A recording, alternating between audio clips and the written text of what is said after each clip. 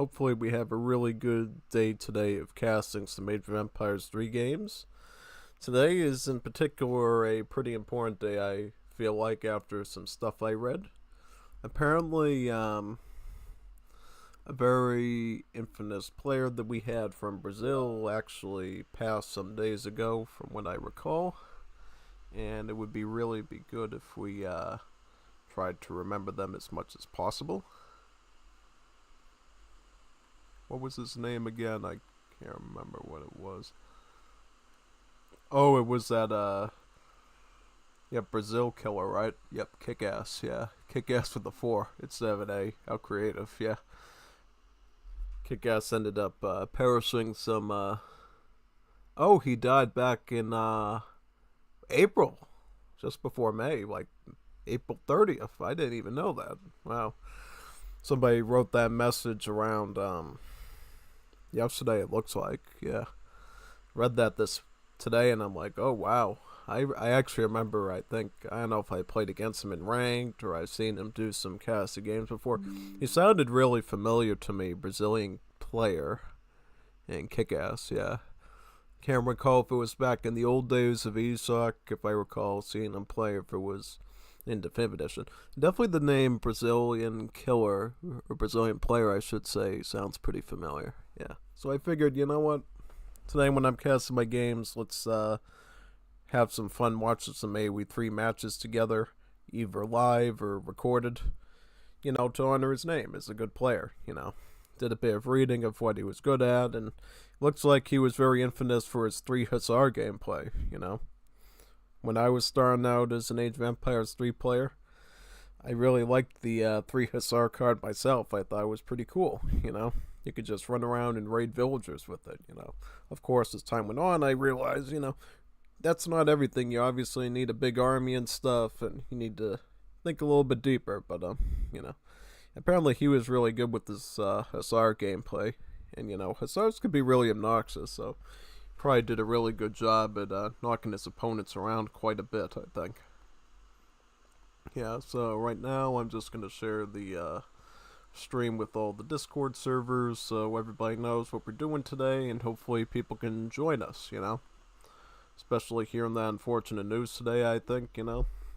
People might want to just watch some more Aoe3 content, you know, and remember one of their greats, one of their Brazilian greats in the community, you know. Yeah. Hopefully some that played with them, maybe, you know, played with them often, will come to the stream and see this one today, you know. Yeah. Certainly, you know. Whenever you have a really influential player that, you know, croaks or whatever, it's really unfortunate, you know. But hopefully their matches, tournaments they're part of, stands the test of time for newer players who are looking to learn strategies, you know. And hopefully young players who are looking to maybe learn some of his techniques around, you know, his Hussar tactics and the other ones I didn't read there will hopefully look at some of his gameplays and understand what sort of skills he brought to the table, you know. Every player sort of has their own set of skills, I think, and he certainly had his own, so, you know. Wish I got to play more matches with them and sort of understand what his builds were, but unfortunately, you know, it's been gone for a good amount of time now, you know. It's kind of better when you find out when it happens, but I understand, you know, it's Brazil we're talking about. Everything's not as, you know, hunky-dory as it would be in, like, Europe or America. You'd probably find out right away, so like, oh my god, this happened. No, Brazil, everything's a little bit slower, you know what I mean? So, at least we found out, though, you know what I mean? That's one of the things you always worry about, I think, when you're, either a content creator or a streamer or somebody that does a lot of online stuff, you know, when you see them disappear for long periods of time, you always think in the back of your head, you know, is everything alright, or, you know, were they just on hiatus, vacation, did they change something, are they married now, what happened, you know, what exactly led to that change? And I think in his case, you know, it really was the unfortunate truth, you know what I mean? Maybe people might have thought, oh, he was just, you know, taking a break from Aoe3, maybe he was going, you know, the play Age of Mythology retold or something, but unfortunately, you know, things happen, you know. I didn't see any details on how it happened or whatever. I just hope that if on the way things happened with them, it was, peaceful or whatever. There wasn't any pain or discomfort with it, you know what I mean? Because you never want to hear of somebody having like a terminal cancer situation or anything like that either, because that can be really unfortunate, you know. Yeah, certainly you'd rather it be very quick and painless if somebody's going through that situation, but what can you do, what can you do? All I can do is just send my stream link to all the servers, so maybe we can enjoy some games together today. I got a number of record ones. I don't know how many, Once we run out of the record ones, we can obviously jump into the game and look for live matches. That should be good, Yeah. Hopefully my resolution isn't too bad to do the live games, but I don't think it'll be too bad, right? If I feel like it's getting a little sluggish, I'll probably change the in-game res down a little bit, just to make it a bit easier, Yeah. I know recordings are always a lot easier than the live games, because I remember that first time I was doing production for ESOC TV, thing was like a turtle. It was like so sluggish, crazy sluggish. Yeah.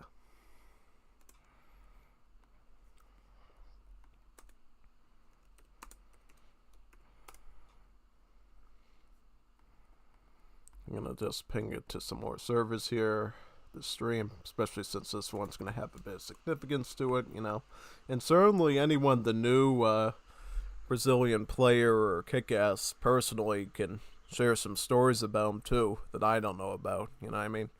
I think I recall either playing against him or seeing him in some record matches, like only on a handful of occasions, but you probably know a lot more than I do, so fill me in on that stuff. Yeah. Most definitely. And I hope a lot of other streamers acknowledge him in their streams as well, Whenever you see a significant player go away permanently like that, it can be, mind-wrecking for a lot of people that were close to him. So, you want to try to honor them as best as possible, even though you might not know them personally as best yourself,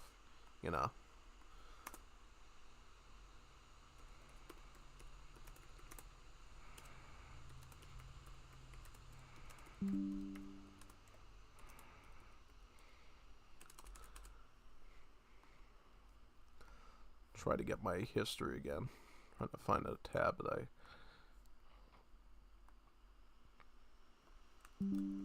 Yep. There we go. Try to keep the Chrome open as little as possible. Yeah.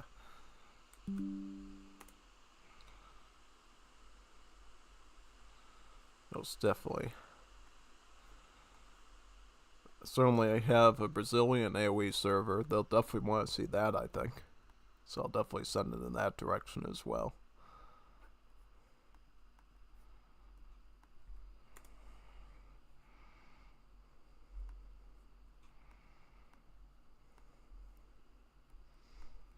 I think I'll just copy and paste it this way.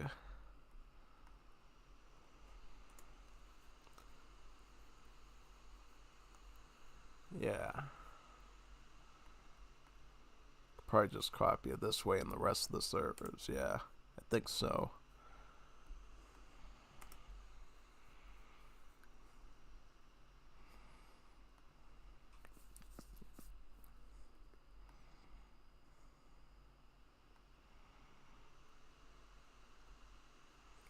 How many more servers are there? I think I got one more, and that should be good.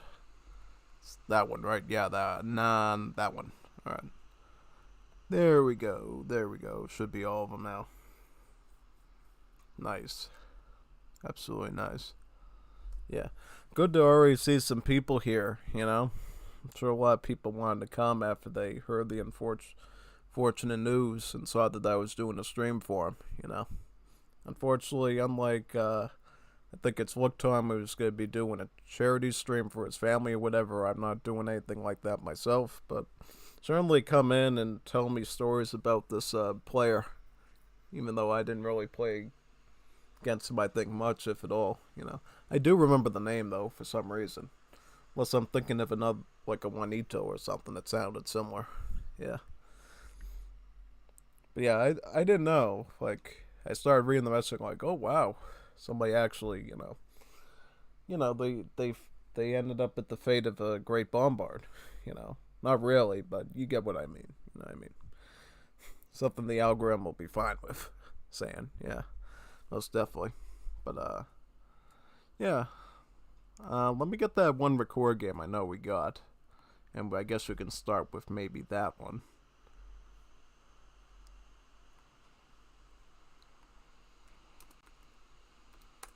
Yeah, I was just responding to somebody in chat from Esoc TV. They said, "Hey, you couldn't by any chance do production on Saturday?"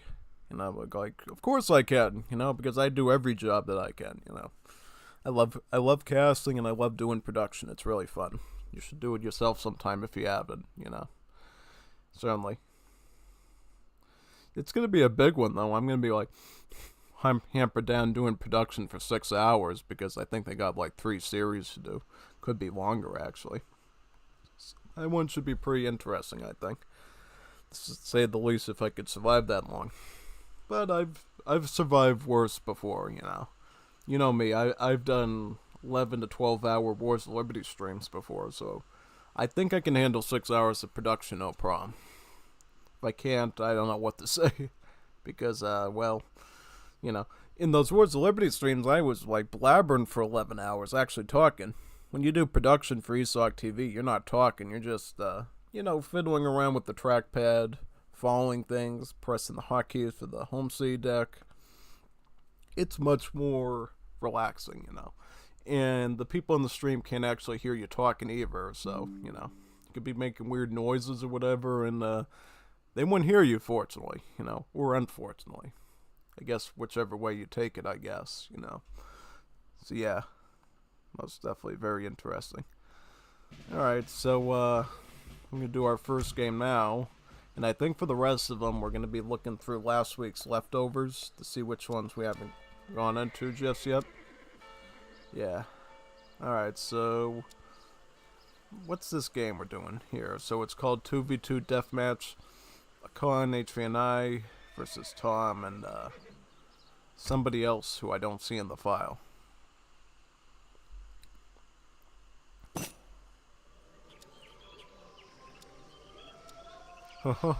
First game of the day.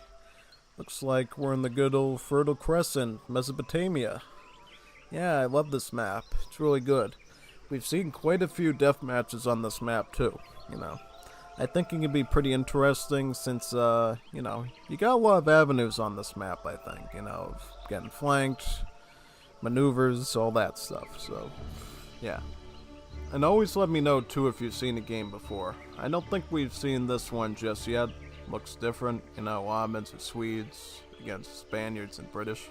Definitely looks a lot different from what I'm used to. And oh look, Don Stowe isn't playing Dutch. That's really rare. You always see him playing Dutch. Like almost every single time, basically.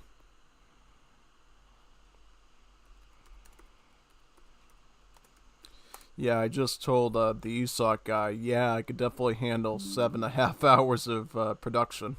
I got it in me to do it, I got the muscle and the mental capacity to basically handle any sort of stream. I don't care if I'm streaming 7 hours, 24, 48, I can handle it. Yeah. So anyways, before we get started with this match, let's check out the map real quick. The map, of course, is Fertile Crescent. You got sort of 3 sectors of this map. You got the primary one between the Tigris and Euphrates here, which is the main piece. Sort of like a spool almost, or an hourglass, right? This is where most of your land is. And then you get these side ones on the side, though, that also have food and mines. The big thing is these are sort of like side hops, Most of the majority of the fighting is going to take place in this corridor. But you may get some fights around here as well, or on this side, basically. Yeah, so you definitely need to plan your strategies really well on how you wall, how you defend, basically. That being said, we're going to begin the fight and see how this one turns out. As with any sort of deathmatch game, Number one job you got to build a church, you know. Not just so you go to heaven, but so you get blessed with 5 shipments from mercantilism. Yeah. And for Swedes, they're going to be popping out lots of torps around these mines. For all the other European civs, they don't have to be as particular where they put the houses. They just gotta slap those things down like pancakes, basically. You know, all the while, make sure you get your town centers up. You know, that's going to be key to producing villagers. And villagers are going to be important once you run out of those 20k starting resources, right? They're going to be your backup, you know? You need the backup boys to save you, really. Looks like Ottomans are already grabbing the Sufi site here to get the Quizzlebash cavalry. Good choice. I wonder who's going to grab the Sufi site on the enemy side of the British and Spaniards. Yeah. Looks like Spain's already building right up against the trade route here. How about Spain? They're doing likewise, but they're also putting down some towers in front, it looks like, for protection. Minutemen from Spain have just reached Ottoman territory. Those Jans should be able to shoot them down pretty quick, though.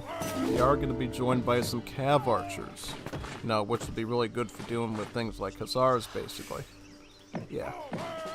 And going back to over here, what comp we got from the tea and crumpet civ? We got longbows, we got redcoats.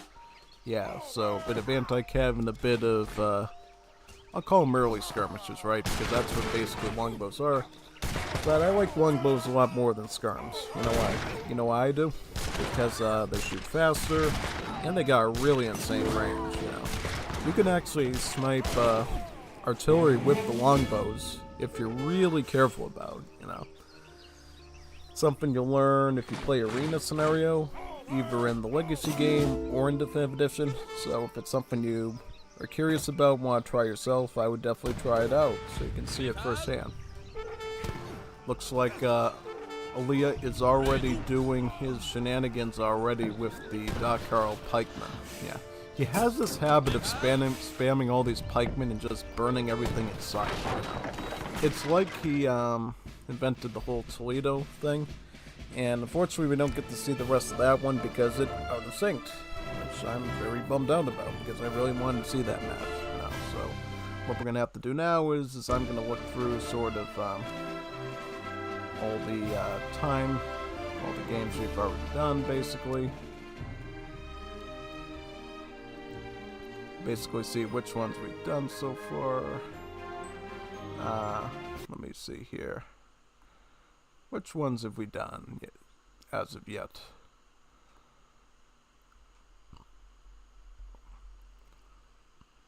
Let me see.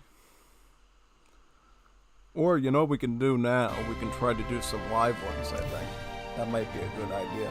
I might actually just do live ones today, unless somebody sends me some recordings, because I didn't know you don't want to sit here all day and wait for me to sort through the files, basically.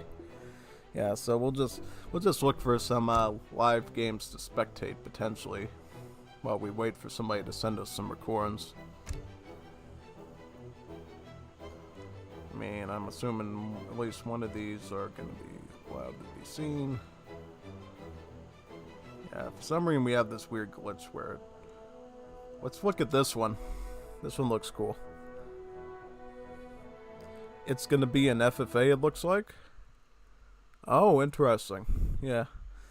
See, if you ever want to do like a casted game stream yourself and you don't have any recordings, just go to live. You know, you might be surprised what you find here, really. You know, and surprise, surprise, the game is moving at normal speed, so that's pretty good. You know. Alright, so looks like the map is Great Plains, and it's going to be an FFA, and also a treaty 15 minutes, it looks like, yeah. So, not a lot of fighting at the start. People are mostly going to be building up pretty quickly, and then once those 15 minutes are up, you're going to see the battle really start to commence at this point, yeah. France is already constructing a market, they already got a trading post. France is really on top of it, and who is this France called? White Falcon 9567, never heard of them. Or again, hunting dogs. I really like how this French player is already starting to build up, and Well, what about all those starring resources?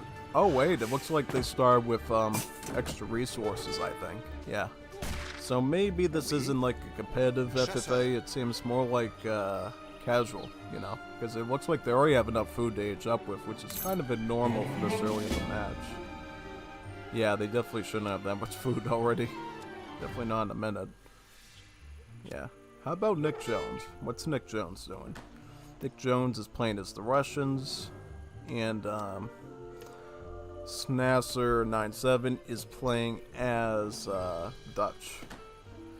Building lots of banks, you know. If I started with that much resources, I would also be building banks. So, I mean, Dutch knows what he's doing, you know. He's thinking about the long term, you know. And he's definitely not going to have any problems keeping up with villager production if he's got 3 banks going already right now. He probably can focus the rest of his merchants on those bison, I think. That'd probably be a good strategy. And what do the decks look like? So, this is the Dutch deck to the Supremacy 2. So, this deck looks pretty reasonable, I think. Yeah. Has all the essentials, I think, of like a Supremacy deck. Got the bank wagon, you got some basic crates here.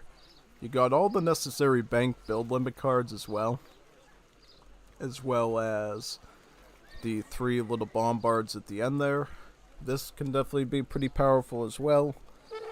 You know, I've certainly used this in a lot of FFAs to really knock out opponents, so this might be something we see him use here as sort of like a power play. I think in general, Kami is going to be really solid. You also got Tool Up, which you need, but you also have Refridge, Royal Mint, and Textile Mill. I would personally get rid of Textile Mill and put in maybe Sustainable Agriculture, because you're going to need a lot more food economy from your merchants, I think. You know, you got so many banks here that really your villagers should be working on food, not the coin, really, you know. Because theoretically, your banks are going to hold you pretty well in an FFA, I think. That's at least what I think.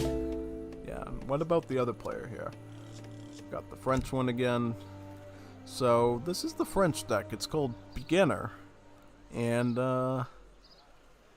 it doesn't look too much like a beginner deck. Well, I think for an FFA it might. See, here's the thing. You got Textile Mill, right? But you also have a Silversmith. You either should be focusing super uber on early game with cards like this, or you should be more late game with stuff like this and this. But not a combo, you know. I feel like if you're going for both, it might be misguided, especially in more of a late game situation like this, personally. Yeah, that's what I'd be concerned about, really.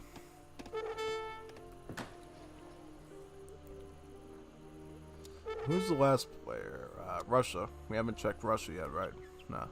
So, this is the Russians deck. It's called Nick Jones. And it's looking like a treaty deck. Which is fine, because this is a treaty game, you know? I would just want them to make sure that they get up to the necessary age, and that they definitely get their fencing school out in time, I think. Dueling school would have been a 200 IQ move here, but what can you do, you know? I wouldn't have gone Stockyards, you know. I would have gone the dueling school way before that, definitely, you know. Because the thing is if you got all those cards that can help you with the farming, you're probably going to be fine just farming most of the time, you know. And if you want to pull in Aaliyah and start getting a lot of herdables, you're still going to need the quick training Russian infantry, pretty much, you know. Yeah. Infinite Mercenary Shipment card.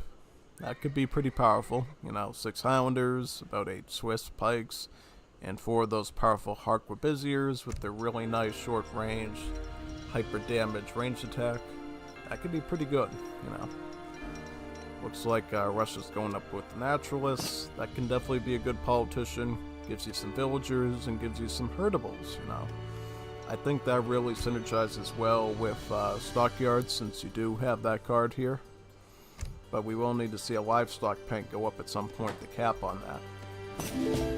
Research Rum Distillery. Very interesting. Did he get Whoa, whoa, whoa. No wood trickle? This should be like card number 1. Probably should have went with this, and probably this, and then probably that. That's what I think, you know. Well, I mean, these hunting cards could be useful, especially considering it's more of a short-term treaty and not a long-term one. So, you know, same thing with the French. You know, I won't be as critical for them for having Silversmith because I know the game is going to be treatied for a lot shorter than it normally is here. So, yeah, definitely keep that in mind. Already getting the Royal Decree to add 2 more banks to the build limit. Quite a good move. Already on bank number 5. And right now they can add about, well, actually they go 6 banks. They're banking on more money. Banking for banks. That's really good. Also getting a stable. I imagine once the treaty ends, they're going to be popping hussars out here and going mad all over the map with it. Really. Shipping in some more merchants. Definitely the Dutch is really on top of it, I think. But how are they compared to the French? So French are sort of sticking to their non-treaty playbook by going for an FF. I wonder if... well, they don't have... what politician was it? Oh, the bishop. So there is going to be a bit of villager booming here. Probably a two town center CBD boom, it looks like. CBD being a shorthand abbreviation for Courier de Bois. Yeah, they're also going to be constructing some walls, it looks like, for defensive purposes over here. Yeah, exactly. So, yeah, most definitely. And let me see what's going on over here, over yonder.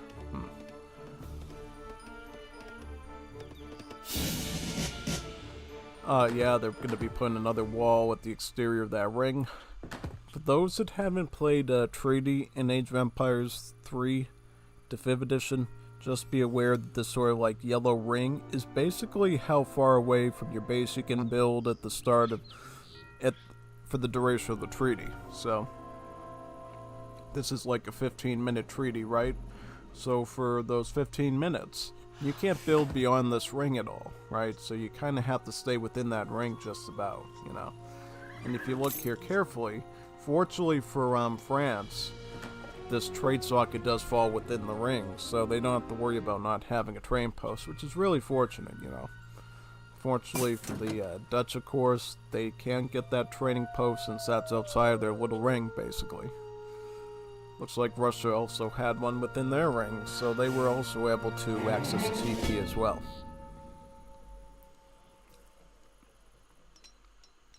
I'm thinking at the moment it's either going to be a win for France or Dutch, just because it seems like Russia is a bit behind and their build order of cards is a little bit questionable, I think. Yeah, I mean, they got Furrier, which is probably a good card, as well as Eco Theory. But the early rum distillery is a little bit sus, you know. I would have rather you got this at the start. Certainly getting Refridge or Royal Mint early on is really good, because these are going to help you not only with the late game, but they're going to help you with hunting, with berries, with herdables, and with mining, basically between the two of them. So I don't know why you wouldn't want these ones probably first before this, basically. Because ideally at the start of the game, in any sort of FFA, you're going to be trying to eat as many of these mines and huntables as possible, you know, because that's a pretty quick gather right item until you get enough wood later to really start upgrading those farming structures, really. We do see a capture of this treasure here. Oh, for 320 XP. This could be pretty huge, even this late into the game, basically. We're already 10 minutes in. Yeah, if you can get this treasure here, that could be a whole nother shipment for the Dutch, really. Russia's playing heavily into late game, it looks like. They're actually going to start getting Textile Mill. I would have gone Royal Mint first. It does the same effect to the estates as the Textile Mill, but it also helps you with mining. And you still got mines, which you should probably be using first before you even hit the estates, really. Well, that's at least what I think, you know. I do like how everybody's basically doing multiple town center booming here, like a TC here, or a TC here. That's what we like to see, you know. It's not always practical to have one town center.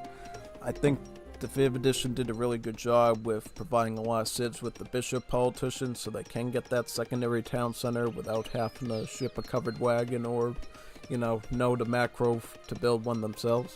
Which I think is pretty neat, you know what I mean? Definitely helps a lot of players out.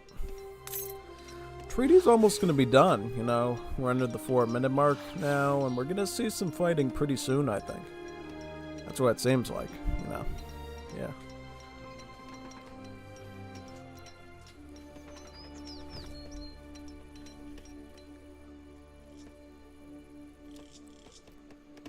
Yep, free fridge is coming out. Very good move by the Russians there. That will definitely help them have a good eco throughout the game, really. And what about the others? How's Dutch doing? So Dutch is actually already going to Industrial Age with the Viceroy. And I'm imagining once they hit Industrial, they probably are going to go for that, probably going to want to go for that tulip speculation, you know. This card would be really good to really cap on all those banks they've already established, which I think they've got on all of, right? Nope, they still gotta build 2 more of them. Once they get 2 more of them, then they're gonna reach their build limit until they reach the Imperial Age. And once you get the coin upgrade from the capital, then you can build 2 more banks, which is really good, you know. Really helps your economy out. Cool thing about banks is they don't cost any population, you know. So in a way, with Dutch, you can get some pretty large armies, you know. Or you can get some really good units, right? Like mercenaries, since you have more population to actually fit them in with the economy specifically geared towards them, you know, a coin economy. Are we right? Are they going to get the tulip speculation? We'll have to wait and see. Oh, did they get, Guard Musketeers? Where did they get that from? You don't have Musketeers in Dutch, do they? It's a bit peculiar to me. Yeah, maybe that's the French have got. Who knows? Do the French have like a Brax or not? Nope, I don't see one. They did get their factories out though, so they're definitely getting that part of their economy chugging right now. Chugga chugga choo choo. Yeah. I'm going to be focusing on the wood gathering from the factory.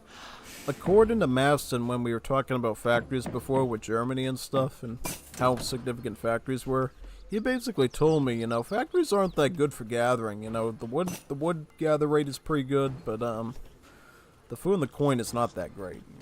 And I could have sort of disagreed, right? Mainly because factories, again, don't cost any population, right? If you want to have like an estate or a mill, you're obviously going to put up like upwards of like 10 pop to get the most out of that, right?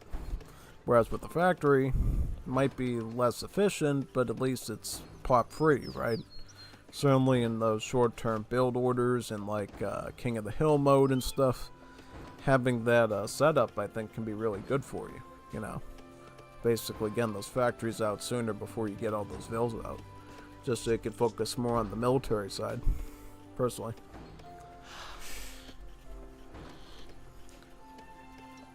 Looks like the Russia is also walled up as well.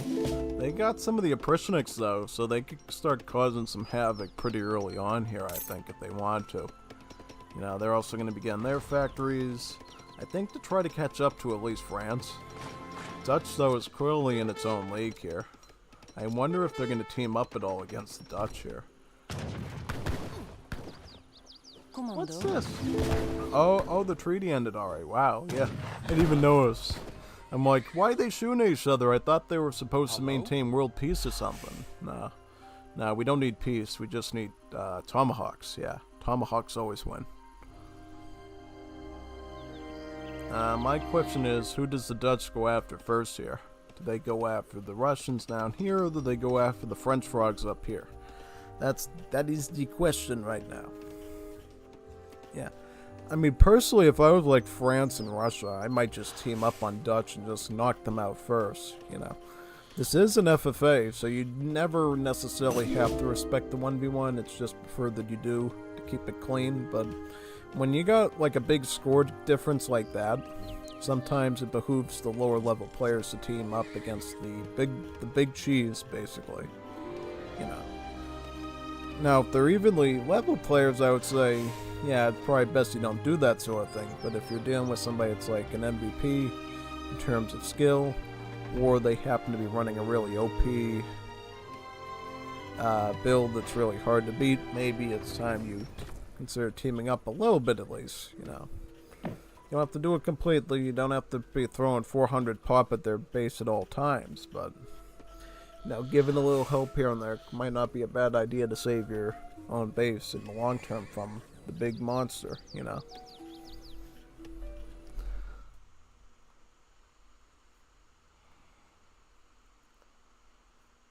Yeah, most definitely.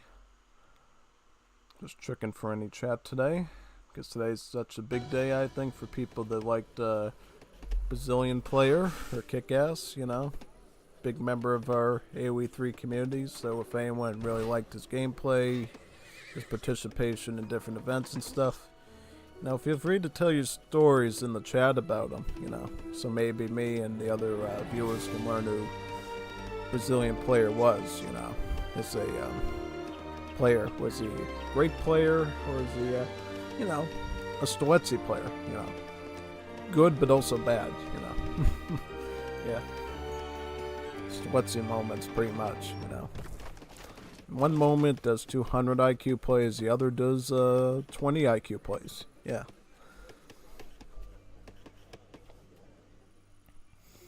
I like this star fort set up by the Dutch here, encapsulating the banks, the market. This is pretty cool. This is like a star fort, you know. Star fort is like a pentagon. This is a pentagon right here. Yeah, that's pretty good, you know. And you might be asking yourselves in like a 3-player FFA, why are they still idling and not attacking each other? Well, the thing is, brother, if you're in an odd number game, especially a small one like a 3 PFFA, basically, you don't know if you pull your army out and start attacking the neighbor next door. If your neighbor next door on the other side of the neighborhood is basically going to come and attack you, you know, so it's like sitting there with your claws in the ground, basically wondering what's going to happen. Is a big monster going to come up on the side of my base and try gobbling me up like an innocent little sheep, or what, basically? Yeah, that's what you gotta figure out in the end, really.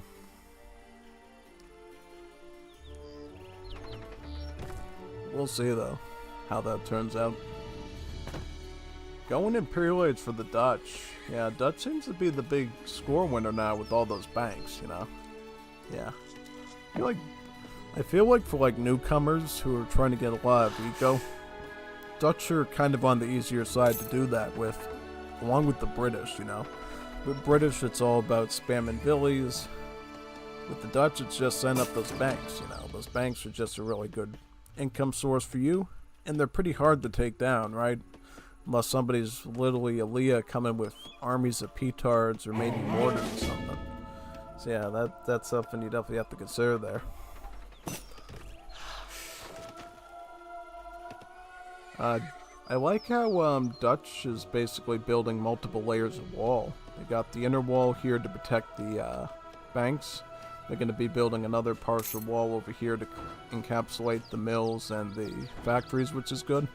Then they got an exterior wall here that goes all the way out to here, basically. Is that something we see here too with the French? Yep. French are going to be encapsulating their inner part here with the factories and the farming, which is good. Russians doing the same thing, building layers of walls, you know. That's something a lot of players basically told me a lot in treaty games when I was doing wall was, you gotta build more walls, you know.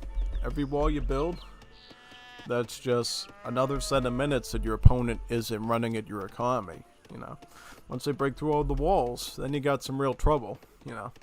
Those walls there is like a time stopper to prevent you from worrying about your houses, your villagers, and your factories basically getting incinerated. pretty much, you know, because not only can wiping out your villagers hurt you in the long term once your economy starts to dwindle, but just taking out your houses, right? Even if you do have immigration as a tech research, eventually you're going to go down to like 100 pop, and you're not going to be performing at 100% anymore with your armies until, you know, you can pull off to the side somewhere with the village and start hotkeeying up all those other houses, really. It could get pretty messy if you're not careful with it. It's something you have to worry about.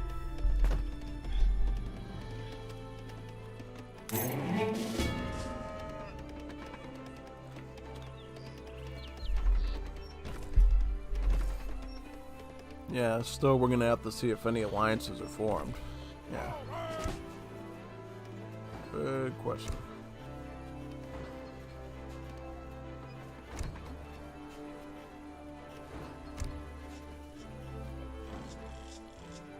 Stop and just show the native site. I would have encapsulated this native site as well just to get these Apaches add in, you know.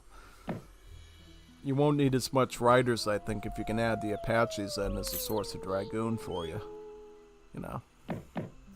And anyone who can get some of these Cheyenne sites is really lucky, which it looks like maybe Russia has, you know. Russia has gone an Apache site, and they have gone a Cheyenne site. So Russia knows, basically, that they can really spam out a lot of native cav here to really help their army spamming, you know. Interestingly enough, if you play Arena in the Legacy game, in the Asian Diocese, the Russians actually do have access to the Cheyenne as one of their trainable native units, which is pretty cool, you know. If you just look at the training posts that they get in their base. Where's the native embassy? I can't. Oh, I think it's a train post. Haven't done for a while. Basically, the Cheyenne is the native option you get, which you can combine with unstoppable Strelitzes, of course, to get a good combo of like skirms and really good hand units, really. The thing that makes the Cheyennes just really formidable is the fact that not only do they act like a Hussar, and they're good against skirms and like artillery, but they get really high multipliers against the entire cavalry tag itself. So that would be Hussars, Dragoons, all sorts of mountain units. The Cheyennes just do really good at like piercing through. And that does include the dismounted light infantry or shock units as well, basically. You see here, shock infantry, yeah, so I think it runs really fast. It's going to have a hard time getting away from these.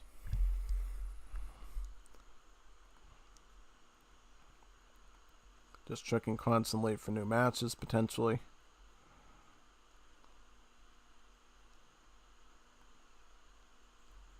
Yeah.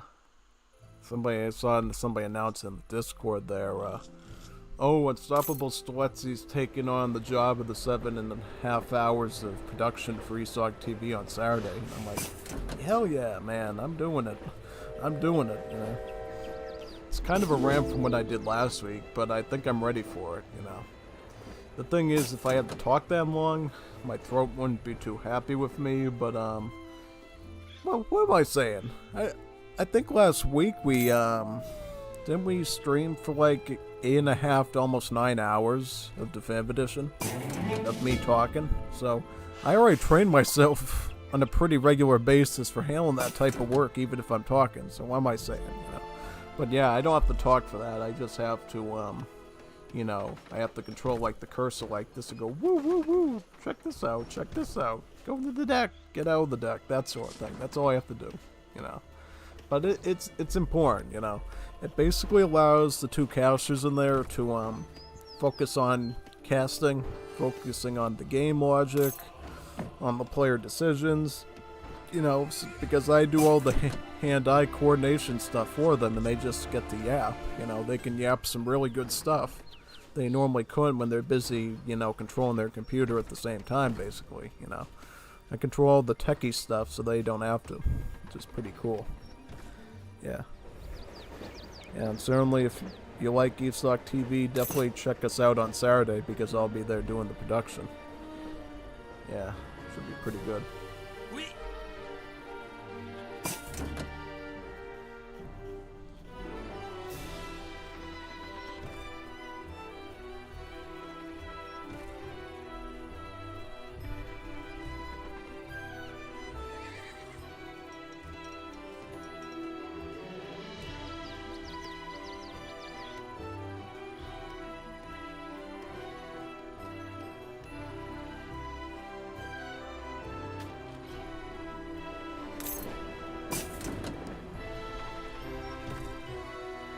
Alright, so getting back to this, we should probably take a look at these starting armies here and see how that's going to affect, like, the initial shock, I think, of the battle, really.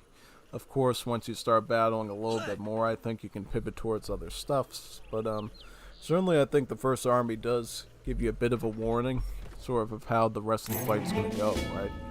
Because I think this comp here by France is pretty interesting. It's a lot of anti-infantry. You know, you got lots of Voltaguires here. You got a lot of artillery here. You do have the Dragoons, though, as a bit of anti-cap, so it is a bit more well-rounded, you know. And I think something that me and Stefan Mitrovic basically said when he was co-casting with me is that that whole light cav, skirmisher, or light infantry, if you'll call it that, combination tends to be one of the stronger ones in the game, you know. Using the skirms to take out the muskets and the dragoons, using the dragoons to take out the hand cav and the artillery, you know. And then you just add a little artillery in, like Falks, like Horse Arty, and then you basically have a well-rounded force that's very hard to deal with, you know. The only sort of way you get around that, of course, is like really strong, like, I think probably like really strong like Jaeger level skirms backed by Culver and speeds that, sort of. But that's about it, really. You know, so.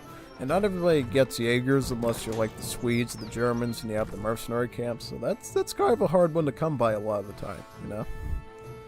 Yeah, definitely. Oh yeah, the Brits can get the Jaegers too, right, for the mercenary contractors. So that's an R one. Yeah. Because of course they're the ones that hired them basically during the American Revolutionary War, you know, the Hessian Jaegers, pretty much.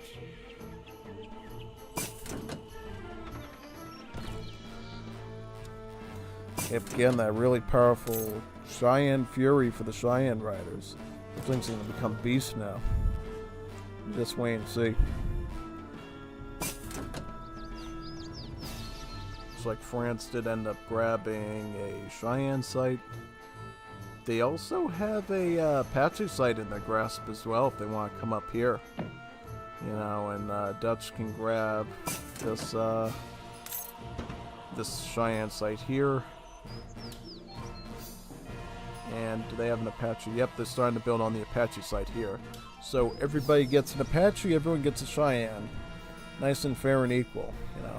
It's not fair and equal that France nabbed the middle trading posts up here, but in terms of natives, I think everybody's sort of on an even playing field, which should be pretty good, I think. You know. I also like how these players are sort of waiting for each other to reach Imperial Age before they get into their shenanigans, basically. Because sometimes what happens is, you'll still be trying to get up to Imperial Age because you're going greedy, and then they just curb stomp you in a couple of minutes. Have you ever had that problem? I have had that problem a lot, you know. Even nowadays, you know. That's why sort of gotten in more of the habit of having like a bit of a starting army there, so if I do have to pivot, it doesn't feel like such of a nasty situation to do in the end, really. Yeah, most definitely.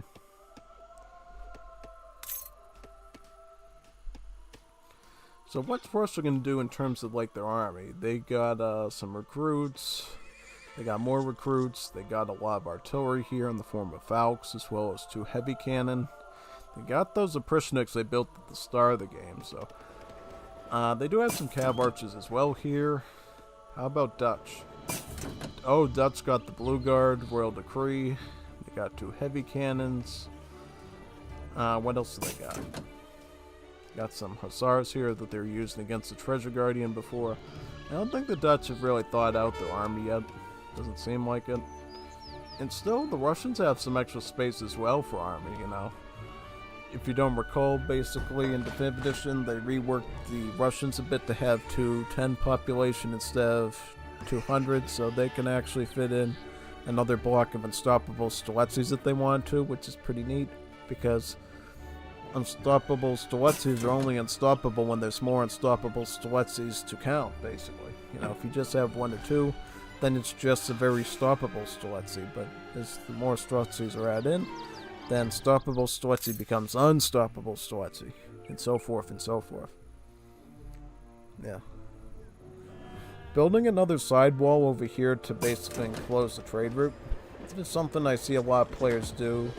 which I do sometimes. And I think, you know, I think it's certainly good because it forces your opponent to split off on two sides. Attack this side and this side to stop all the potential attack threats. Which I think can be pretty good. Something else I want to check right now is this difference of resource surplus, I think. So Dutch has the best surplus, I think. France, I think how are they compared to Russia?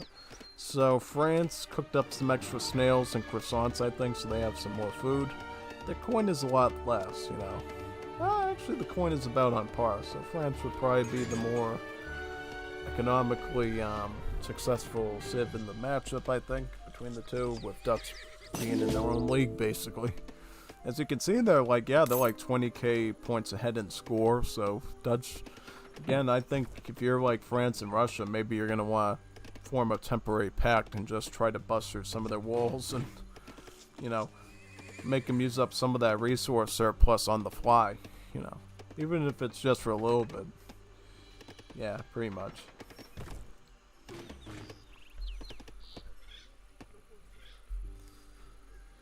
It's not every day you get to see a game on my stream that doesn't have H3NI or Revnak on, which is pretty cool, right? Yeah. Not as house and trading posty as usual, right? So yeah, that's always cool. A bit of variety.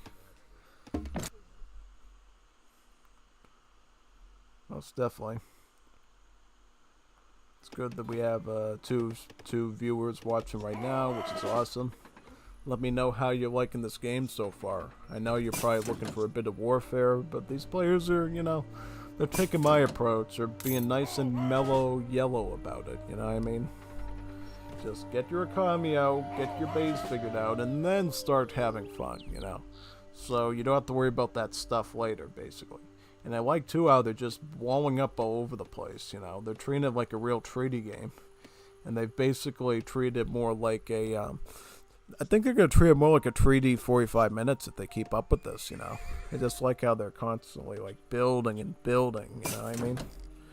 Just trying to build their defenses out, so when it is time to fight, basically, they will have a lot of protection from raids. In particular, when you're dealing with, like, Russia here. Russia has the Oprishnik, which can be really nasty for, like, raiding your entire base if you're not careful. But even the Dutch, you know, the Dutch have Royal Guard Halberdiers, the Stadwalk. Halberdiers are an underrated unit that you can absolutely use to, like, siege down whole bases with as well.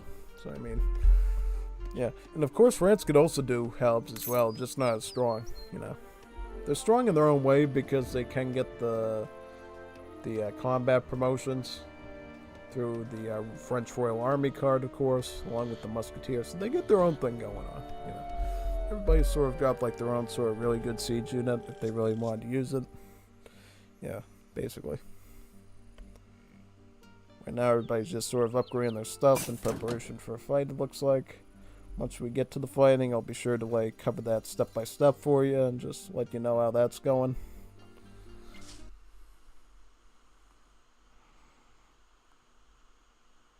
Yeah, most definitely. Что? Making sure the volume's not too high for you on the in-game stuff so you can hear me. Like, Swansea, we can't hear you, the game volume's too high, you know? I don't think I've had that problem in, like, a long time, you know? I remember, like, in the original days of streaming, I used to have, like, the game volume up to, like, 100% and people would never hear me. I'd be like, whoa, hi there, it's Unstoppable Swansea. Like, something like that, and people like, huh? I didn't hear a thing you said, you know? Now everybody hears me. They hear me so much that they beg me to put the music on, so, you know, I get a bit of variety for their ears to handle, basically. Yeah.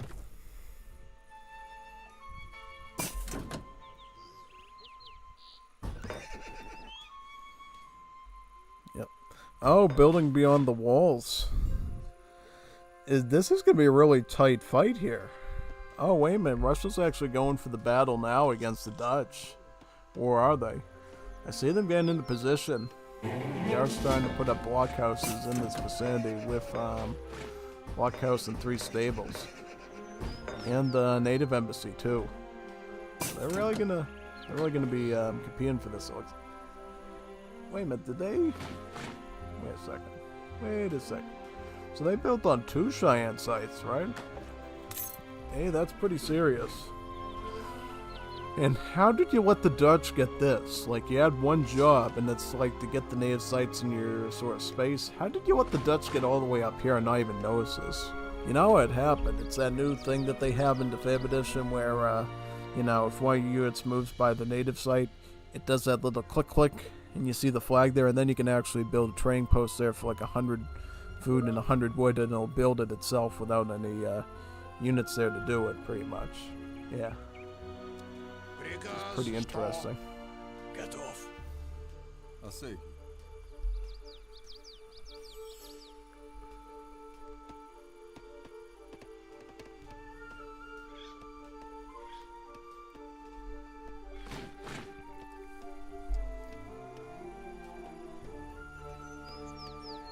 Russia's getting a fort. I don't think the fort's going to be as scary here because they did at least... Yeah, the forts aren't going to be that scary since they don't have dueling school, you know. One of the things you always worry about when you're facing the Russians is you're going to have this big evil demon castle of a fort here that's going to instantly be spamming unstoppable Streletsy after unstoppable Streletsy out of it, and then recruits, and then the Polo chicks, then they can add Cav, and, you know, particularly the infantry, because the infantry trains instantly, yeah. They don't have the Pajoy or toy soldiers, though, so it's not like the recruits are going to be able to build more of these forts, though. It's just like one standalone fort that's going to just die at some point, and there'll be no more forts again. So I'm questioning this Russia teeny-weeny bit, you know. Also considering that their score is pretty much on the lower side, but it's not too far behind, though. You know, I will give them that. It's not like they're like at like 70k when everybody else is like 3,000k, 30,000k or something. Yeah, it's definitely catching up. They're definitely catching up to the French at least, you know.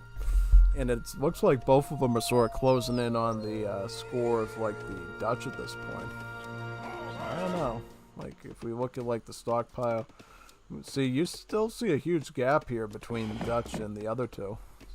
I don't know if they're gonna like team up or what. We do see Russia taking more of an aggressive stance on the center map, getting this native here and sort of building in this whole, you know, vicinity really. So I don't know if they're gonna extend too hard and then they're actually gonna end up getting teamed on by both the Dutch and the French. You know, totally Dutch might do that just to wipe out the Russians, and then they'll have an easy time with the French afterwards, you know what I mean? Pinning France against good old Putin, basically. Putin and macaroon, basically. I don't call him Macron, I call him macaroon. So that's French. I've had French macaroons before, they're pretty good, you know. All sorts of different flavors, you know, lime flavor, raspberry flavor, orange. I gotta get me some of those French macaroons at some point. They're definitely a lot better than the coconut ones, you know. The coconut ones are like, it's too coconutty, you know. The French macaroons, they got like flavorful creams inside of them, and it's like a cookie almost, you know.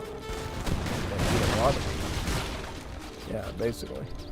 But the coconut ones aren't the worst. Really depends on what you're into. So we do indeed see Russia pushing in against the Dutch, going against the first layer of wall, killing in the back. Dutch are not going to let them get away with that long, though. They're going to be sending in their Carbineer riders, basically. And they're going to be trying to group this out with their light cav for now. Also setting up some mortars here. And what do we see now? We see the fleet guard moving in as well as those heavy cans. And it's going to be Dutch advantage, I think, because this is their home turf and they got the resource stockpile here to defend. You know. Another thing is that Russia, they don't have dueling schools, so they're not going to be able to have that level of a choke on their opponent if they were training stuff instantly. You know. Gives a lot more time to the Dutch to really max out that big stockpile resident guy. You know what I mean? The only sort of way you overpower that big stockpile and surplus of the Dutch economy, I think, is just quick training units. It does more siege than they can keep up with, right? That's not going to happen here since Russia's training rate's going to be on par with that of Dutch here. Because Dutch did get the fencing and Ryan school, right? Yep. See it right there. So yeah, they are actually going to indeed be training at the same rate as each other. Right now, I see Dutch sneaking in with some culverins to try to flank those Valks, which is like one of them. And it looks like Russia's not going to do anything about them. It's not going to try to pull back at all, which is probably the wrong thing to do. Looks like the Cav Archers did notice the Cove Zone. They are going to try to... It looks like he got a bit distracted with his Coves, and one of the Coves fell. He might be able to take out that wave of Coves and still have some arty left over. It looks like he is. Now, I mean, the Lacy's going to have like a heavy can, I think, to one Valk if he retargets his, yeah, he shouldn't have retargeted there. He shouldn't have used the attack move there, because basically now he's running his army right into the blue guards, which are now going to go slicey dicey with their bayonets against his cavalry. It's a really bad idea. Yeah, you really shouldn't be handling musketeers in melee when you're a mounted unit. You should be keeping your distance where possible. Yeah, now we see more recruits. That Valk is still there, targeting the skirmishers, but one of the heavy cans was able to dispatch it. Also, it's the mortar. Yeah. It's cool how mortars in Definitive Edition can actually target units, you know what I mean? Yeah, it's pretty neat.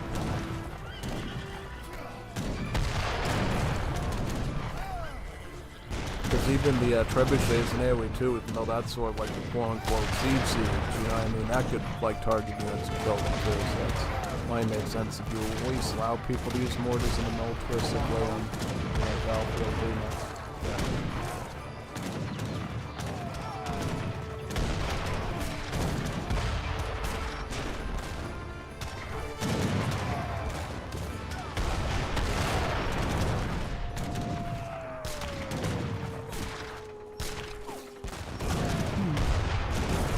Alright, so they got more recruits and they're going to be adding some Valkyries here. I find interesting how France is just sitting back in the end there around croissants and their stinky French cheese right now, not doing anything. Yeah, sort of leaving Russia to deal with most of the combat here. Still has a Falcon taking out the Russian, Dutch heavy cannon. Certainly Dutch is enjoying a bit of an advantage because they're just spamming out a bunch of skirms, which recruits are not recruited to do really well.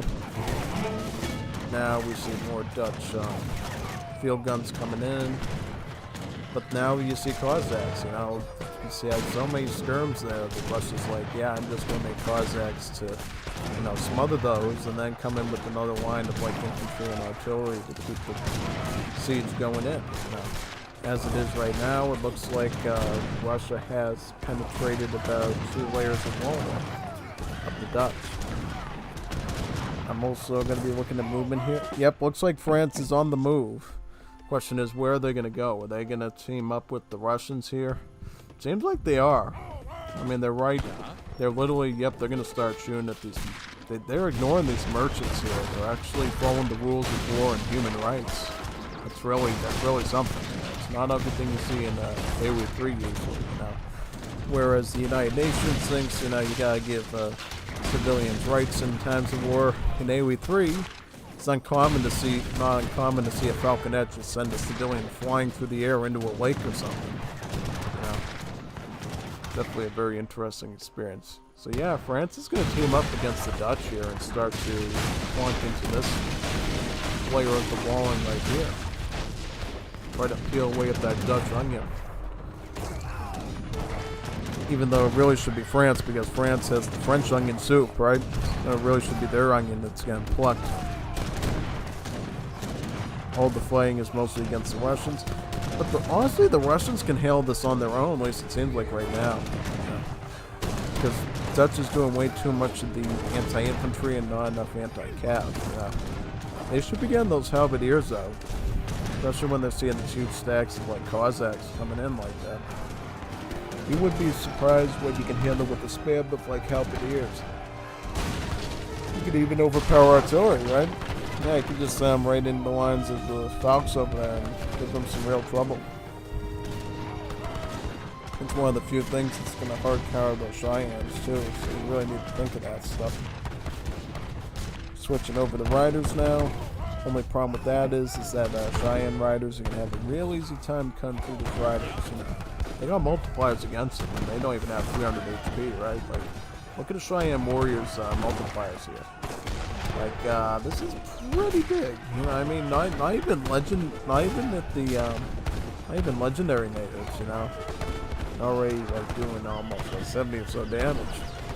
Probably could do even more with the Imperial legendary natives upgrade added to them through the capital. I mean, they're teaming up like I thought they were. You know, like, look at this. Russia here, France here, they're pretty close to each other, you know? It's like they're entering toward this main chamber right here together. I don't know if they're going to be duking it out with each other when they get there, but if they sort of ignore each other and keep pushing, it looks like they'd be taking an alliance there against the Dutch. But at the same time, it looks like now, because of all the fighting Dutch has been doing, now France looks like the MVP in terms of score. Scoring up about 40k points ahead of the Dutch now. So Russia really needs to rethink their strategy here. I mean, they can definitely keep the Dutch in check, but they also need to worry about the French to the other side of the map, who are really growing very quickly, you know. I think it's hard for some people to fathom how well the CBDs really gather. You know, CBDs again being the courier de bois, basically, a short way of saying it. C for the courier, D for the deck, and B for the block. BIOS or whatever you call it. BIOS. Yeah, BIOS. Yeah, it's part of your computer. French Village is part of your PC. You need to know it.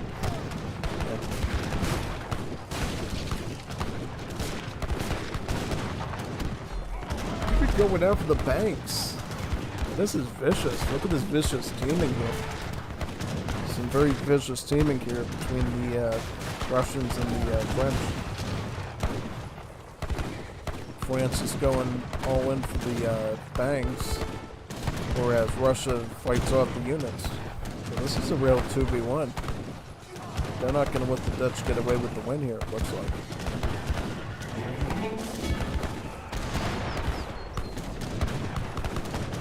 Yeah, this is pretty fierce here. Look at this stuff.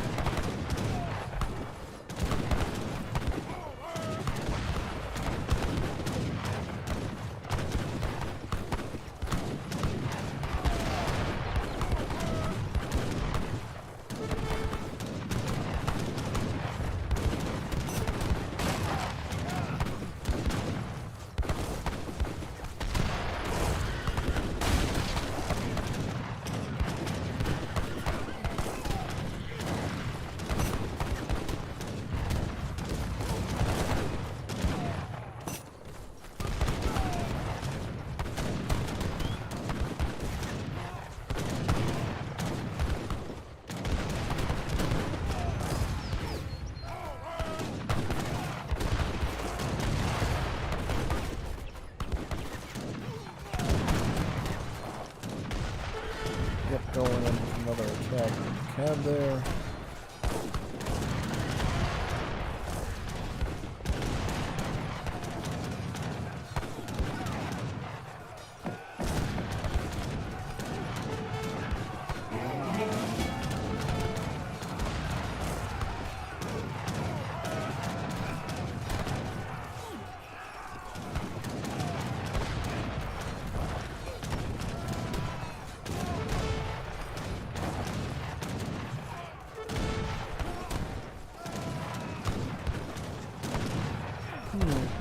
Going in with riders. I can't think of what else to do, but yeah, I would just switch to Bombardiers at this point if I'm the Dutch. Go in with riders kind of suspicious because Cheyennes are just gonna have a field day and come through them really. Riders aren't that sturdy as it is, so, I mean, yeah, it's just not the best unit. I mean, it's certainly decent, but Bombardiers just does a lot more pushing back, I think. France at this point, looks like they're respecting the 1v1 for now. Oh no, they're going up against this Dutch board base constructed up there. So it looks like Dutch had some pretty big ambitions there to start causing some pressure on the French at that point.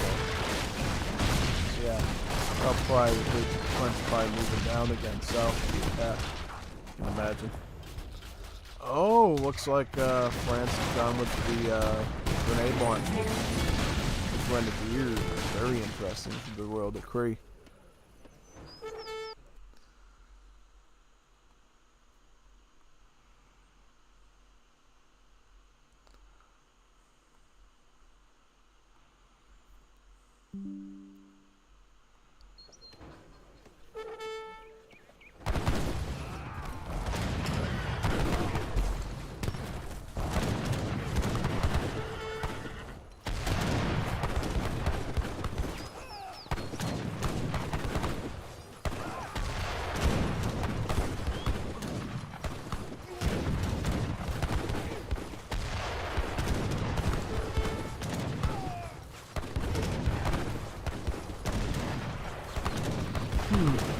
Alright, so you're gonna have to move these mortars up a little bit more instead of just showing these riders, I think. You're gonna want to get the mortars, I think, right around here. You're gonna want to start pulling apart this wall attachment here and start moving in against this eco in the back here for the Russians. Yeah. It just shows you that just because you get a big score doesn't mean you're a stronger fighter. Dutch might have built this surplus up. They're definitely not defending very well. Lost a lot of ground, but I'll also attribute that to the teaming of the French, who are going to team again because I see their army coming in once again now, right up here. You know, they're not going to respect the 1v1. Yep, that unfortunate merchant isn't going to get to wall that off. Will that merchant get away with his life? Yes, he will, but for how long is the question.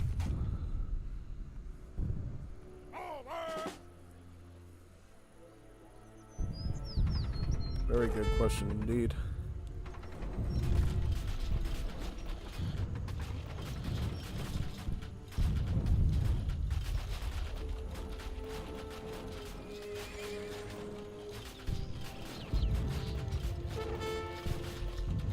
Yeah, I mean, at this point, it's really going to be hard for,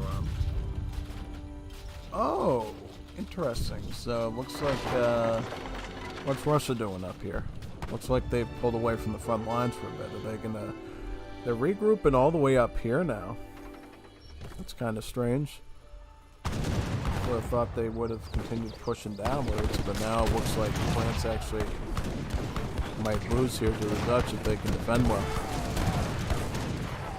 Yeah, we see the Dutch making a move here, though, to wipe out the forward base and their thing. But yeah, Russia's actually going to use port... Oh, this is pretty spicy, but could be risky. They're actually going to build a wall piece in the area they blasted through the Dutch wall, and they're just going to build a little gate there so they can break in.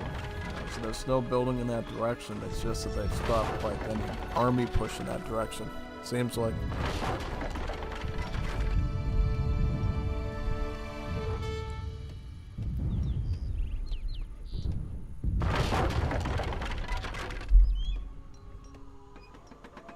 Yep, they're gonna engage with the French once again. I think it's gonna... It really depends how these riders are used. If they can make a quick sniping of that artillery, I think that Dutch defends this as well. Yep, riders getting into position, which they should. One targeting down each cannon, whereas the Volt Dutch skirmishers take on the French dragoons. Very good. Yeah, I think, as long as they're not all the riders. Oh, the Mother Nature is going to help. Look at these angry coyotes. Oh, wolves. He's angry. Whoa! I'm going to fight them. You gotta love it when Mother Nature comes to save the day for you, you know. Big angry wolf comes to keep the cannon operating.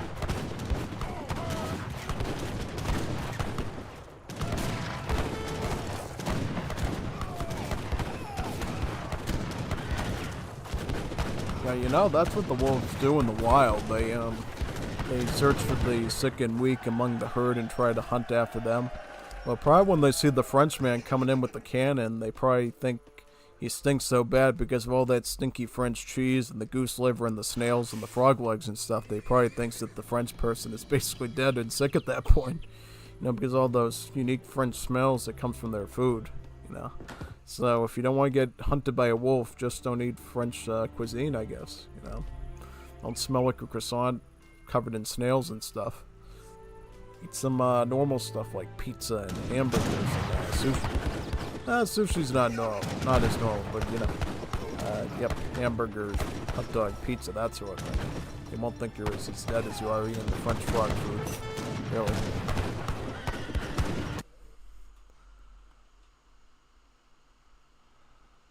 Oh, it's YGO Goat Morelia. When are you casting Wars of Liberty games again?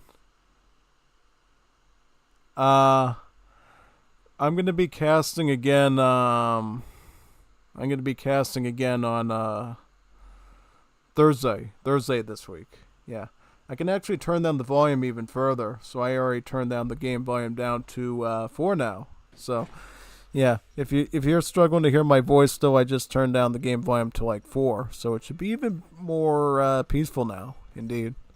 So yeah, that should be good now. Yeah, most definitely. It's kind of weird because I have like the mic up to like 100 now. So yeah, I'll just make sure it's coming out of the right source though. Yeah, I mean you should definitely be hearing my stuff for sure. Yeah. Yep, I was just making sure for a second it was my blue ice ball mic I was using. So yeah, kind of strange that you can't hear me. Most people can hear me pretty well with that with the 10 volume, but I might have to readjust the algorithm it uses, right? Just a little bit, yeah. It's fine though. It's fine. Oh, what's this? More Apaches. Apaches going after the Russians now. So it looks like we're seeing blow for blow between the French and the Russians now. Yeah, this should give Dutch a bit of time to prepare their defenses, it looks like. Yeah. I wonder if the Dutch DM'd any of them and said, you know, you really shouldn't be 2v1ing me, man. It's kind of weird, you know. Like, alright, we'll wipe each other out and then just let you win. Well, at this point, Dutch actually has the least score now, you know. Russia has a bigger score and France has a really big score now. So leaving the Dutch alone for a bit is probably the most appropriate thing to do. Maybe Dutch can get some revenge as well and target one of these guys as well. Yeah, hopefully. Hopefully they can. Yeah, can only hope. Certainly.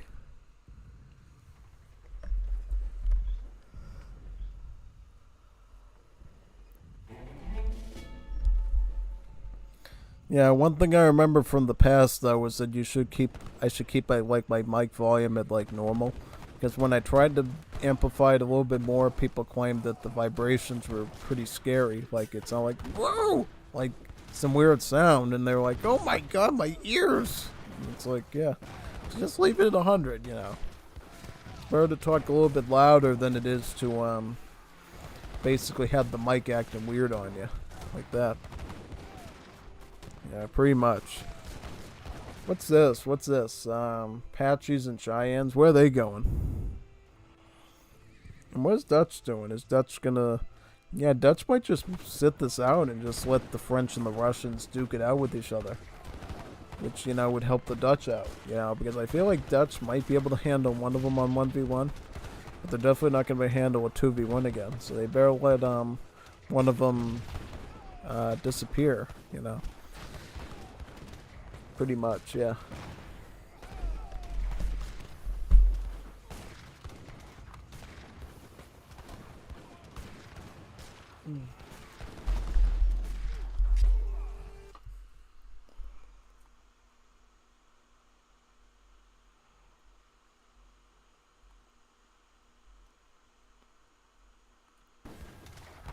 Yeah, I mean at this... Oh, whoa. Looks like Dutch might be doing himself in though. He's starting to aggro on the Russians again, shelling some of their buildings. But unfortunately, these mortars do really bad against cav archers for some reason, you know? Why are these horses so strong? These horses literally can take a mortar shell to the back? What's up with that? Were they like knights in shining horse armor or something? Like... Yeah, I mean... Normally when you get hit with a big giant lead ball like that, it's on fire and stuff, you're gonna, you're gonna feel the pain, but these horses are still standing. Yep, just one of them fell right now, but still. What are these horses made out of? They must literally be an iron horse, just like a train. A little iron horse. Be able to withstand direct cannon shots like that. But here comes the riders in the skirm, so this is gonna be a full push in this direction. Why are the Russian units idling there?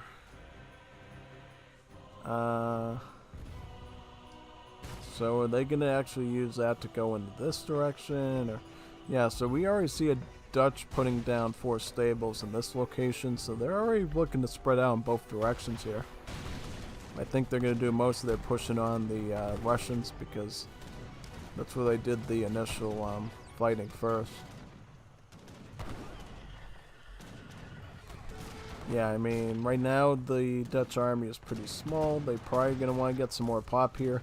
They really should be maxing out their pop to 200, you know what I mean? Because certainly you see Russia doing that, right? They're sort of doing that, and France is doing that. Whenever you get like a certain amount of population, you really should be using all of it if possible. So that way you're getting the biggest possible armies, and you're more likely to make significant progress on the front lines. If you're holding back on your army size, that could be a cost to your defense at that point, But maybe they're holding back on the army side just so they can laud an army to another side of their base, potentially, if they get flanked. I mean, it seems like Russia and France were flanking there for a while. Attacking at the same time on the same opponent. So, I mean, I guess I sort of understand why they're holding back on some of their army. Also, it does give them some time to recover resources as well if they're not constantly training huge armies of stuff, really. Yeah.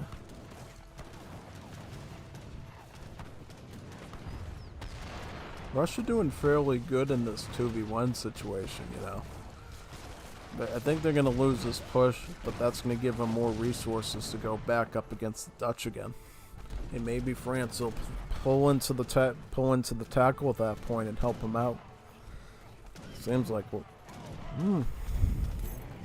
that's something you couldn't do in like the old days with France, Grenadier spamming. Now, it's kind of cool how they redid the French so they can actually make their grenadiers now, thanks to the royal decree. Yeah, certainly is definitely a very good experience, It's the same way in Wars of Liberty, though. You can actually train grenadiers from the start of the game with the French. Only instead of, like, the grenade launchers, they simply just get, like, a Royal Guard upgrade. As grognards, basically. Which means they have like 10% of special stats being Royal Guard and all that. So yeah, that's pretty cool, The French and Wars of Liberty, they get like just about all the units as Royal Guard. So if you like French a lot and all the unique French unit names and all that for Royal Guards and stuff, definitely check them out there. But anyways, let's get back to this combat here. We see recruits pulling in now. They're going to be farmed by these riders, I think, pretty well, especially considering they got skirms in the back supporting them. Likewise, you still see a bit of work over here by the Russians, or at least some remnant units there. The French are going to clean up with this big army of grenade launchers at this point. Throwing in Cheyennes still, cannons. So yeah, Russia's really committing to both fronts here. But now you're going to start to see Dutch make a forward push, right? And do they still have mortars? Is there any like artillery on the like the Dutch side here? Because they could really use those mortars, I think, just to start doing some shellings onto this fort. That would be a pretty good play to do at this point, I think. Yeah, definitely should consider doing that, I think, honestly, here. Right now, though, it looks like recruits are holding on pretty good. Even though, they're unfortunately not getting that extra training speed from the dueling school, which I mentioned at the start. Definitely would have helped them out quite a bit, I think, if they did do that. Personally, yeah. Most definitely.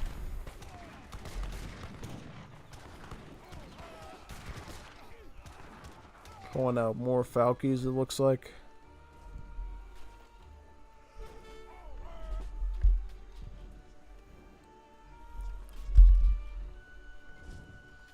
any more pressure from Russia on this side. Nah, France is starting to take over here, and they're going to be pushing back now, starting to like take out stables, foundries, barracks, even these native embassies.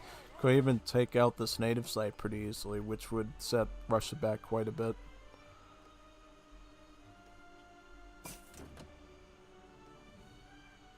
Yeah, Dutch, you should definitely grab this native site as well.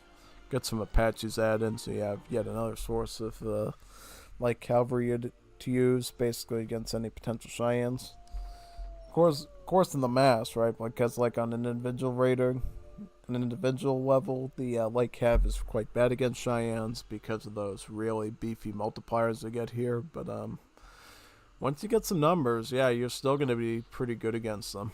You know, like cutting them down, really. Once you can actually take them out in pretty good times, pretty much. Yeah, it's just stretching my leg a bit.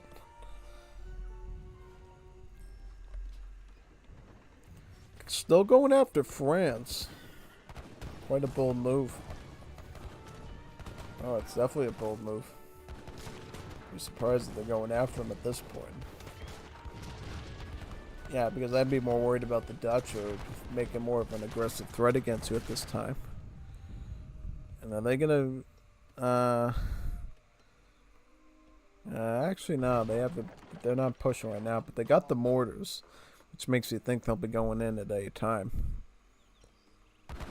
Going back over here. Yeah, I mean, you see a solid defense by France doing a combination of dragoons at this point, artillery, and the grenade launchers.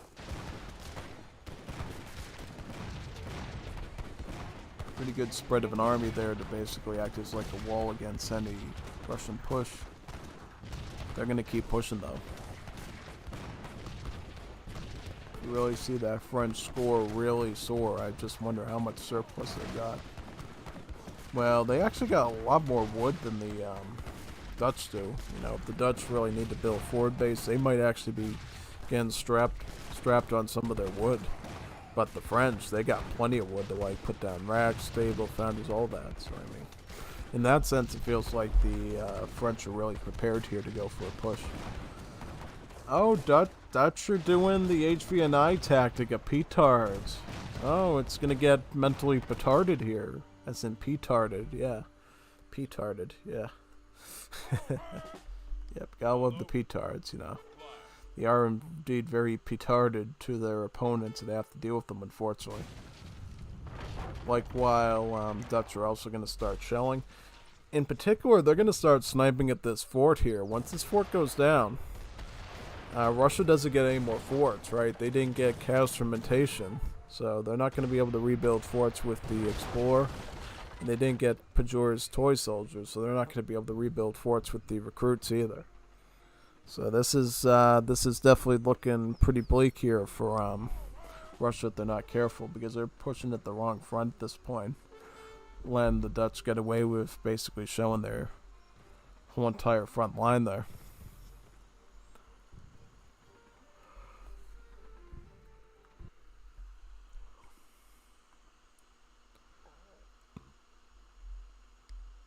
Oh, I see Cap has come. Okay, on the way.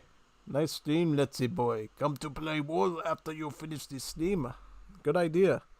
I will definitely will. You know, I don't think we have any like recordings today. I mean, this is just a live game, actually. You know, that's something I can definitely use like in the future as well. Like if apparently HVNI didn't send me any games since Wednesday of last week, so a bit strapped there for supplies, you know. Yeah. Got a call right now. If you don't mind, I'll pause that super quick and get back in a second with you.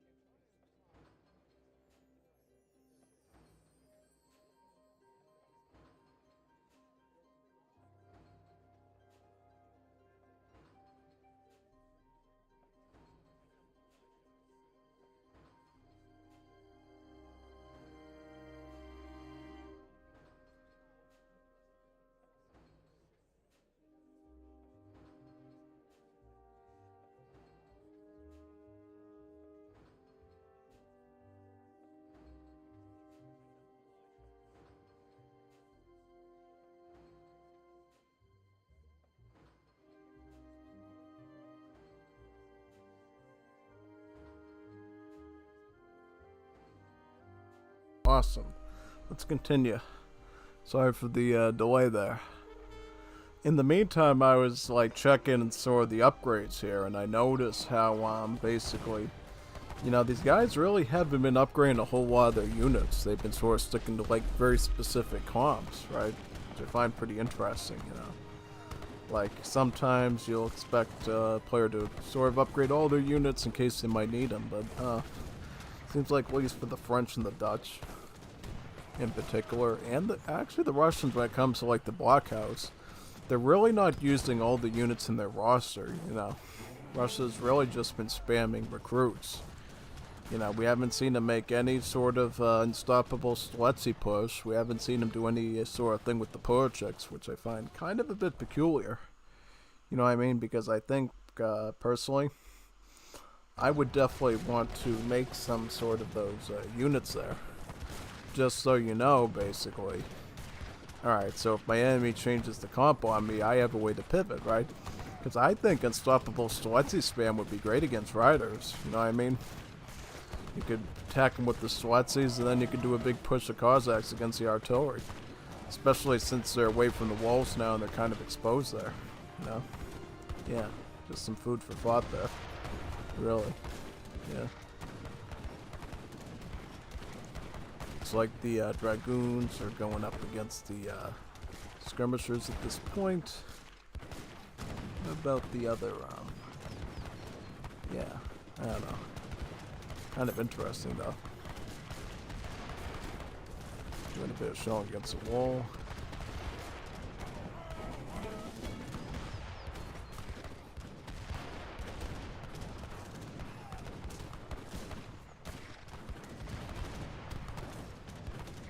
Oh, whoa, whoa, whoa, look at that Dragoon actually flew all the way into the native site. That was pretty... that one too, that one landed into the native site. Oh, that must really hurt, man, with your legs spread out like that, oh, God, that must start going into the fence like that.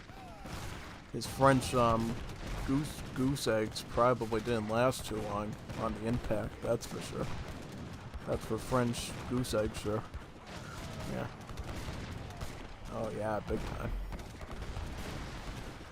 Oh yeah, I mean this is looking, they're breaking into the wall here, the Dutch.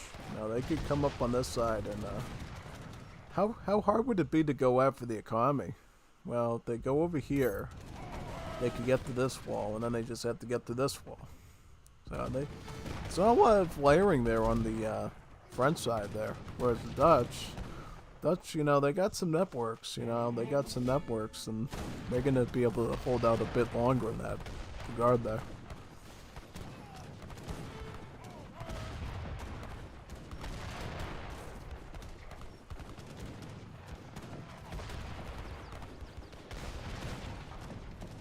Here comes the artillery, going after the imp.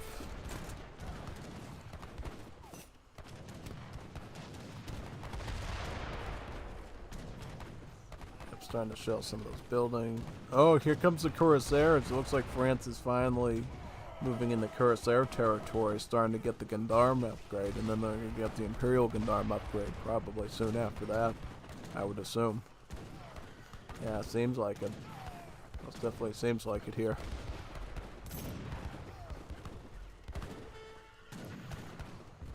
We'll see though. We'll see if they keep up with it.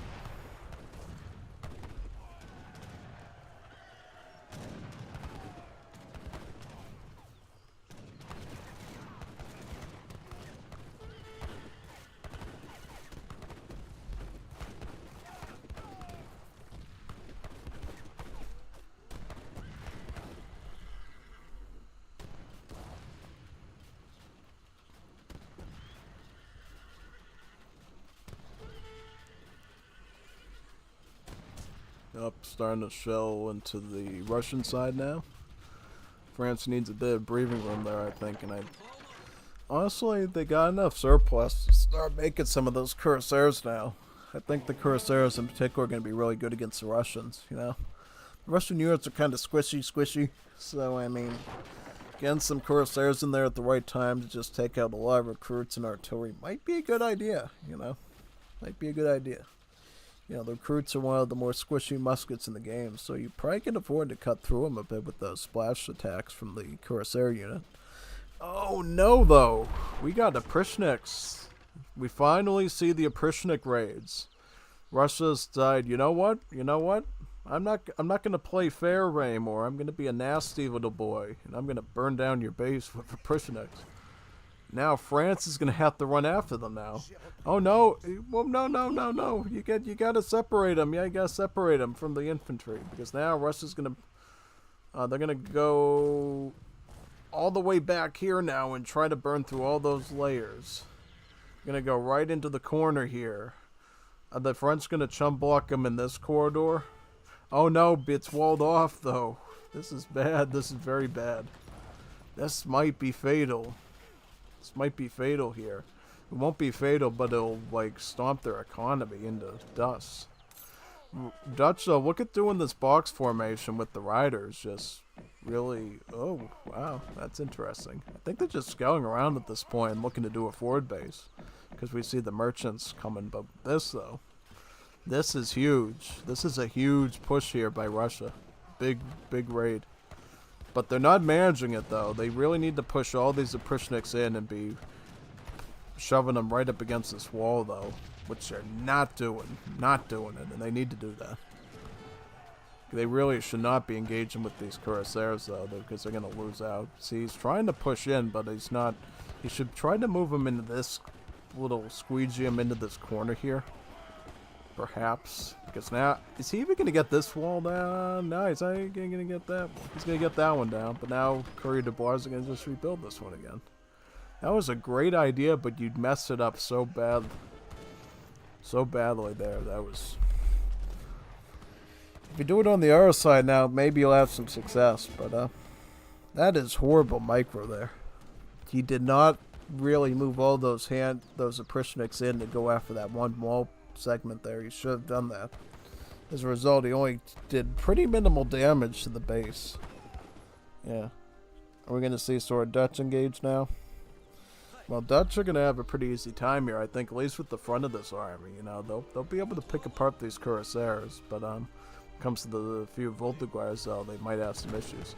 They are going after one of the French native sites, one of the Apache sites, though. So that could cause a bit of damage there.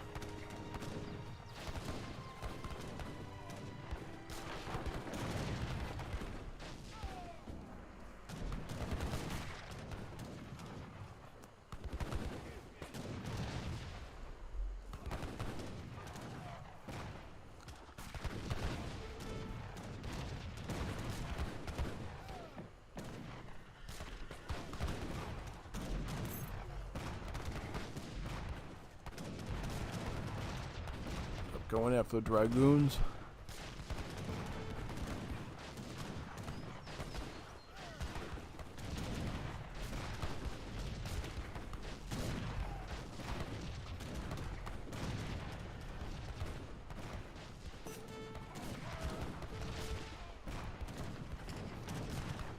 Starting to put stables here now.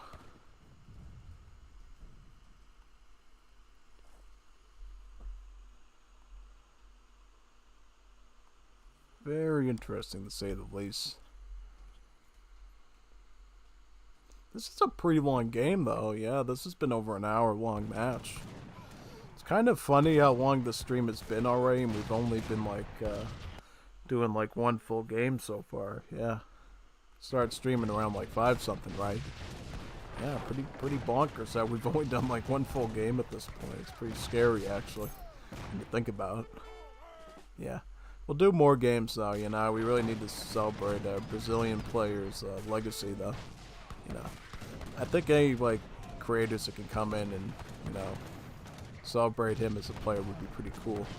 One of the few cool interactions here, basically, Oprishniks have a multiplier against siege units. And apparently Grenadiers have the siege unit tag, or the siege trooper tag. Grenade trooper is another tag. That's kind of weird. But yeah. Oprishniks actually have multipliers against them, so in that matchup, the Oprishniks do as much damage as like your everyday Hussar against them. This is pretty cool. Is this another Prishnik push by Russians? No, now they're going to cav archers with some artillery. So they're going in with some cav archers now. I don't know what Russia's going to do long term here, though. They're going to have to come up with something, though. I don't know what they're going to do here. It should be interesting, though. Yeah, to say the least.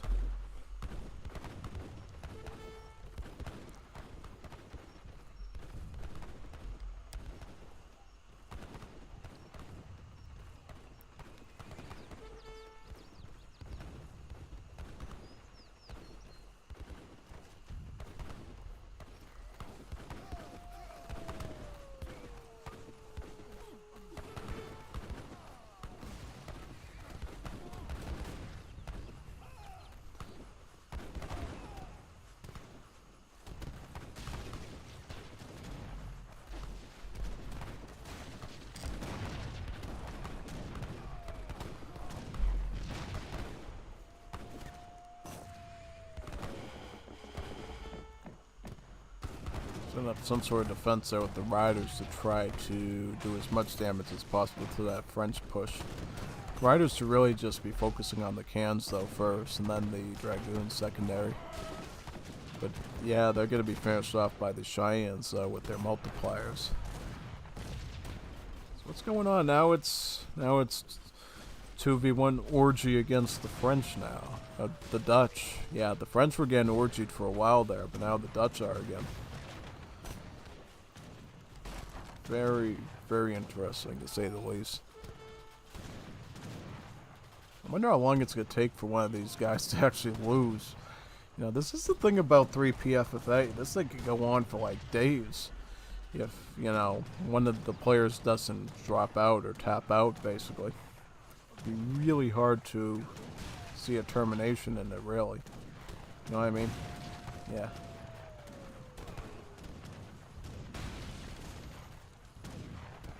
How far are we to an end in the match? That's the question.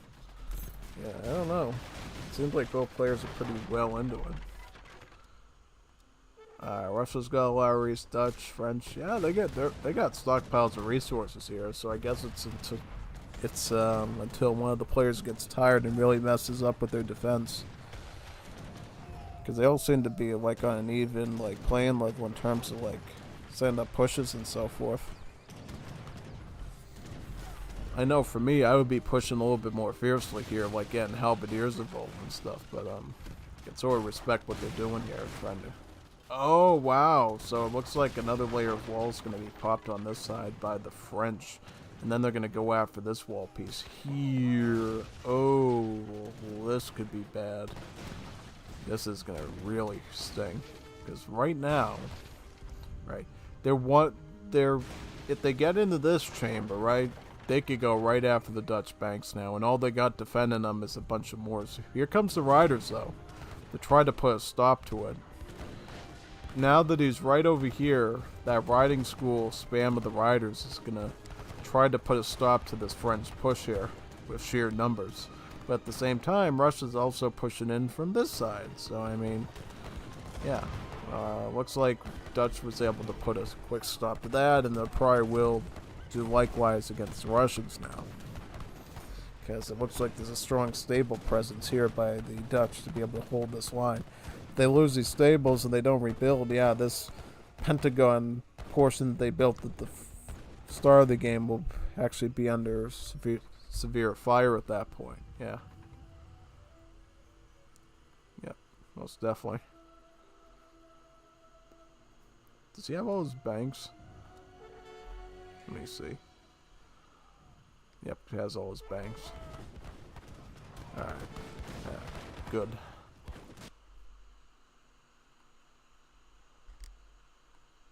Yeah, well, we'll see here how this one turns out.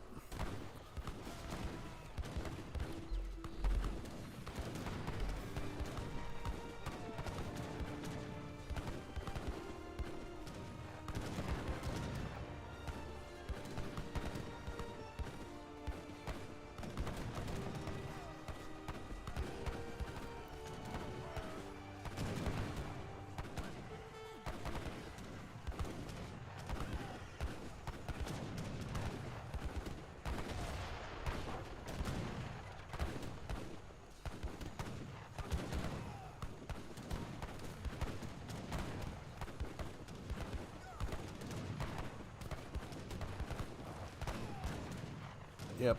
Yeah, that whole focus of like having skirmish seems to be winning them a counteroffensive there against the Russians. Yeah, pretty solid there. But what you need to do is, like the Dutch and these other players, is you need to start like putting like production buildings in an area you just recaptured, because that's what's stalling this whole match out as long as it is basically these people aren't like building forward bases, you know. You should be in the front with one of these merchants, like constructing buildings, getting down stables, getting down barracks. Like, you got the economy, but you don't have the map control because you're not securing it. You're not stamping down on these pieces of land that you're capturing, you know. It's just not permanent, you know. You're losing this land way too quickly, and then it turns into a grudge match between 3 players again. I think that's what separates these players from like more professional FFA players, is, you know, not building the forward bases. Not risking bills on the front lines to just get a forward base down so you can, you know, start driving forward. The thing is, this army might be doing great, but once you lose them, then you have to wait for all the R1 to reinforce from the center of the base, which takes time. And obviously it takes time for you to scroll your little Aoe3 fingers on the mouse or whatever to get back to that site just to train more stuff. And you have to scroll those little Aoe3 fingers again just to go back to the front lines. You know? It's obnoxious all around if you don't do something about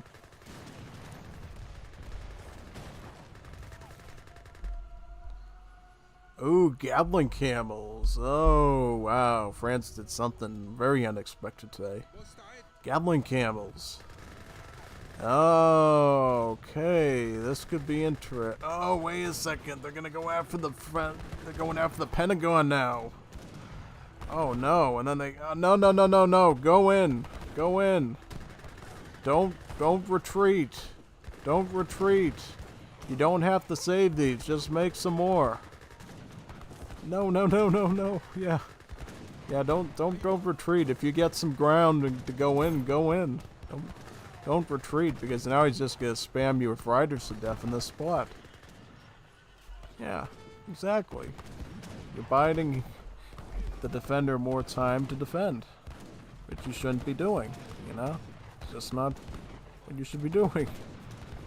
Yeah, because how much res does Dutch have? Oh, they got plenty of, particularly food, you know. Like, how much coin do these cost? Like 75 coin? Ah, coin. They might need to be catching up. And how much bills do they got?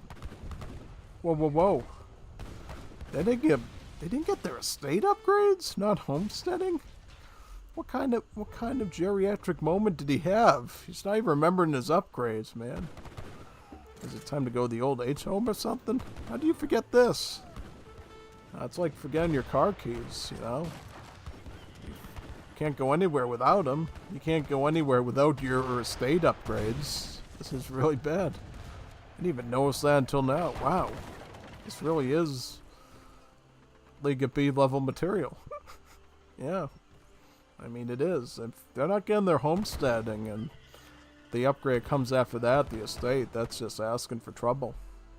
Because now your coin eco is under where it should be. I think the only reason you... Now you understand... Wait, why did Russia resign? What's going on with Russia? Why did Russia resign? Hello? What happened? Were they run out of stuff? I don't understand that. Why did Russia resign?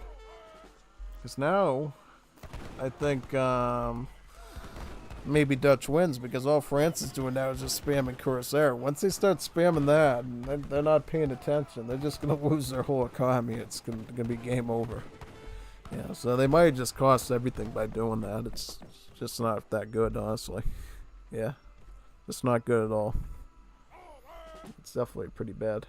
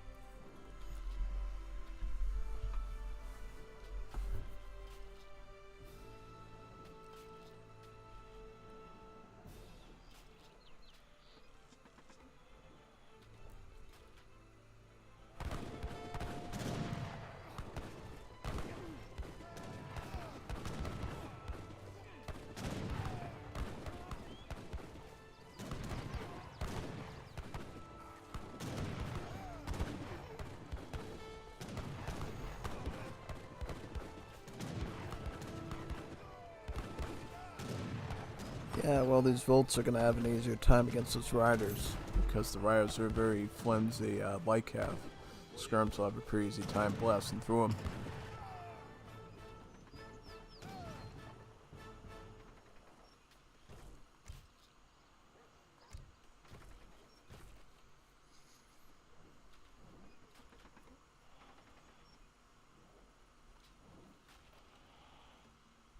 So where does it come down in, like... Well, actually, I think France actually has more resources in their back pocket to basically push out with, you know? Yeah, I think France might actually be able to do a solid push. Why did he demolish those units? See, oh, to get horse artillery, okay. I mean, I guess when you have, like, a big resource stockpile like that, can afford to do weird little tricks like that, I guess. Not that I see much use in them, you know. I mean, usually just to be pushing those units forward, doing it, making the most out of every unit, and then I don't know. Yeah, I mean, at this point, it's almost like you're playing a scenario because you got like almost infinite resources to work with at this point, unless you just keep pressing down on that Corissi or whatever. I already forgot how to say Corsair now, because I remember that French guy, Kanoki from Isoc TV on Saturday, mentioned the correct French way of saying Corassier. It's Colisée or something like that. Colisée. It's some weird French way of saying it, but I already forgot it. Maybe when he says it again, I'll go like, oh, it's the Colisée. Colisée or something like that. Super duper Frenchy way of saying it.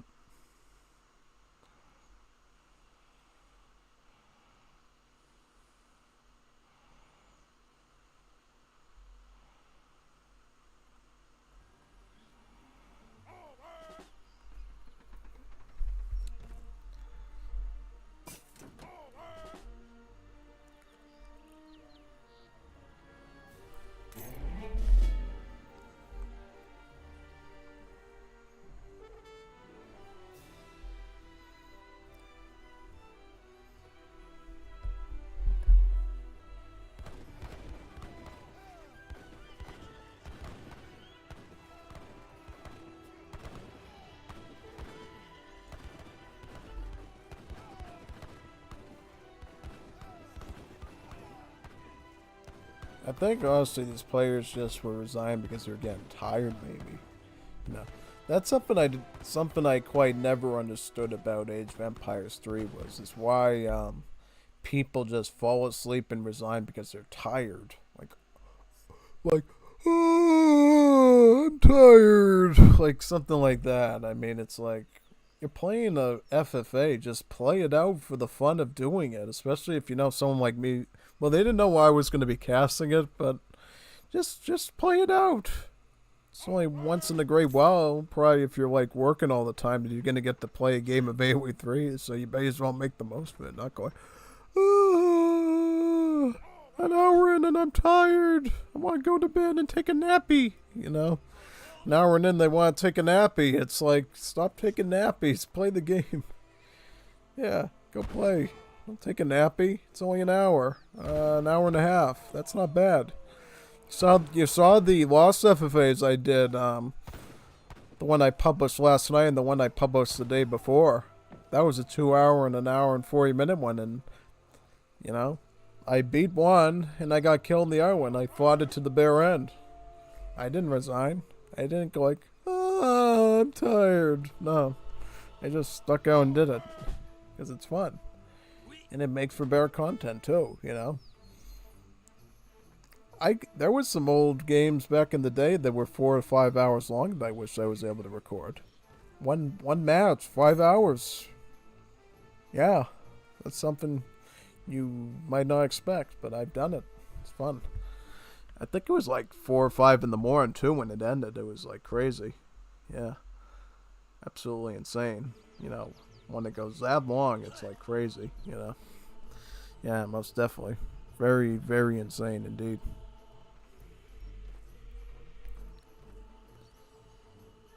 Yeah. So where are we at here? What are they doing? Are they gonna keep playing this or what?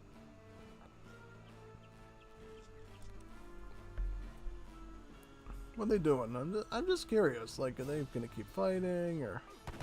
Well, we see pikemen here engage with the riders. Pikemen? Now that's interesting.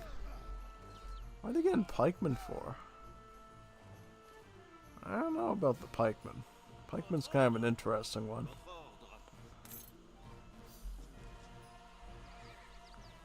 Didn't get the cannery till now. Ah, then Dutch resigned. Okay. I can sort of understand why, because it seemed like the French just had the really good resource surplus at that point, so that makes a lot of sense to me, honestly. They just resigned there. Most definitely. Yeah. Just trying to get them. Yep, I got an insect. Moth. Yeah, I got these unfortunate food moths where I am, where they try to jump into all your bread and stuff, so you gotta get them before they get into your stuff. Took care of that one, though. Yeah. But anyways, let's look at the post game and see how intense this really was. I mean, yeah, France in the end just got a really good resource stockpile. Looking at like the military. Oh wow, Russia really got a lot of kills in there, but they had like really a lot of units. You know, yeah, I mean Dutch were pretty far just under, but they got less. Kind of on the same. Let's look at like the graph. I'm curious for like how the resource graph looks here. I mean, if you look at the graph and go down to like here, I think you'll see like a trajectory where France just really went up. Like right around here, they sort of just, because Dutch had the advantage here, and then it looks like both of these just went up, and then France just sort of towed up to here. Yeah, that's pretty good. I'll be honest, pretty interesting. Most definitely. Is there like another one we can watch? Let me see. 2v2. Let's see a 2v2. From South Brazil, so maybe people a new Brazilian player might actually be doing it. That'd be pretty cool. Got Wooly, Folca Comunista, Clog Miguel, and K-Sale, MPCX, something. Alright, so this is going to be a 2v2, so this might actually be a little bit more intense than the game we saw last. So on one side we got the Swedes and the Dutch, on the other side we got the Germans and the British. Yeah, I'm trying to remember if I recognize any of these players. Like Wooly sounds familiar, Miguel sounds familiar. I've seen these people before from somewhere. I don't know if they're seen them in chorizo rooms and HVNI rooms. Where have I seen these names from? They seem familiar to me. Yeah, but anyways, looks like we're going to be looking. I forget what the name of this map. I think it's the Grand Chaco, I believe. Yeah, it's that big open map that like a big field. And you got like the little ponds in it, and then you get the natives around the center of the map in this line. Yeah. So you basically got some of the Tupi ones, and then you actually have a Quechua one right here, which wasn't on the Legacy version. You know, having, of course, a Quechua settlement, I think, is pretty divisive, I think, since, you know, these Quechua natives, they're not to be reckoned with. You know, the Huamaca, the Bolas warriors. These are some pretty fierce natives to be putting in your army, so I mean, whoever's dealing with them has to be super duper careful with that. Very careful. Absolutely careful with that. Could be a serious problem overall. Yeah, pretty much. It's like British are going to start out with Virginia Company to make their manors cheaper. Of course, British are going to have a really good time getting their villager numbers up, since every manor house they build leads to a free villager, right? And the way you can really make that astronomically faster is going with the Virginia Company, since your houses will actually get really cheap, so you can keep that stack going a lot, you know? See, before you get Virginia Company, your manor house will cost about $140 in Definitive Edition. But after you send Virginia Company, it goes down to a magical number of, voila, 90 coin. So actually slightly cheaper than the average house. basically saving you about 50 wood. 50 wood saved. Basically means you can get a manor house foundation going in like half the time, really, if you got the same amount of wood gatherers, really. Probably isn't gonna start capping on that until the age up bonus clicks, which I think we'll see pretty soon, right? Most of your wood chopping occurs during that age up transition time. Yeah, any second now. Yep, going up, I believe, with the Governor General, right? Oh, the Philosopher Prince going for food. Very spicy option there. So now, yeah, we start to see a lot of those villagers go over to wood now, but not all of them. You know, I'm wondering what they're going to go for here. Are they going to go for like a some sort of a Fast Imperial? So going for an FI deck, not Fast Industrial, but Fast Imperial. Ooh, this could be spicy. Why is it Fast Imperial though? It looks more like looks more FI-ish, really. Where's the Imperial part come in? I don't see any like Age 4 like crate cards to facilitate that. We'll have to see though how that one turns out. Let me see. So the Dutch, how the Dutch doing? So Dutch are going with they're going with Dutch paintings. Oh, that's interesting. So they're going to be using the Dutch paintings card here to trade off their coin for food.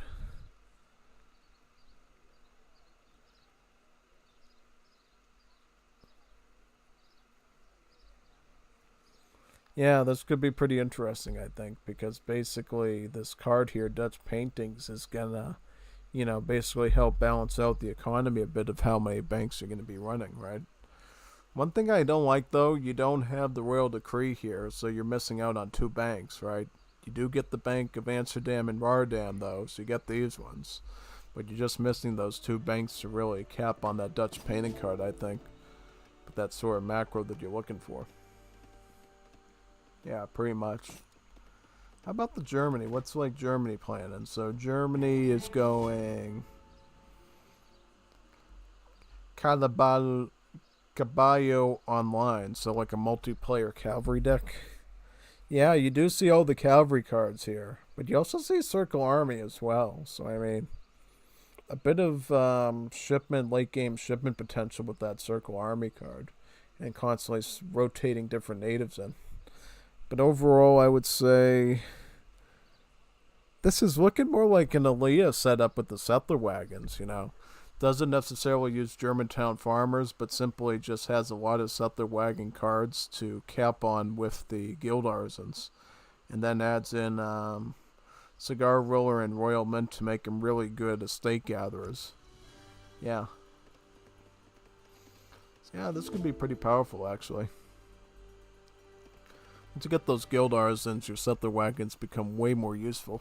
Because remember, a settler wagon has the pop of 2 villagers. So really, a card like guild artisans, which improves its gather rate by 35%, it's really like having a villager that's gathering 70% fast, like 2 villagers, you know, gathering a combined productivity of like 70%, really, you know. Really high level stuff, pretty much, yeah.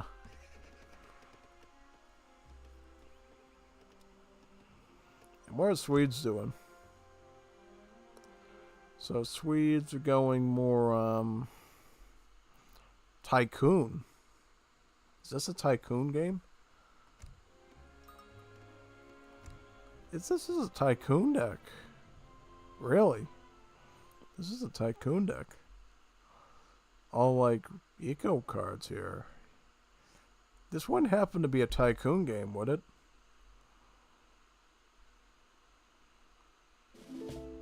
I don't know. I don't know if this is like a Tycoon game now. I'm not too sure. I don't think it is, because you see Germany running a lot of unit cards. Oh, he's running a Lang deck. Germany's running units. How about British? Well, I saw British had units too. They had pikemen and they had the rockets. So this is a bit of different philosophies working here, I think. No units from British yet because they're probably going down that fast Imperial route that their deck entails, I think. Yeah, most likely. And what about the others? I think, the Dutch, yeah, they got a stable, but they haven't really been making anything at this point. Germany, well, Germany of course gets free Yulons with their cards, so they can aggro pretty easily. Alright, did they send this yet? You already have sent that card, so they got Yulons going somewhere. Yep. Going Jawohl somewhere. So where are those? Where are the Yulons? So yep, they're right here. Bereit? Verstanden? Bitte ladies, Jawohl. So yeah, send these Yulons out onto that open map and try to get as many vills as possible with them. It's really what you should be doing. You really shouldn't be idling your Yulons. You really need to be keeping them, looking after the hunts, looking after the mines, the trees. Yeah, Germany is a really good way of like stomping out your enemy's economy if they're not careful, you know. The one thing you gotta watch out for is once those villagers get into like defensive mode and start like going into melee against them, because once those villagers start doing their little punches or their little blunderbuss blunts or whatever they do with the butt of the gun, then you have to retreat because they have low HP, you know. You ones are like the glass cans of hand cav. Very low HP, but very high, like, damage output, really.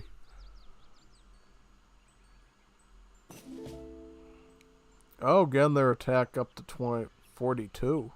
And that extends to their British ally as well with their hussars.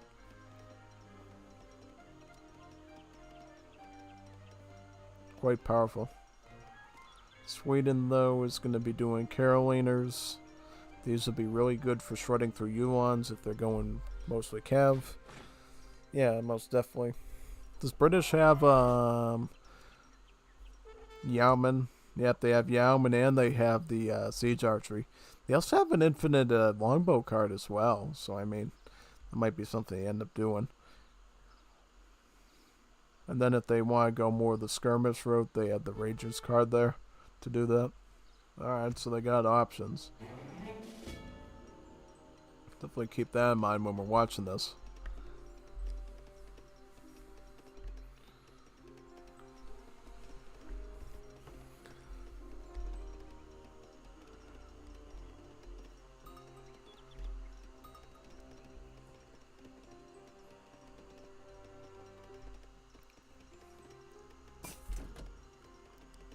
Yeah, just about, we'll see though.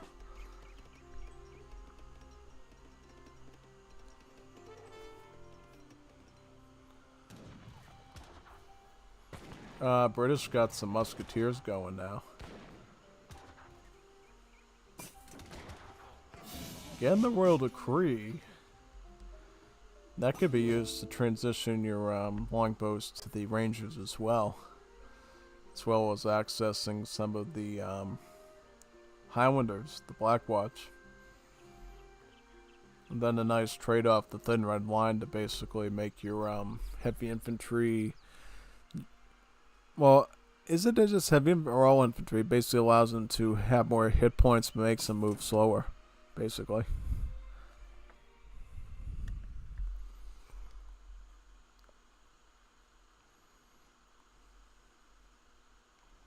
Yeah, pretty much in that situation. Gonna be picking up veteran musketeers. How about Germany? Is Germany veteran upgrading anything? They have veteran upgrade on the Yulons yet? Not yet. Germany could go industrial too and pick up those guild artisans and really go boom with the settler wagons if they want to. Now they're gonna go for more of an aggro here with the 9 Yulon card. Probably get the veteran upgrade on them too, just so they can start the aggression with them.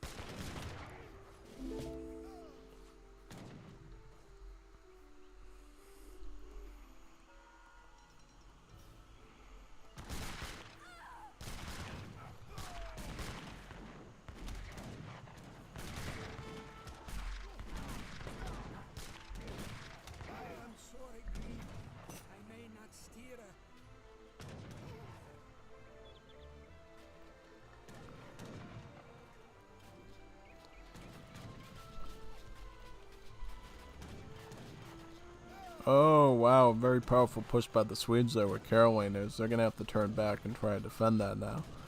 Looks like the British got some of their veteran musketeers. They also got their longbows working on that.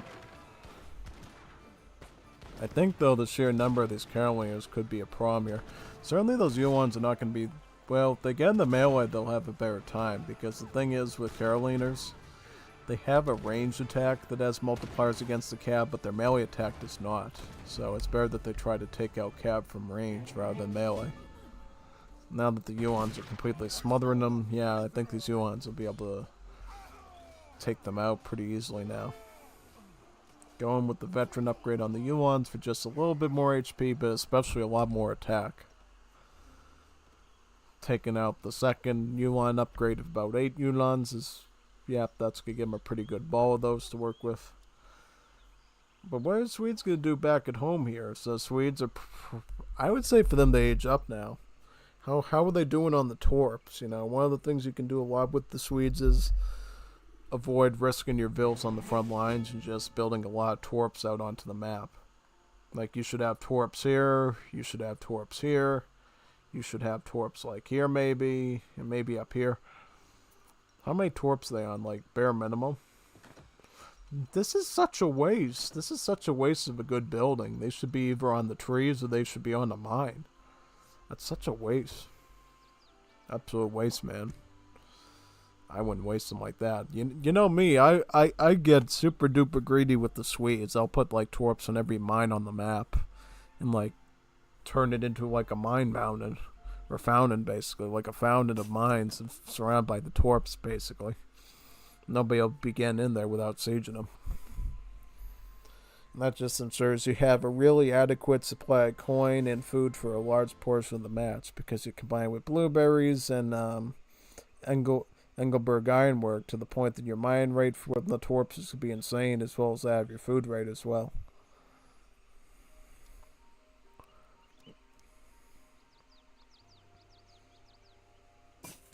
Going up with the bishop, probably the preferred politician, because that gives you another TC. And what does this British do? British goes up with the engineer to get 2 falconets. Do they have a foundry yet? Not yet, but if they do get a foundry, they probably could get the field gun upgrade on that pretty easily. Germany going industrial age as well with the cavalry marshals, so some more Uhlans, I believe. They might just be going with full Prussian Uhlans, our Royal Guard there. And the Dutch are picking up arsenal upgrades at this point. Gunner's Quadrant, socket bayonet. Going for some weird options. They got grenade launcher. That's pretty spicy. So they might end up building a foundry and getting some of those. Well, they have a foundry here, but they haven't really gotten veteran grenadier yet. So I'm not too sure if they're going to actually be using grenade launches this game. Could be a spicy pick, though.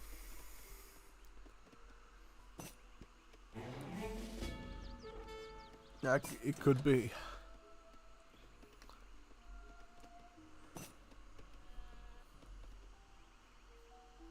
Yeah, the thing is after coming out Saturday and watching those spicy ESOC games and doing production for that, you kind of like yawn almost a bit when you see these casuals, you know, like casting them. It's like, what are these guys doing? Now he's doing something, but it's like you're used to people go like attack, and then when you see this stuff, it's like watching grandma and grandpa, you know, basically having a wrestling match or something, you know. It's not that fierce, you know. It's like watching an alligator try to eat a hippopotamus versus, you know, grandma and grandpa trying to have a wrestling match, you know. Grandma and grandpa having a wrestling match is going to be super slow. They're going to be breaking bones. Go, oh, I broke my back. Oh, like that. But the gator and the hippo are going to be really ripping each other apart with their claws and their teeth and their big giant stinky girth and all that. It's a huge difference. Shalom, medium rare, please. Nice. Awesome. Medium rare, please. Neat. Nice, we got HV&I here. We might get some Macorans. Who knows? Been a good little boy. Maybe I'll get some Macorans. Would be pretty lucky. The Viceroy. Oh, he's HV&Ing here. He's doing sheepy. He's getting sheepy on the field. Does he have... No, he doesn't have any upgrades for the sheepy. So, that's pretty surprising. Gotta have upgrades for the sheepy. Kishwan Mountaineering. I think that basically helps with the... Well, this one helps with the training rate. This one helps with the movement speed.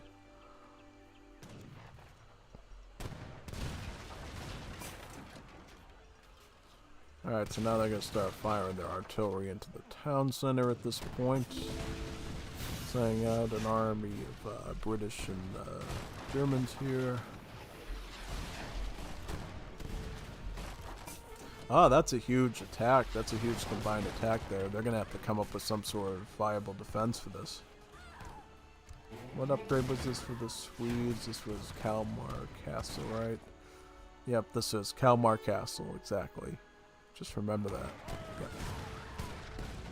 Yep. Way too late on the units here. You're going to have to come up with like a better solid defense here, especially since British has the infinite shipment of rockets here. You're going to have to like...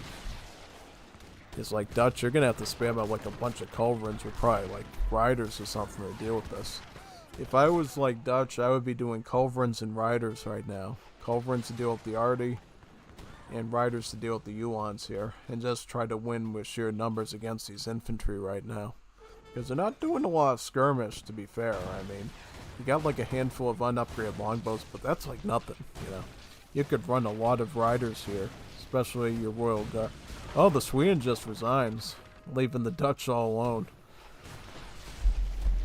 Yeah, isn't that like the classic 2v2 situation? The player just can't keep up and they go, I quit. It's too hard. And they just leave you alone at that point, and it's like, okay, alright, I'll deal with it. Well, that time when I was going up against Blondie and some rando on his team, I actually did win the 2v2 because I guess one of the guys ended up disconnecting. Wait a second. Why is the game time showing not finish yet and it ends? No, these live games are pretty wacky. But I totally understand though. You mean your friend kind of left you high and dry there, so I mean, what are you gonna do? It's pretty sad because Miguel had a lot of like stockpile resources there that could have been put into like coves, riders, maybe some skirms or something. Yeah, this could have been a really good duel here, but you know, Sweden sort of dropped the ball there, and it's, yeah, I mean, didn't even make that much units really. When you look at like Germany though, with all those Uhlans, like 58 Uhlans, 32 musketeers from British, plus all that artillery. They were making some big armies there, you know. With Sweden and like Dutch, you're supposed to be like economically stable civs. You should have like no problem matching those numbers, if not doing more. You know what I mean? Like I said, I don't know why Sweden was not putting the torps on the mines, on the trees. They were just sticking them in the grass. You know what I mean? Like it was an exhibit at a museum. They weren't even like really putting them in proper places, really. And that probably cost them, you know? Probably did, I would guarantee you that. Really did. Really would. Yeah, most definitely. So we'll look for another one now. I'm sure we'll find one. Another 2v2. Awesome. See another one now. See how this one turns out.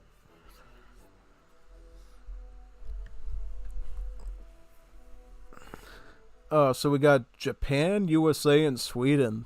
I like this. Oh, double Japan, and they're both Twitch streamers. I like the sound of this already. This is going to be a really competitive one. Mr. Black Hole and Diablo going up against two Twitch streamers. Trastrick and Uncle Scrooge TM. Have you ever heard those Twitch streamers before? I don't think I've ever heard of either of them before. Hopefully they're really high-end players. I can imagine, you know, if they're posting like their Twitch channels here, it must be pretty fierce. Well, it's usually the case, you know. Yeah. Yep. Game's running pretty well. Yep. So this is going to be a pretty interesting matchup here. I think basically what you're going to see is you're going to see this double Japan just like take over the whole map with shrines. You know, capitalize on the fact that they're both Japan.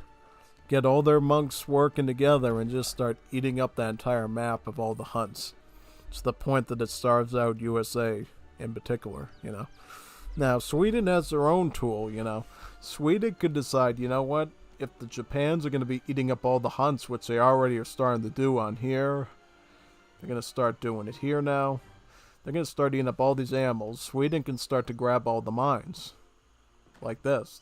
They can have like up to 20 of these torps here, and they can capture a good solid like 5 mines on the map or more possibly, depending on, you know, if there's trees near the mine that makes the placement kind of awkward. Yeah, you could definitely see a lot of these mines on the map start to get eaten up by the Swedes. Just pretty brutal, you know. As for USA, you know, USA comes with a lot of interesting builds. You know, they got the Delaware build, the Virginia build, they got the Pennsylvania build. They got, you know, stuff with New Hampshire and so forth, Kentucky. USA, you know, USA has a lot of states. And each state, you know, comes with its own set of cards for you to use. And it can be pretty substantial, you know. We'll see exactly what sort of thing perhaps in the deck, what they're going to do. This is Sweden. Well, let's look at Sweden. Sweden's looking pretty boomy here. They got both Blueberries and Engelberg Ironworks. They also have old Dominions here. March of the Hakkapelites, so we might see some early Hakkapelites here, which could be an interesting change of things. But also coming in with the Gelita Steinblück to get a foundry. A good number of options. You also have the option of halberdiers here with the Royal Decree, the Treaty of Roskilde. Now to that USA. Now to the Glingo Hugador. 1v1 land. So we have Irish, French, Dutch. So really all the standard immigrant cards you would go for up here besides the Chinese. H2 looking pretty normal. H3. No rolling artillery, but you do have coffee mill. So you have coffee mill, but not rolling artillery. It's kind of a greedy. Yeah, pretty interesting. Got Armand, as well as the Pulowski here. Some Navajos and H4. Alright, kind of interesting. And what's the difference between these Japans? So this Japan is actually getting advanced wonders. I wonder what that's all about. It's making me wonder. You know, I'm wondering what's up with these wonders. Why are you getting this? I've never seen this be done in like I don't think I've ever seen this be used in the Liga before at all. Never seen a Liga use advanced wonders before. It's something I used when I was like a teenager. Just learned how to play Aoe3, but I had never seen advanced wonders ever be used before. So, what are they running? So, they got the Azikura here to help the shrine gather right each time you send it, and then they got the Heavenly Kami. In terms of like units, definitely geared towards Ashigaru, but also cheaper Flaming Arrow. They do have, what else do they got here? They got dojos. That's not something you do see every day. They got some upgrade for the rice paddy. Oh, okay. Alright. 2 shrine wagons here. 2 cherry orchards. Fine. They got diplomatic intrigue. An interesting smorgasbord of stuff. The ally is also running the advanced wonders as well. But first sent 2 villagers. Looks like they sent Shoninondo, basically. This is basically a team version of economic theory that Japan gets, you know. Something I use a lot when I'm playing like Wars of Liberty, but you can use it here too in Definitive Edition if you want to boost up everybody's gathering rate by a little bit. This Japan is also going mostly Ashigaru, but they don't have the discount on the Flaming Arrow though. Got some Daimyos here. You got Mototada here as well as Tokugawa. We see the same sort of Daimyos from the ally. Yeah, just about. So they're playing sort of the same way. You know what I mean? I guess they're Twitch streamers, so they probably have some weird combined strategy that they're going to try here with this Advanced Wonders stuff. Yeah. Is Advanced Wonders actually even worthwhile? And can you like cap on it if you combine it with like the Portuguese consulate potentially? Seems like almost something interesting you could pull off potentially. Yeah. We'll see though.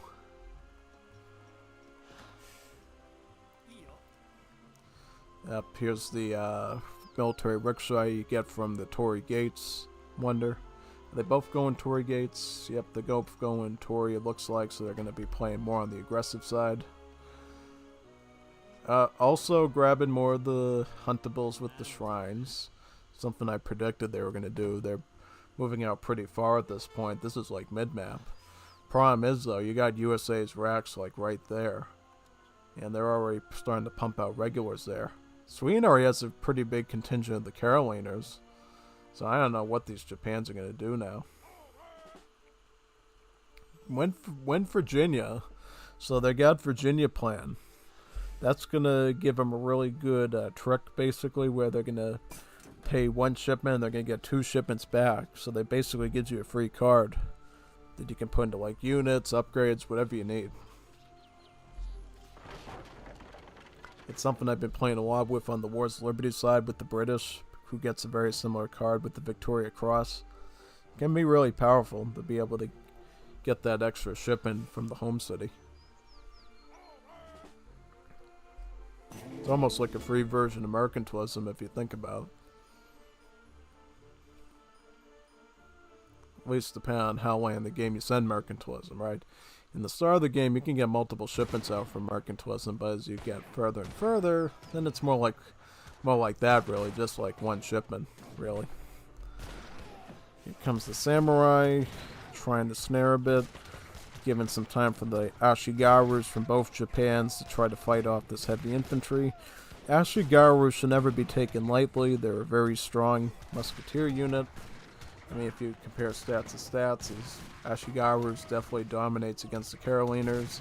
Against the regulars, well, seems like the Ashigaru have 20 extra HP to boot to deal with them as well. Oh yeah, I mean, I think double Ashigaru might be really good for pushing this here. Might be something they definitely need here to do that.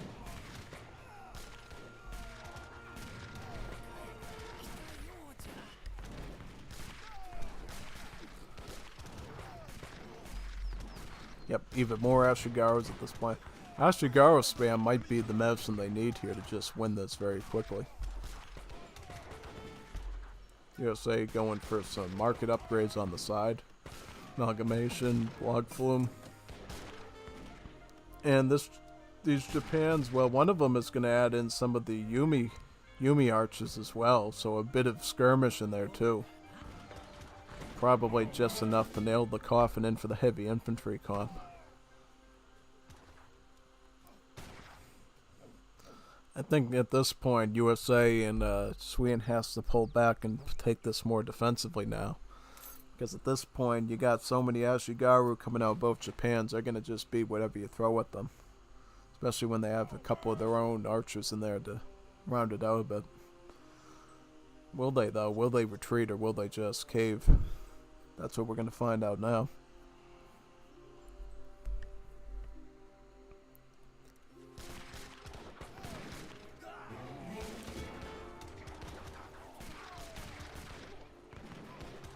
Taking that one out.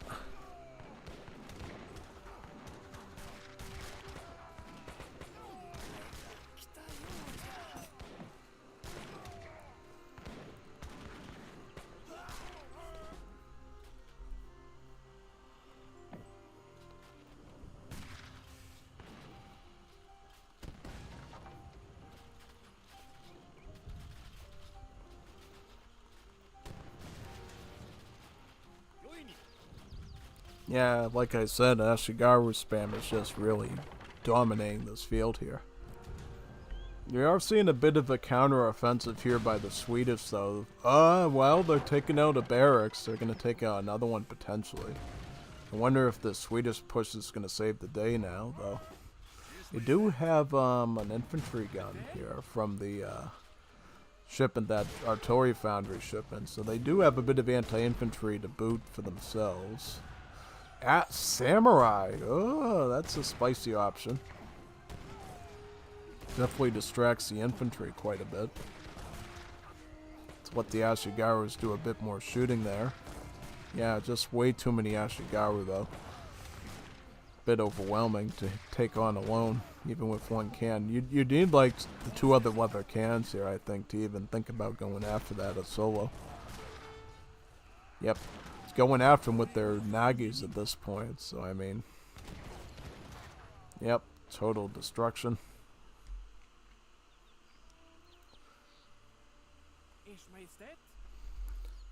Yeah, at this point, you're just getting farmed, and you're feeding him at this point. You probably should just retreat. Yeah, gonna start to make some of those leather cans, though, from his foundry. Whereas the USA is going Fortress Age, probably to get some of these stronger shipments here. Maybe to get some blockhouses, perhaps to get maybe some of these dragoons. Who knows? They don't have rolling artillery, which I think is a problem here, because rolling artillery might be a really good solution to deal with this Ashigaru spam. But the USA just doesn't have that card at their disposal now, and they're going to pay for it, you know. So especially when they go out of their way to like invest in the coffee mill guns, they really should have rolling artillery there to always ensure, even when you don't have a foundry, you don't have time for a foundry, you're making the most of making sure you get Gatling guns onto the field. Because if you don't get that, I think it's just not efficient for you at all, really. Yeah, definitely not. So I think that's going to cost it pretty big there, to tell the truth, really.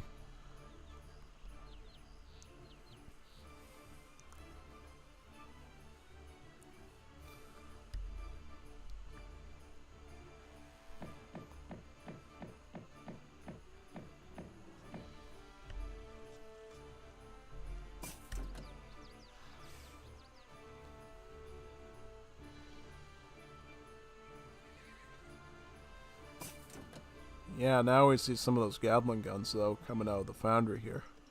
Combined with some state militia as well as these veteran regulars. So they are mounting a bit of a defense here. Japan's going to have to maybe age up themselves.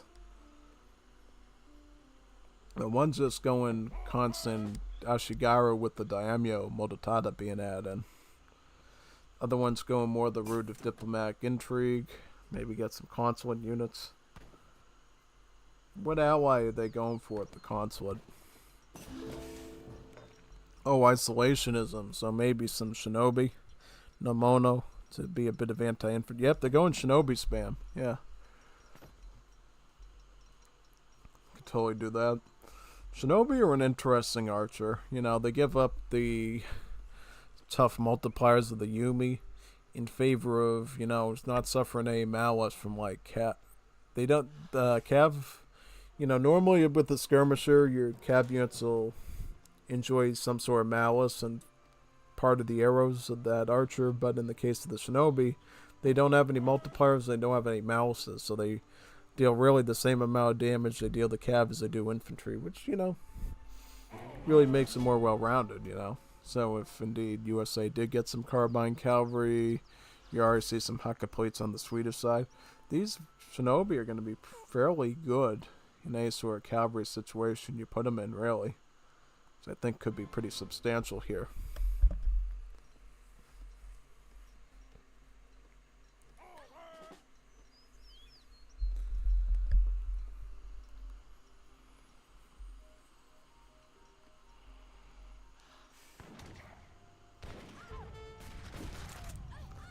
Yeah, these villagers way too out in the open there. They're going to get shot. And how far are the shrines going? So, Red Japan is really reaching pretty far with the shrines. How about on this side of the map? We seeing Lost Shrine? Nah, we're not seeing any here. We are seeing Swedish start to hunt up here, though.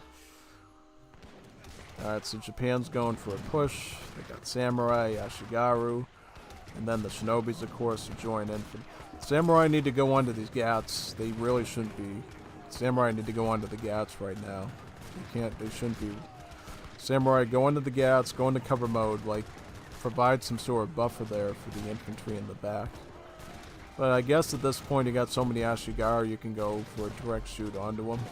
Looks like this is working pretty well right now. But now they got the leather cans here, which is providing another threat to these heavy inf. Yeah, it looks like they were able to survive that just because of their level of anti-infantry units mixed in. Yep, sharpshooters are going to be a real problem now. So Japan, they don't have the resources to reach that critical age 3 now, so they're sort of forced into age 2 with just adding more Ashigarus in to try to defend this at this point. The Samurai, I'm not too sure about because, you know, there's no Hussars by either of the players here, so I don't know if the.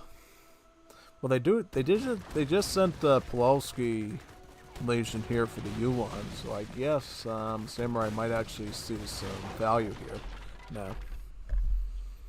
They weren't really going to before. That changed a little bit. Yeah, at this point, though, these two Japans have sort of locked themselves into age 2, so they're going to just get creamed by these much stronger anti-infantry units now. Yeah, pretty much the Gatlings, the infantry guns, the sharpshooters. These are all heavy infantry melting tools. Now they got like no sort of eco to back up fighting against that. How about the other Japan? Japan's going for food with their shrines. Well, one of them's ready for age 3, but I don't know about the other one. Well, the other one resigned, and this one is too. Yeah, just not a quick enough age 3. Maybe if they got some sort of like flame and arrow defense, I think they probably could have defended. Yeah, the Sweden, though, really big difference from the Sweden we saw the last game. This one really capped their eco really well there. Really did a good job. Definitely. I thought at the start Japan was going to overwhelm them with their Ashigaru, but I guess I think they maybe gave them too much time to regroup. Maybe they should have been down their throats a little bit more, especially that USA, and maybe they could have, you know, did something. The thing is, that USA did not have rolling artillery, so if you could have kept their eco on the back pedal, they wouldn't be getting no Gatling guns. And you could have kept it on a more even playing field that way. You know, worst you'd be dealing with is the sharpshooters, which you could target down. So yeah, I think maybe a little more pressure from Japan, maybe keeping some resources back to get to age 3 and get some flaming arrows. Might have given them a better outlook for that match, I think, honestly. Yeah, I think that's sort of where it went wrong from them, really. We'll be looking for another match now. See all the regions. So what do we got now? We got what's this? Are these like comp stomps? We got comp stomps. Very interesting. I don't know if we want to do comp stomps though, so you know what I might do? I might just, let me see. Is there any matches here we might want to do? I'll wait for there to be a good one worth watching. So I guess I'll just do like a match here and wait. Yeah, that's full.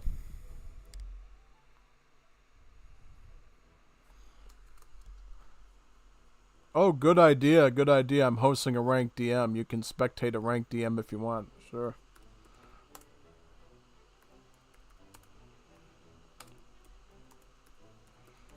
Sure, we'll be waiting, yeah.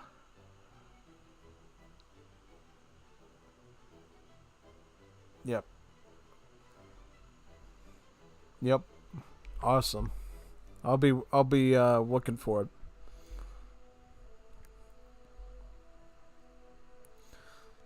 First time we're seeing a live Aaliyah deathmatch game. Definitely a treat to enjoy. Keep an eye out for some other games waiting for an opponent might be a man.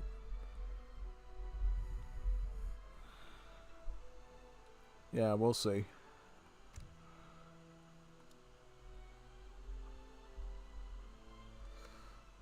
Is this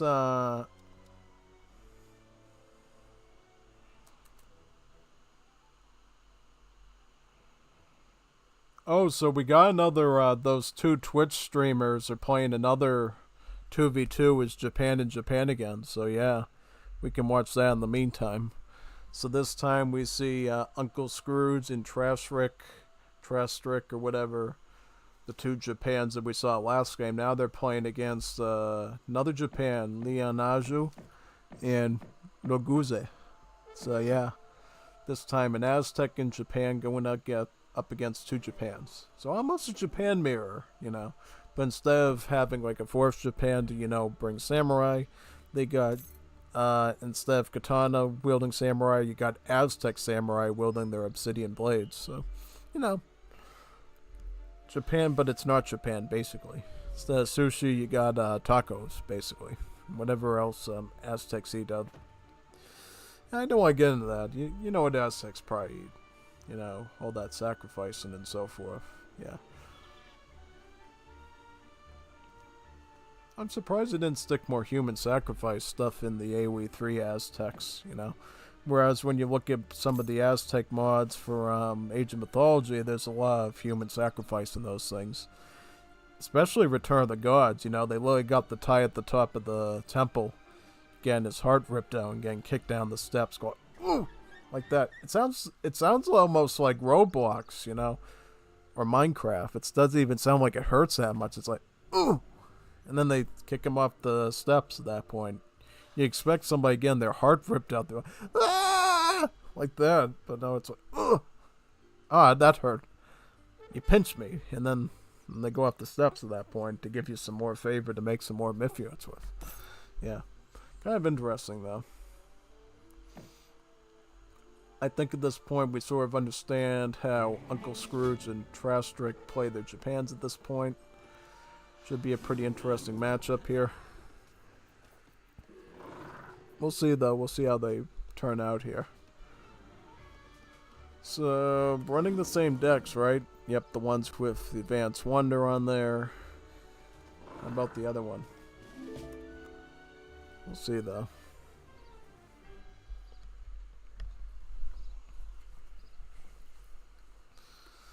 Yeah, I don't know here.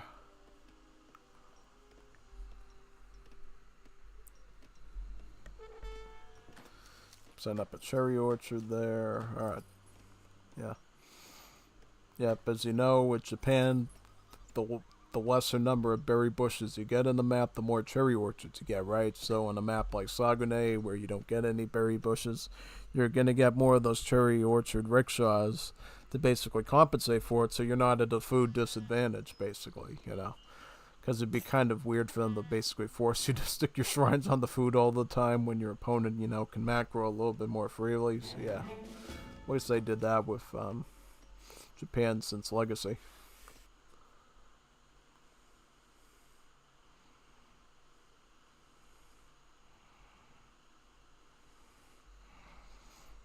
Oh, nice. Definitely looking forward to that death match. We're going to see that one right after this match ends here. We'll see, though. We'll see how this one turns out. Exactly the same card build order, too. We see the two villagers followed by Chonindo, basically, to give that eco theory level effect for both allies at this point. And then probably going for Advanced Wonders right after that. Yeah, but what's the other side doing? That's what I'm wondering. Because we got another Japan here. The other Japan is playing a little bit more standard, I think. This is sort of the Japan I'm almost used to in the competitive scene. Heavenly Kami, two villagers, plus the other villager cards, the baseline crate cards, and then you got Yumi and Ashigaru focus here, as well as the hit points for the Nagis as well. A little bit more well-rounded. So I think in this sense, this Japan is a little bit more prepped to deal with a 2v2, just because they have a bit more variety here. You know, they're not as relying on the Ashigaru, right? They can go Archer, they can go Flaming Arrow with this. They got the Nagi option, so they got a bit of variety there to work with, pretty much. Yeah. So yeah, most definitely on that one. We'll see though. And what about that Aztec? Because if these two Japans stick to that same comp that they did before, I think Aztec could wreck them with like Jagnite. Jagnite would really mess up the Ashigarus. They don't have the support card for the Jagnites, but they do have the ones for the Antonins. That could be good. That could be useful. You got Agrarian Ways, right? To help with the farming upgrades. Got Temple of... They got the entire one. They got the one for the Urks. Igavar Knights. Twi'lek. It's like Totec for the Coyote Runners. Alright, so, going for food silos. That's a very interesting option there for Aztecs. Wasn't quite expecting that one. Yeah. Wasn't quite expecting that one at all. Yeah. Kind of strange, actually. Yeah. Actually going fully into the farm, too, with Great Feast there. Reference to Thanksgiving, actually, because you see the cornucopia that you see from Thanksgiving carrying all the produce next to a pumpkin. Yeah, it's kind of funny how all the natives basically get a reference to Thanksgiving through this tech here of Great Feast. Yeah.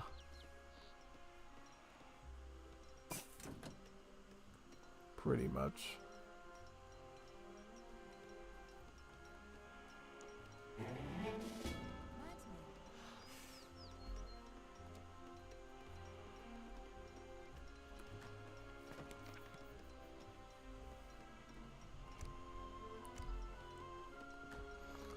I'll be honest though, this is a pretty late age up for this Japan here.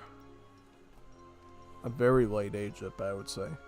In like a normal 2v2 situation, I would say probably very risky. Because I think normally in a 2v2 like this, the players will age up a lot quicker out of the gate, and it could definitely be a serious problem, you know. Yeah, most definitely. He didn't happen to get, he didn't get the Advanced Wonder.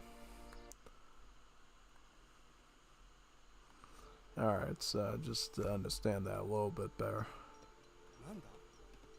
Yeah. Be right back. I'm gonna do something. I'm gonna want to keep playing though, because I don't think they're gonna be doing much in these few seconds. Just put in the air. I think they're gonna put their forward buildings in for now.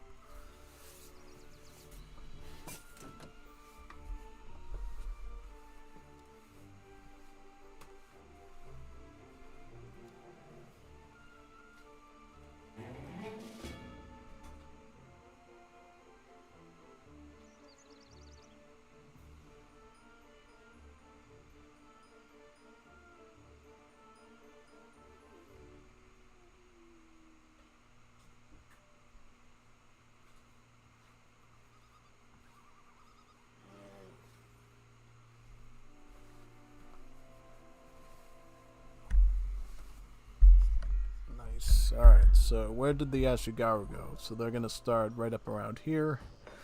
It's looking like the last game where you got one of the Japans doing 2 racks and the other one barracks. So they're sticking to the same recipe, it looks like here. Whereas the opponents... What are the opponents doing? So this one is doing Ashigaru, but they're doing it more defensively at home. Again, some more cherry orchards, which I'm a little bit questionable of. I would say for them to get some Yumis now. Aztecs, though. Aztecs aren't really... What are they doing? They're playing Farmville right now, which I'm not too sure about. You know, they didn't even get a... They should be getting some, like, war huts down with all that wood. That's a lot of floating of wood there. I mean, I get going the path they're going down, they're probably going to get, like, another farm. But it's still... you're gonna want to get like at least one more hut and maybe get some untauns to help your ally out. Because in this case, I think these two Japans are just gonna win if they're overpowering this Japan alone here. So this Aztec needs to step up to the plate a bit and gets... Yeah, like when I'm looking at like the scores there, this might be a low level player here. I haven't really checked out the ELO, but it definitely looks kind of in the lower range, I think, based on this setup. Oh, I just realized this Aztec hasn't even gone to age 2 yet. Still in age 1. Might really just be learning the game. Yeah, that might just be it at this point. Yeah. Might just be it.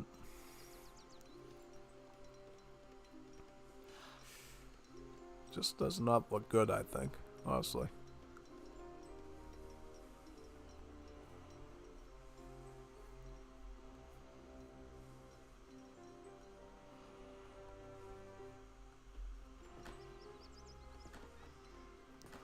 Three farms in age 1. Doesn't get much weirder than that. Seriously, I had never seen this before. What is this Farmville stuff? It's like he's making... It's like he's gonna make popcorn or something. Look at all this corn. Corn, corn, corn. Corn on the cob, popcorn, corn chips, corn everything. It's really getting corn out of everything here. It's getting corny at this point. Do something a little bit more unique. Stop being corny. Too much corn. That's just a joke. Corn's great, you know. Corn is really good, you know, like in terms of like flavor, you know. It's basically like candy, you know. Usually it's like a side dish with like your stuff like alongside the vegetables. Corn is like candy almost. It's so sweet, you know, when it's done right. As long as it's cooked enough, the sugars in the corn get really sweet, you know. Yeah, most definitely.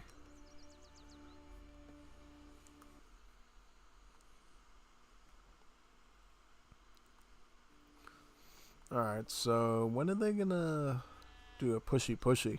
We'll see. See when they do a pushy here.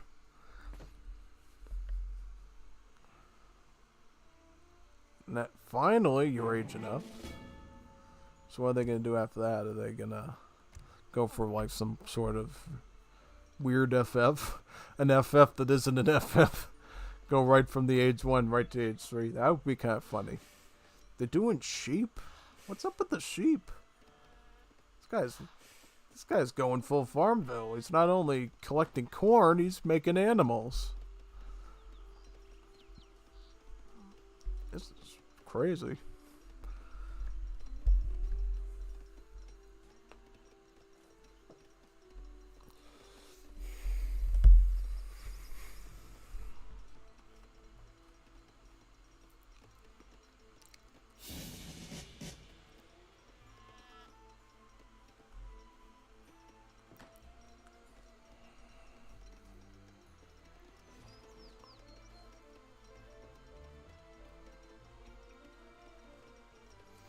Just queues up a lot of villagers. Whereas these two, you know, they're getting the Ashigawa spam going. This one, instead of doing the Shinobi, is gonna do the Yamabushi this time, probably for the siege factor. Yeah, Naja went up to age 3 though, so he's going a bit different route here. He's also got some Yamabushi. He's probably going to ship in some of these Yumis, though. Get some veteran Yumis, I would think. Yeah, he's getting a lot of wood there. That's going to be a pretty good Yumi spam. Because I think if you're going to defend against this, you're going to need a huge army of archers. With, like, the discipline upgrade. That might just be enough to help that ally out. Because of how special he is. So special. Special Aztecs. Calls for special measures.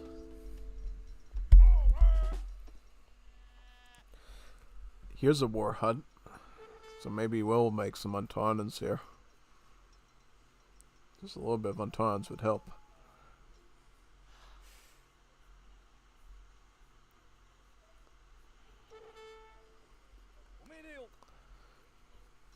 Just a little bit would help there.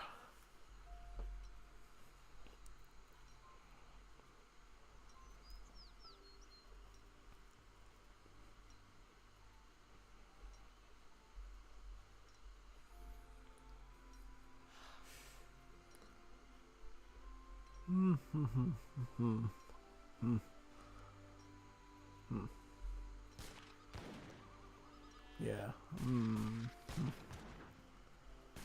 Just waiting for something to happen. Well, he is getting the... Is this the... Oh, that's Disciplined Ashigaru, so he's going for the musket. See, this is where trouble comes. You got like an ally that's basically just playing Farmville, and it doesn't matter what you're doing. He's got Daimyo, he's got Ashigaru. It just does not make a difference. It's gonna even go Industrial Age. Ooh, okay.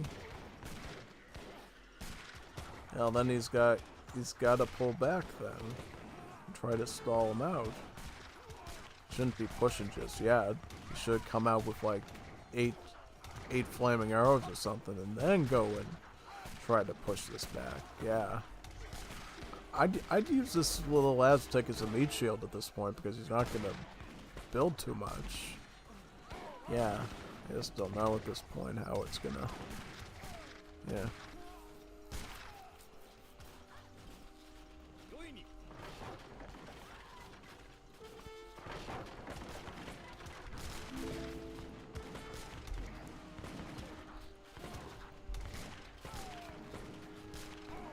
Took out his Daimyo. Oh, that's pretty good.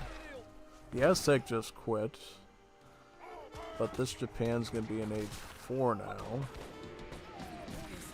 So what has he got? He's got Cherry Orchard. He's got some Nagis.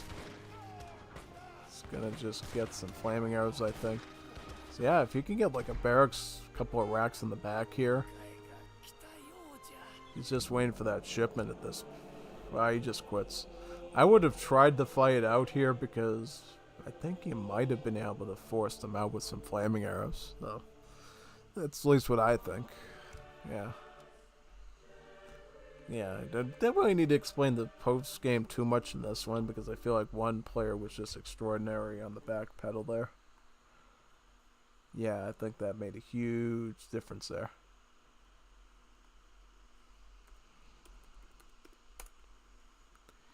Yeah, let me look for that death match though that Aaliyah was doing.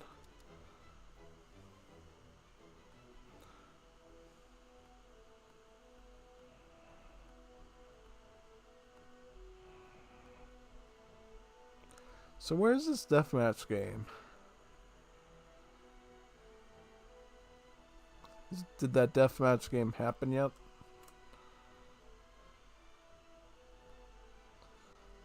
Let me ask him if it started yet. Find out from Aaliyah if his thing started yet.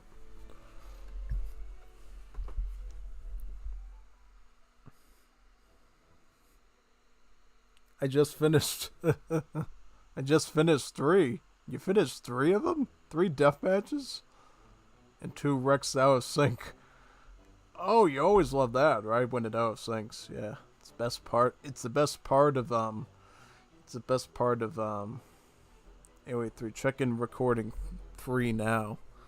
If the 3rd one doesn't out of sync, you'll probably be able to send it my way, and we'll watch that one next.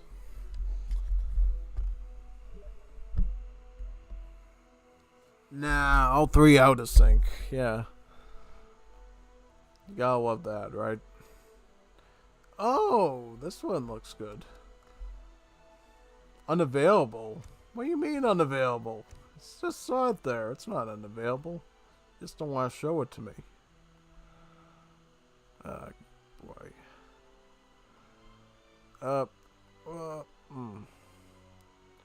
What's this? Is this like a 1v1?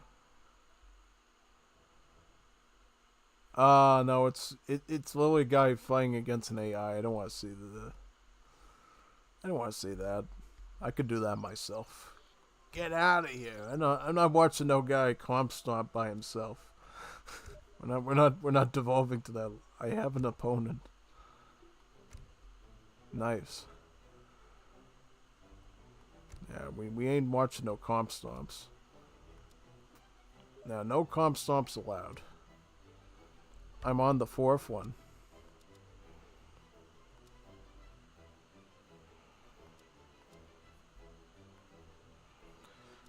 We see, actually, I see the 2 Japans facing off again against LPM and Terry the Great, so might want to see this one.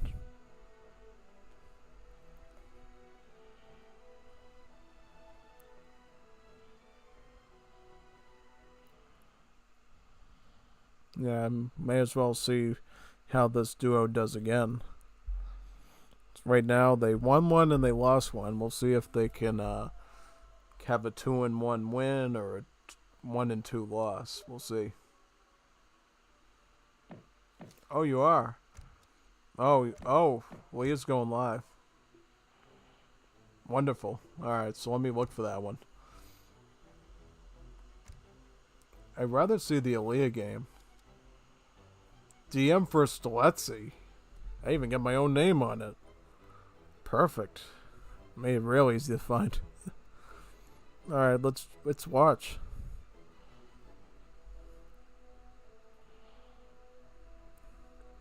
Please wait. But I don't want to wait. Just let me in. Let me in. Ottomans versus Japan. Okay, so Leah's running Ottomans this time. Okay, should be pretty fun. Was waiting for some deathmatch action today. Just get the fog of war off. All right. Wonderful. Oh, it's a 2-minute one? So be ready. I will be. Start banging the drums. This would be a quick one. Do do do do do do do do do do do do do.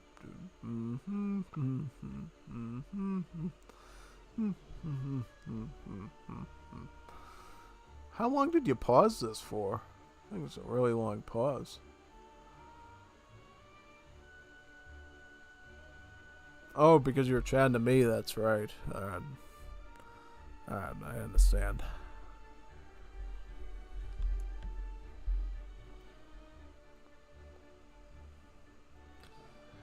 Alright, here we go. Here we go. I didn't pause this. Yeah, it's game pause. It's not me. Not me.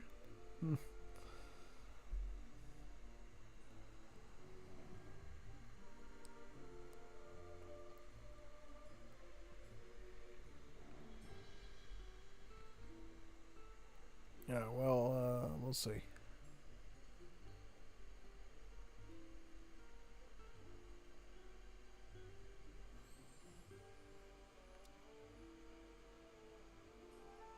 Here we go. All right, now we're cooking. All right. Just was trying to fast forward through all the pausing. All right. So here we go. Aaliyah's Ottoman versus Japanese from Ilganicus. Back to deathmatch, back to the good old church start with mercantilism. Starting out with a pretty interesting roster of shipments, 9 Jans, followed by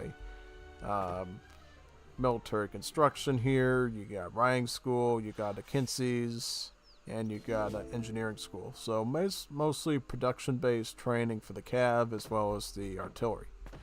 Shipping in some Jans to start, spamming lots of houses, getting up another town center. Whereas the opposing side, Japan, is gonna be doing, what's it look like? Japan hasn't picked a deck yet. Japan hasn't kicked a deck yet. Japan's making samurai. The man forgot his deck. What the heck? He forgot his deck. What the heck? I forgot my deck. What about deck, man? What the heck, man? You forgot your deck. Queuing up like one samurai. What is this queuing system? What is this queuing system, man? This guy's playing as slow as the guy that was doing Aztecs in the last game. Like, should be just making like 3 or 4 farms and just idly sitting there with a war hut. Guy's crazy. No, 6 samurai. Now he's starting to make some stuff. Alright. Okay. Now he's starting to make some stuff. But here comes the big Aaliyah horde of like cav archers and Jans. This is going to be pretty big.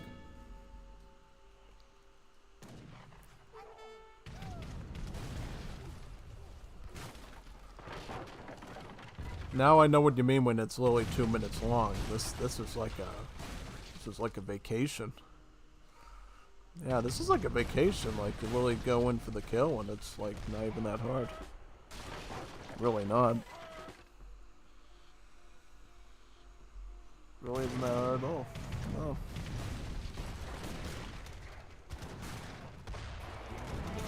Ooh, very interesting.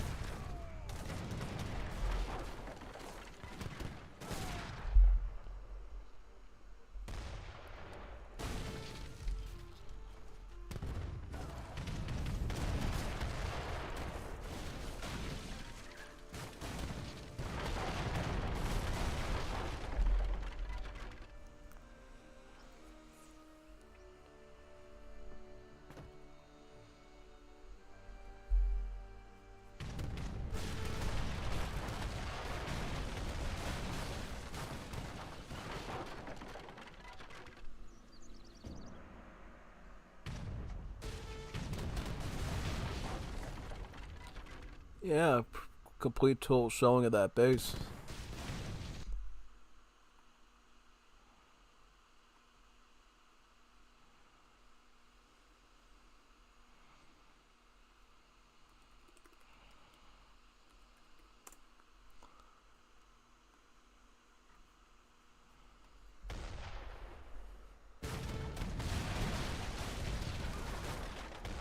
Total siege out there. Ooh. Spicy.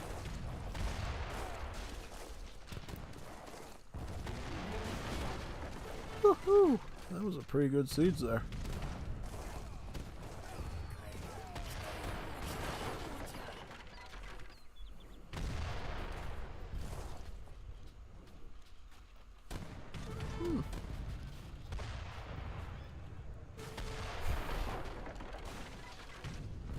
I bet you could be in this guy with like 1 bombard, probably.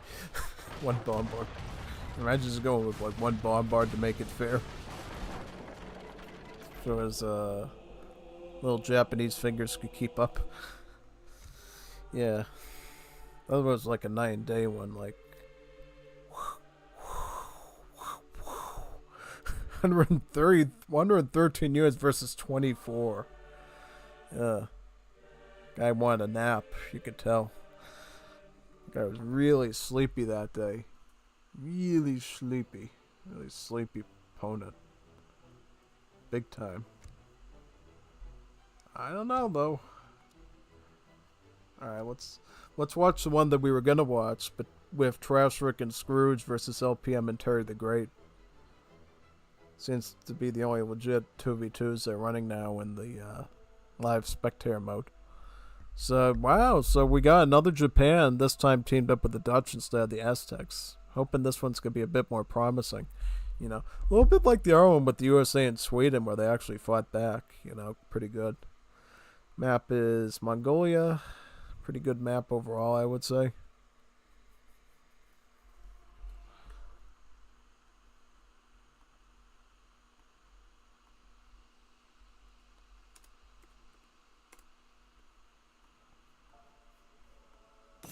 Yeah, was helping Rex Goodwin with some options. He was missing for a good number of weeks, including the time that Retool came out. Now I'm basically helping him with the options, so he knows how to set it up for the scenario editor. Yeah, I should probably show him like those little cool little skits I did with the scenario editor with the campaigns. Basically.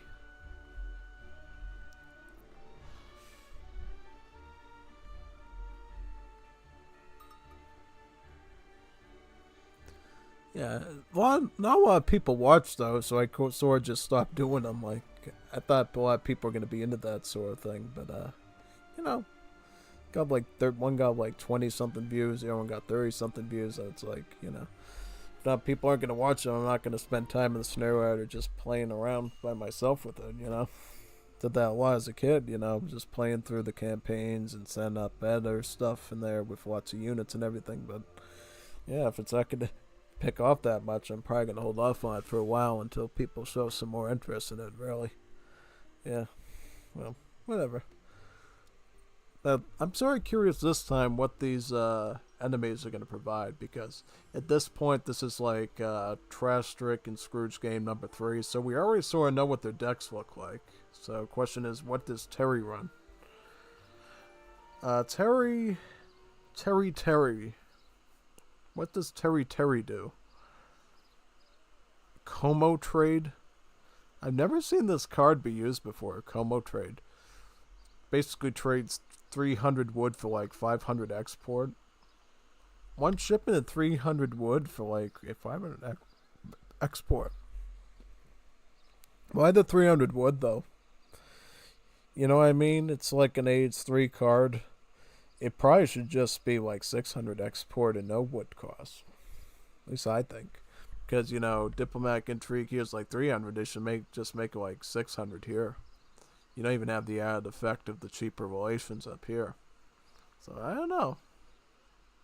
Is he running the Ronin card? He's not.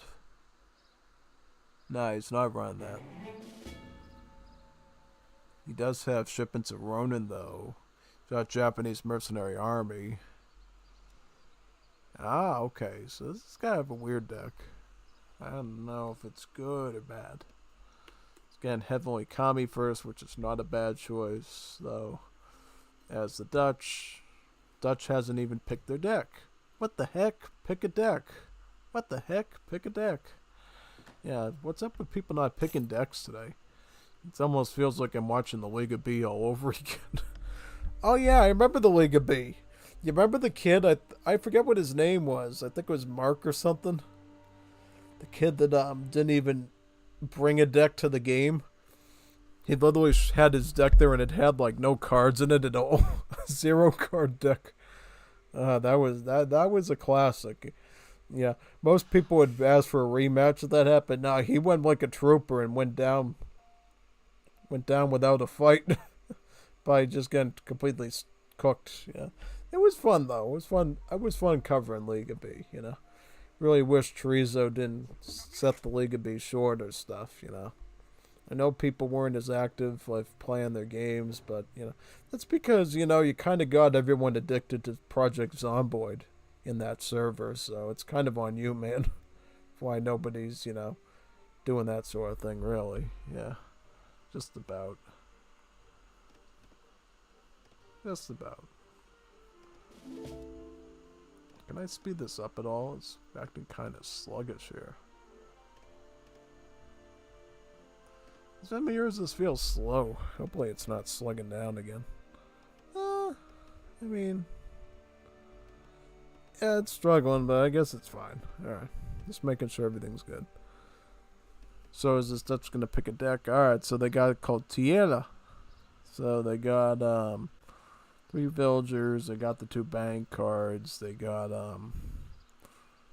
bank wagon, crates, pikes. So the deck is actually pretty solid, I would say. This covers all the high notes, I think, that you might want. Missing a rider shipment, though, that could be a problem. Swiss Pikards, though. Okay. Likes the military reforms card for the halberdiers. Gives them like a really good movement speed, but it makes them weaker against infantry.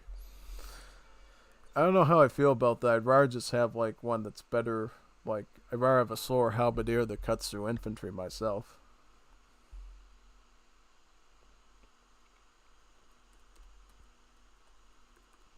Just told Rex windowed for the mode. That's what I have. I have windowed. Yeah. Yeah, I think for his sake, windowed is probably good.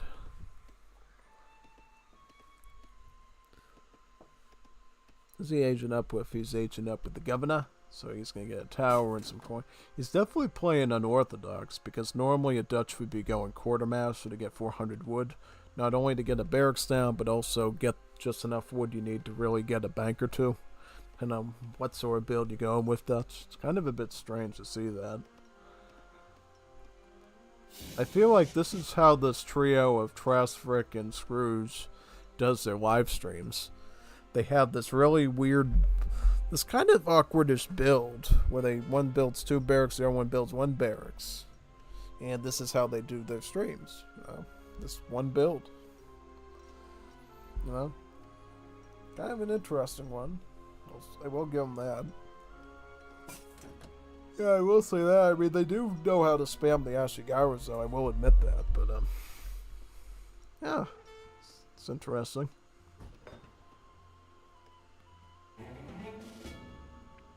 So what's Terry doing? Terry is getting his Tory gate up. He's gonna get 4 villagers, and they can send more 4 villagers as well. Gonna get a stable. So he's gonna fall right into their trap, because they're gonna go double Ashigaru, and he's gonna have like handcap. It's gonna just hurt so bad. Hopefully the Dutch backs him up here. If he doesn't, could have some serious problems there.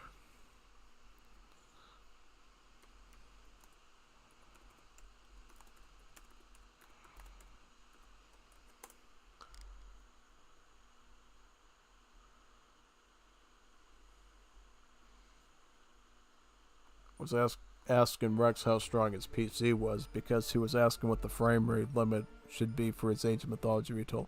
For me, because I do streaming and recording, I keep it at a mere 30 frames per second. If you didn't do YouTubing like I do, you could probably bring it up to like 45, maybe 60. But because my system needs more resources to do the recording and the streaming, I gotta keep it like bare minimum frame rate, just so it runs without stuttering and dropping frames. Yeah.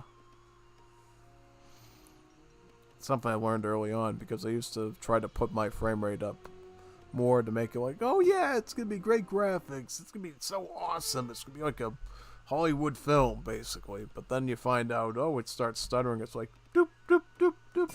Like, the frames aren't connecting. It's like going from one weird, awkward phase for like 30 seconds, and then it goes to another frame for like 30 seconds. It's like, oh no, I ruined the recording. And yeah, now I sort of know to stay away from big frame rates unless you want to show out another whatever monies to get a bigger PC at that point, like a real PC. Just running on a gaming laptop right now, so yeah, kind of a bit hard to work with otherwise. Again, the Azikura now. How about the other Japans? Again, the Azikura. This one's still aging up. This one's already aged up. Is he going to get his Azikura? Nah. It's kind of interesting seeing low ELO players like this sort of coming up with strategies, Kind of a bit of a difference from the usual Leah antics at high ELO rates. The demigod, petard plays and stuff. Only got to see 2 minutes of glory from him. And come on, Terry, don't pause the game. I'm not waiting for you to pause the game. I'm going to fast forward it.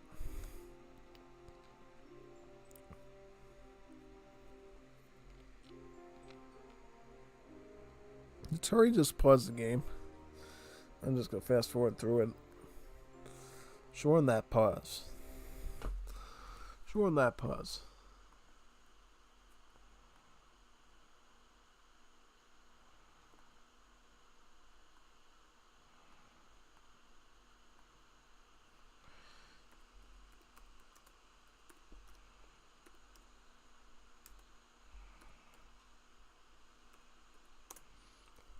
Yeah, I just let Rex know maybe 45 to 60 FPS if he's got a gaming computer.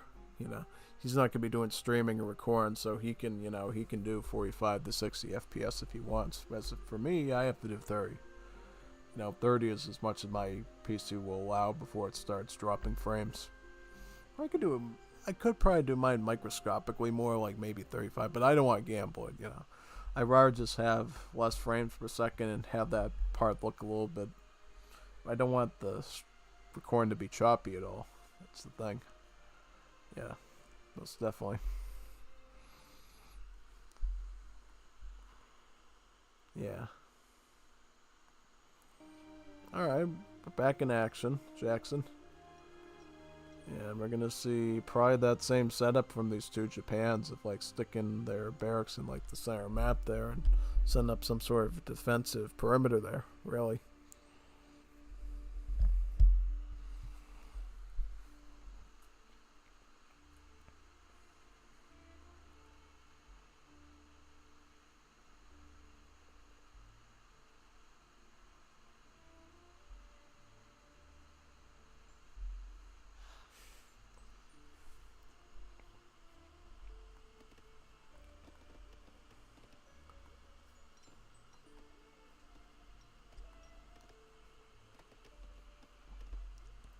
Terry the Great.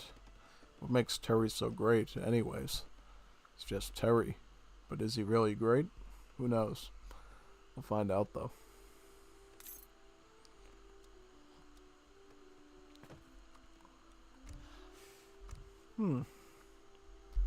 Watching these slow players almost makes me want to take a nap.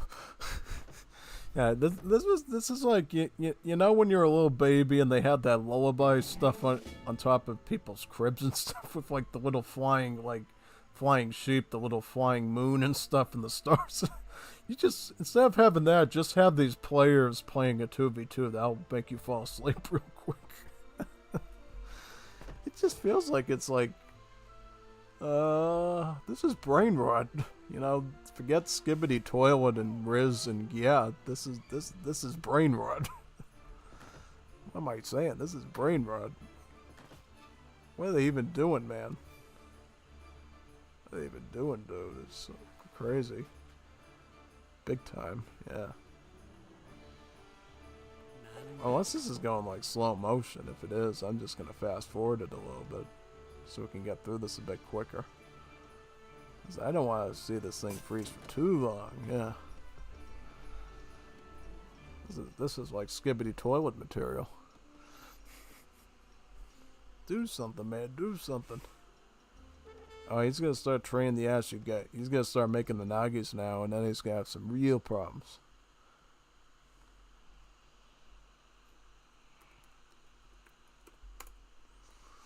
Just let him know the yep, highest quality textures for Age of Mythology Retold. Yep. Rex was asking what texture quality he should have. I said just go for the highest one. You know, you shouldn't have any problems with that if it's a gaming PC. It's definitely not going to crash his computer at all, I think.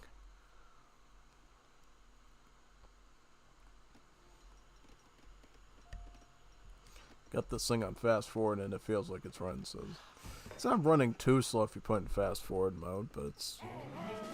Alright, so here's some Nagis here. And where are the barracks of the two Japans? Oh, so they put it more defensively this time, so it's all the way over here. Alright.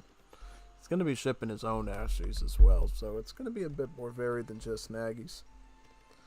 Question is, do the Dutch add any skirms in, though? If the Dutch add some skirms in, I think, yeah, they're going to have some good help there, but if not...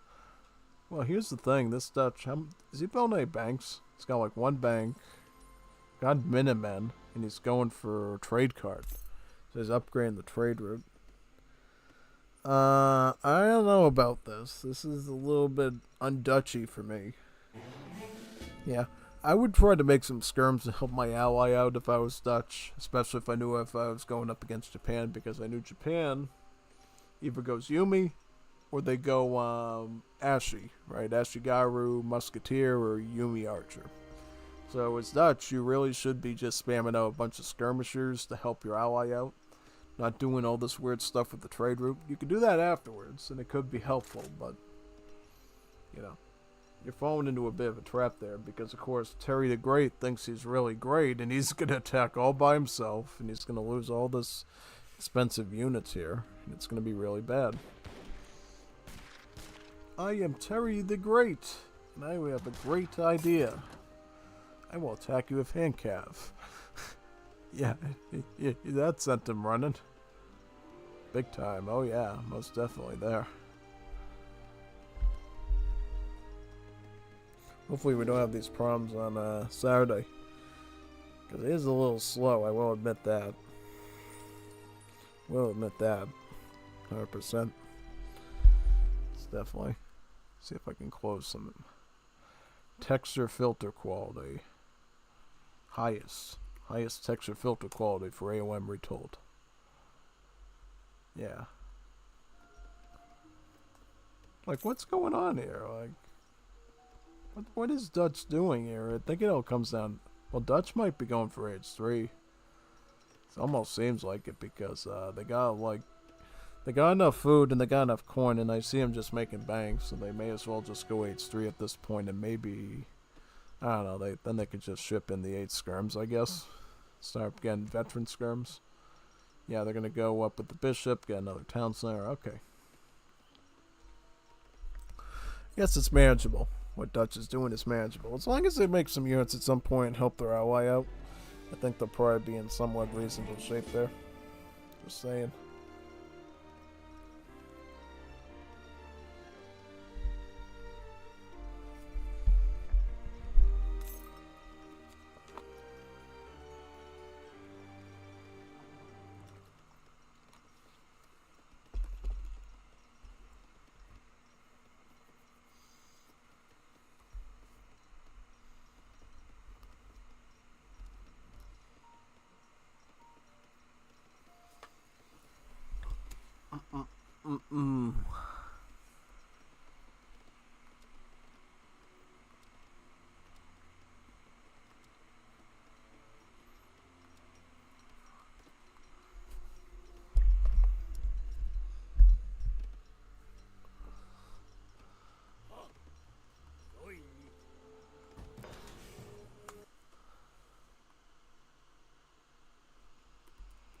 Highest quality terrain quality. Yep. Definitely want to use that in Age of Mythology Retold, yeah. Was telling Rex too that basically make sure that his terrain is highest quality as well. Because in general, since he said he has like a gaming computer, you could basically put them all up to like highest quality. Yeah.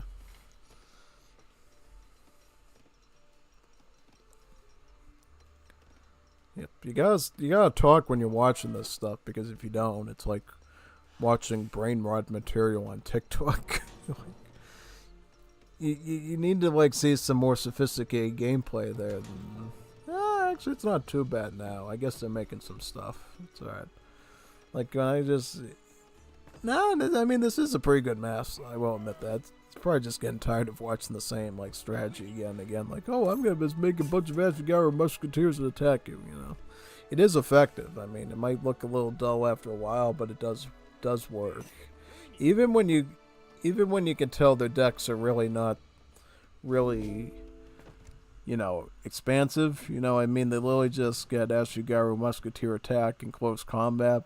No Nagi upgrades, no Yabasume, no Yumi. No. This one has the Flaming Arrow one, but that's about it. I mean, the discount, not even the hit point improvement. So, yeah. It's like an all or nothing approach. Just spam a bunch of Ashigarus in like Age 2 or just lose, basically. Yeah. Seems like it. Seems like it almost. Okay, this just got really weird. The man is making Tatar archers with Dutch. The man is making Tatar archers. Why is he making this? What is this? You know your opponent's Japan, right? Like, you know there's a chance of them going Nagi as a start is like slim to none, right? What is this? He just did the totally most unexpected thing. I thought he was literally gonna go he was basically gonna go with Skirmisher, right? Which would have made a lot of sense. But no, he just went with Tatar Archer. And what if he grabs like another one of these sites and gets like Shaolin and stuff? Then I'm gonna be really weirded out. Grabs more of these Tatars, yeah. It's like I think he might think it's some sort of elitism thing, like, oh, if I could make light cav in like H3, that's so OP.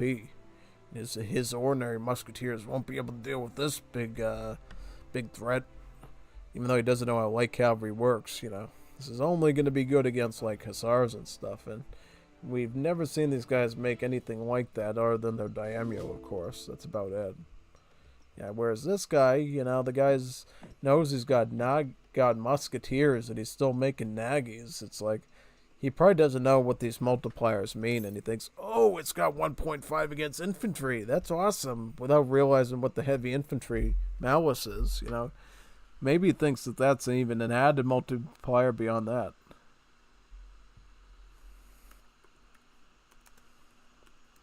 I mean, at this point, I just told Rex that I prob for gaming PC. Yes, yeah. Prob for gaming PC, yes. Definitely if you have a gaming PC, you can usually put all the stuff on retold to the highest settings you usually can, As long as you're not streaming or record, like I said before.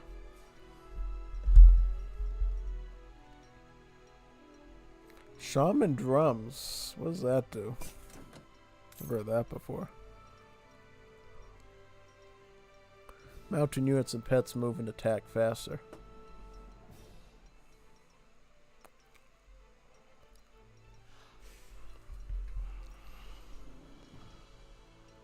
This is basically turns your stuff into mango dye, pretty much. Pretty interesting. Veteran Ashigaru, veteran Nagis.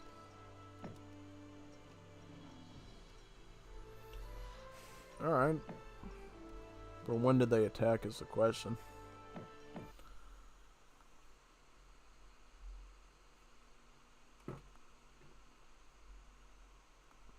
Very interesting indeed. Definitely want to go back to recordings, because recordings are a lot quicker than this. I feel like this thing is slugging because it's on live. Thing is though, I don't even have Chrome open anymore. Like I had open an hour ago, and it was moving at a faster speed than this. Now it just feels like it's slugging super slow. Yeah, very strange indeed. Probably after this one we'll call it quits.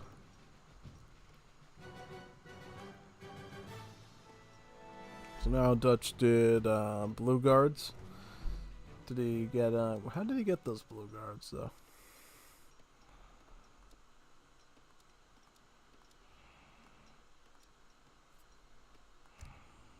So he got him through the... How's he training these? Did he get them through an age up or something?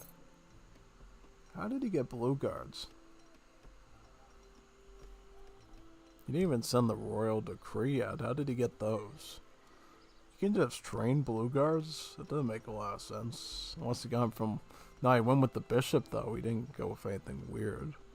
Oh, he's from Japan. It's from the consulate. Ah, okay. I thought for some reason the Dutch was making those for some reason. Yeah. Alright. That's what this sort of match does to you when it's this slow. It just slows your brain down to the point that it can't move anymore. Going double dojo with the Yumi army, though. That's pretty interesting.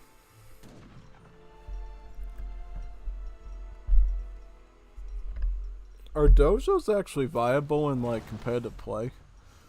I never quite figured that out. I know you can use the dojos in Wars of Liberty pretty well because they make immigrant battalions that you normally can't train directly.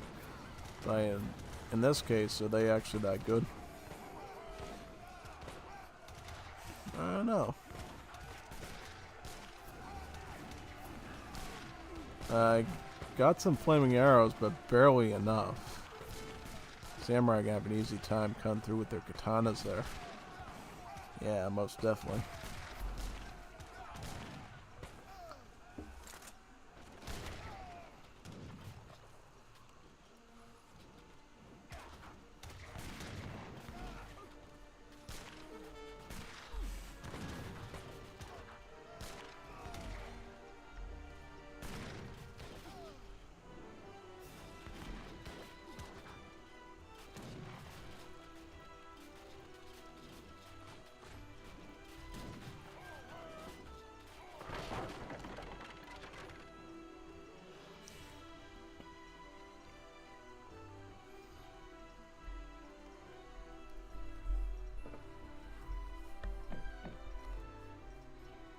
Yeah, now they're gonna start pushing on this Japan, who's totally unprepared for it because he's literally just run dojos with Yumi archers in the back.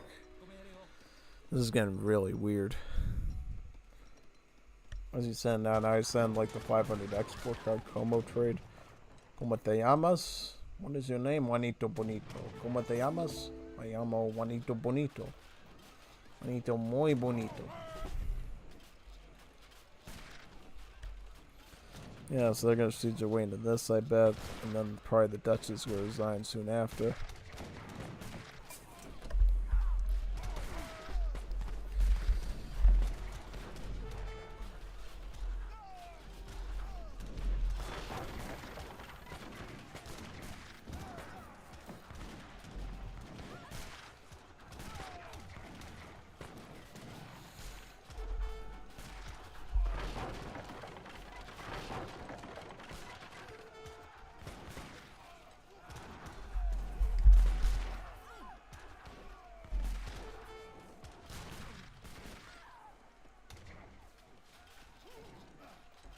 Now they're gonna take down the dojo over there.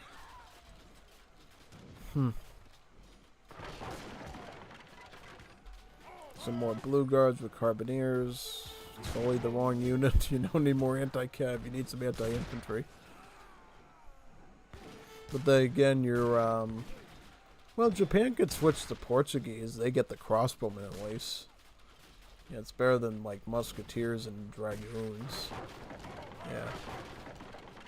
Very strange indeed.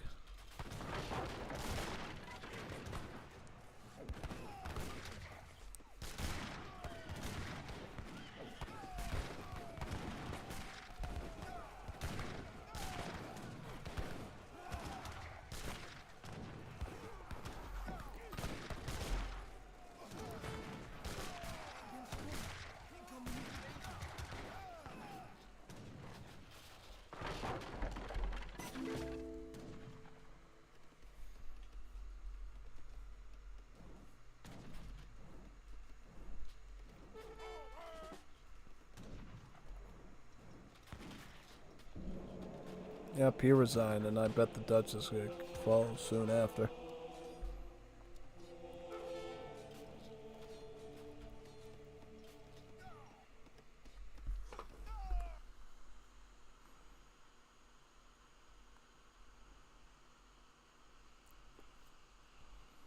Obscured unit alpha. What?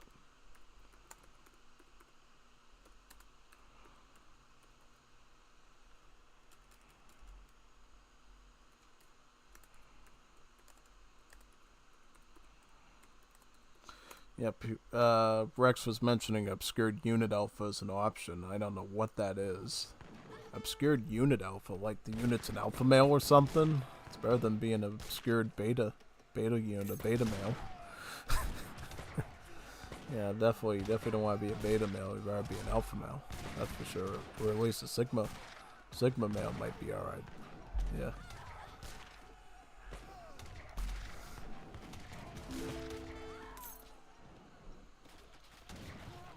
So he's got a Fort wagon. He's still making these Tatar. He's making wolves and Tatar archers. What is this guy on?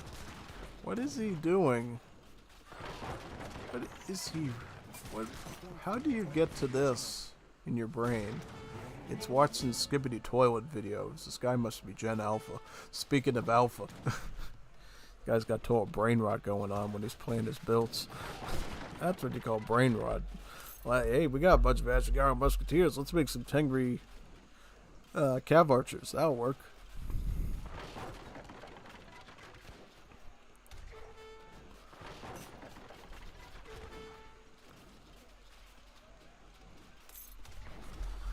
Yeah, I mean, alright.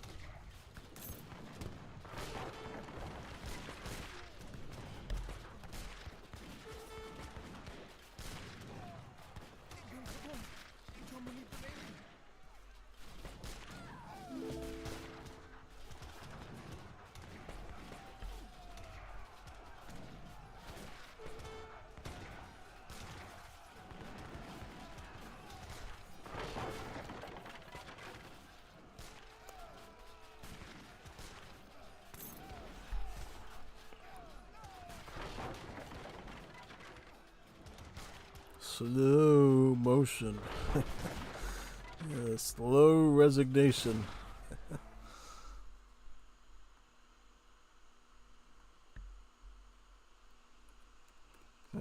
Sounds good.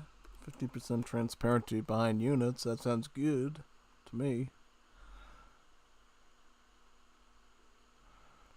Doing an Empire Wars 1v1 ranked Empire Wars following Treaty 20 build order.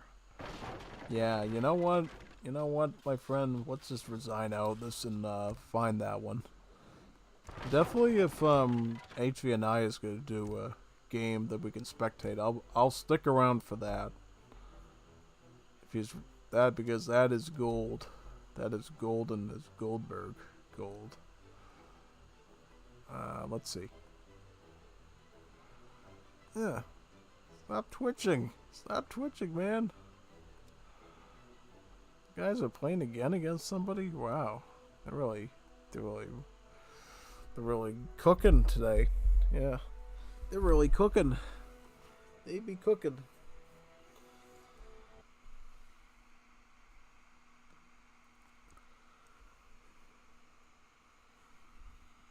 Got a ton of natives. Nice. Be waiting to see if it appears on here. Just keep refreshing, I guess, to see if we can find it or not.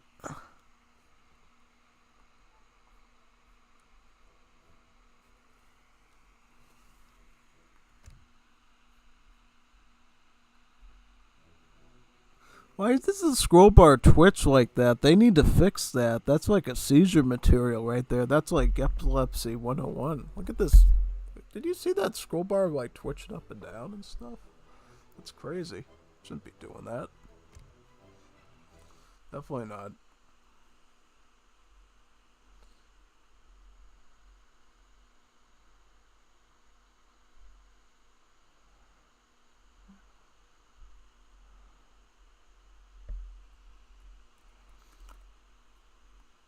Tell them the anti-alias thing should be good in the panel.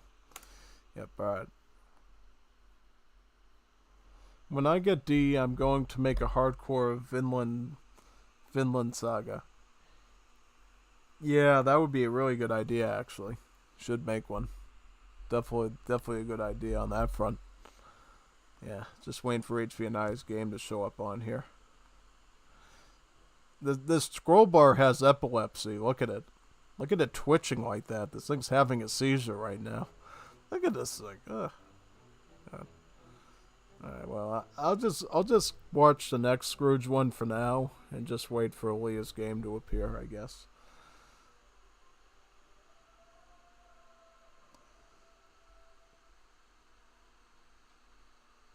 Yeah, we'll just see this one for now. Okay, so this time it's going to be 2 Swedes and 2 Japans against each other. Alright.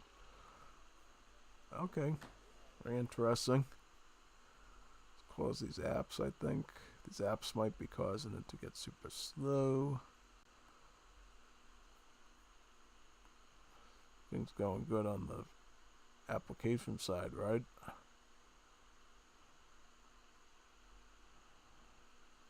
Then you'd play it too, I believe. Yeah, I would play it. I like those theme of scenarios called Finland Rama. Yeah, he did. Shared an image. He did. Oh wow! So he tapped out. That's not good. Never want him to tap out. It's definitely not good.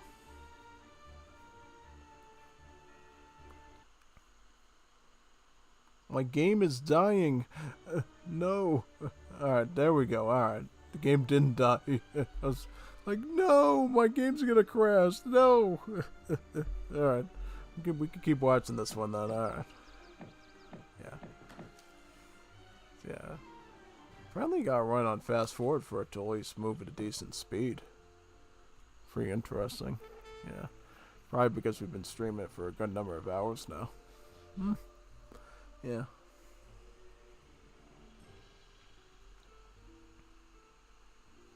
Hopefully we don't run into this mess when I do my production on Saturday for Restock TV. That would be a total mess. 7.5 hours of this slow movement. People lose their minds watching that.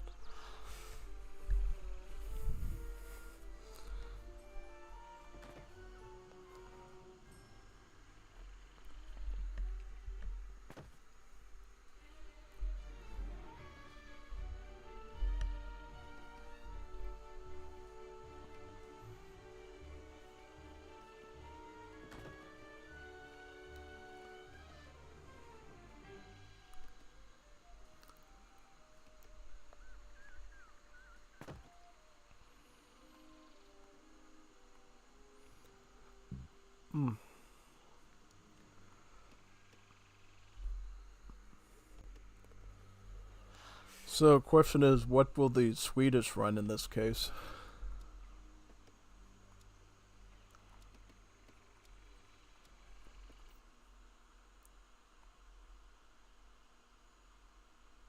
We'll see the decks right now. So, well, this is Japan. Let me get the Swedens. Well, they don't quite have a shipping yet. This is like a really slow movement speed. Yeah, look how slow this is. This is crazy. Gotta love live recordings, right? Yeah, live recordings. No, recordings are awesome. This is live. This is like live spectator mode. This is super slow. Super duper slow. Yeah. Anybody have any interesting topics other than the Vinland Saga stuff to talk about? You know, this is the perfect time to like talk about stuff, you know, when the game is moving this sluggish. This is when, you know, people should be chatting about stuff, you know, to pass the time. Because I think, you know, you'd have a quicker time getting a bowel movement out than you wait for these guys just to get one shipment. Yeah, probably.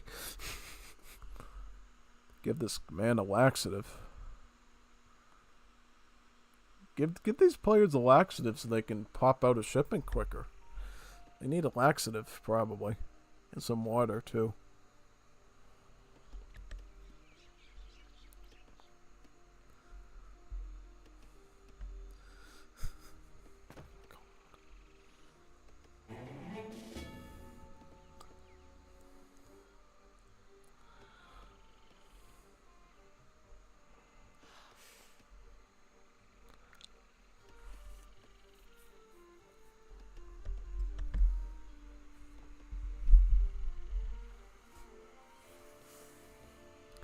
Very strange indeed.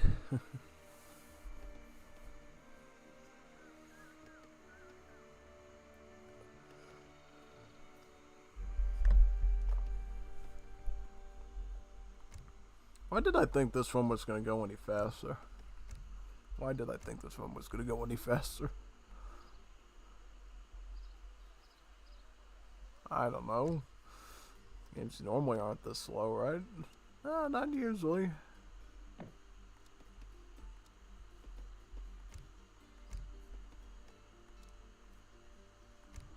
I want to know what these guys' ELOs are for the people that they deal with. Probably like an ELO of like 800 or something, I would think. Something pretty on the small side.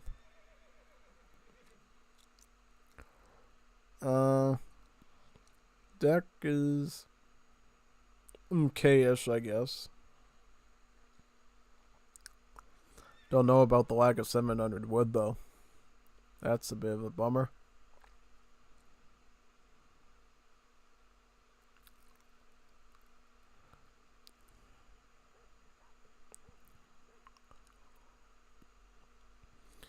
Yeah, that's a little bit off, I think.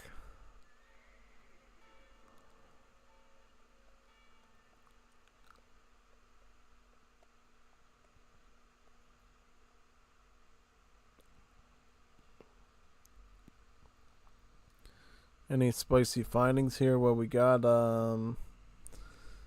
this card here. Flying Grenadiers.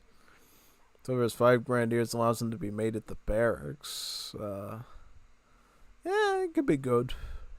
Basically, it turns into Wars of Liberty where you can train Grenadiers at your barracks. Only these Grenadiers are like old school Grenadiers, right?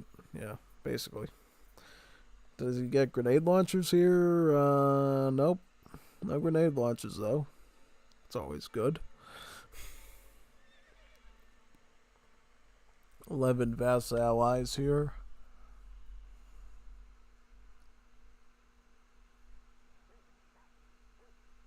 Interesting.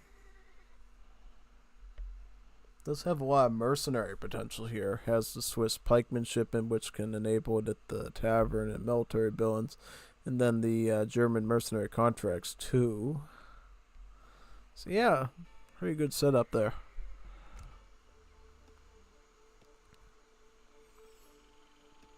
How about the other Sweden though? Let's see our Sweden running. This one hasn't even picked a deck yet. What has this man got for like decks? Treaty native. Are these all standard decks or something?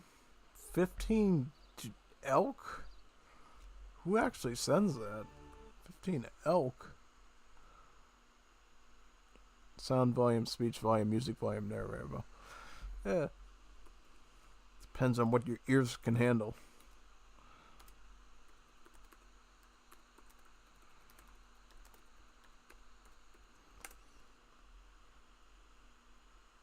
Depends what your ears can handle. I love cherry orchards in age 1 and 2 with Japan. You can abuse them 20k with 3 cards. Oh yeah, that's totally true though. I mean, the cool thing about cherry orchards is with other civs, they have to hunt. So you need to learn a whole new skill of herding with those civs to be able to keep the hunts near your base and avoid getting raided like crazy, right? As for Japan, as for these Japan players on this side, they get to just sit right next to their town center here and gather from the cherries, you know? Whenever the Yulans go Fittilidis into your base, just pull these villages off and they're right next to the town center and they can garrison right in, you know? If you're dealing with the civ it has to hunt, right? Your hunts are all the way over here and you might not be able to herd them in time. You might not be lucky with the herding pathing that day. And guess what? They're going to get the Anglev Indian Kampf Yuan raiding threat right over here. So basically, Japan gets an automatic advantage just by the fact that they have the cherry orchard, you know? Because they can dip into their town center pretty quickly, whereas the civs that have to do hunting, they don't get that luxury unless they can herd pretty well into the town center.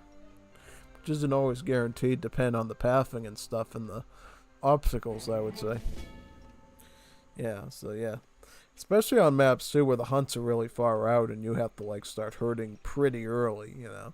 You might be busy, like, fighting for treasures and stuff, so you might not be able to herd that in as best as you thought. And then, you know, Hussars become an immediate threat along with the Yuans at that point. So it's pretty dangerous, you know. Pretty fierce at that point. So yeah, definitely a good point there. And certainly, too, you can boost them up with Furrier. And yeah, they got the technologies. The market, of course, would help with the cherry orchard gathering. It's really powerful.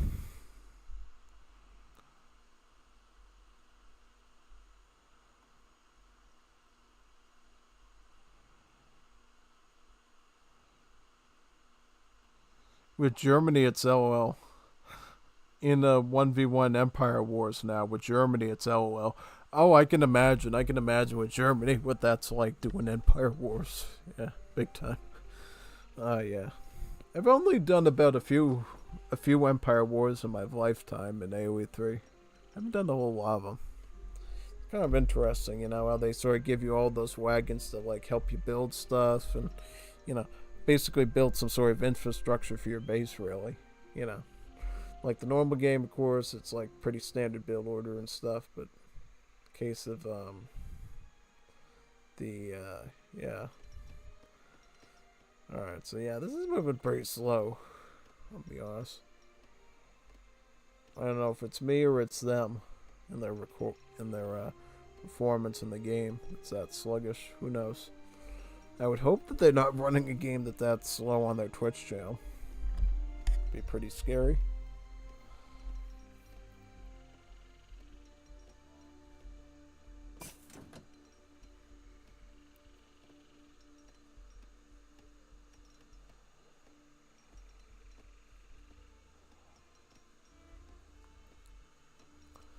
What wonder? I wonder what it is. Is it gonna be Tory Gates or? Yeah, probably Tory Gates. Shogunate. Going with the Shogunate. All right, that's a bit different.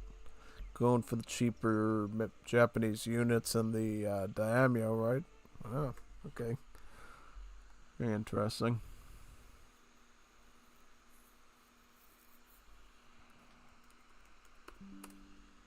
Perfect. Yeah, I was helping Rex figure out what volume he should have his game at. I said, whatever your ears can handle. He gave me some numbers. Like, yeah, that works. That's good. You know. Because I think stuff like that, it's like really up to your personal preference. Do you like to hear like talking like this versus talking like this, like that? You know, like it's whatever your ears can handle, basically, when it's game volume. You know, how lively do you want it to sound, basically, like that? You know what I mean? Yeah, basically. I knew when I was younger I liked really loud volumes. Yeah, but now I don't have any volume. It's kind of messed up. Believe it or not, you are actually hearing the game volume, but because I'm doing my audio through the monitor, the LG monitor, and I don't have a sound system hooked up to it, I actually can't hear the sound that it produces. Only you can. Just pretty weird. It's kind of like a weird enigma, right?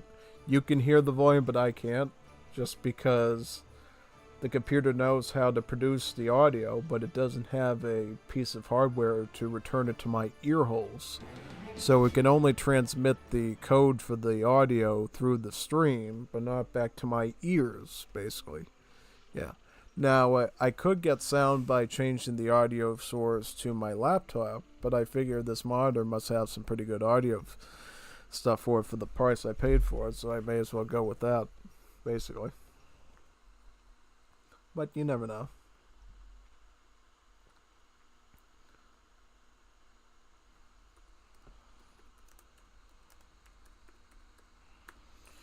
Yeah, Rex was asking me what map should he make, Fires on Olympus or Eric the Red. Probably Fires of Olympus. Oh, look at this attack here. This is pretty tough. He went with Gustavian Guard with the Royal Arquebusier. Hey, this is pretty good. This Sweden, he's rocking it. He's making them kneel. This is awesome. He's making them kneel. This is so good. And all their barracks are back here, and can they even afford?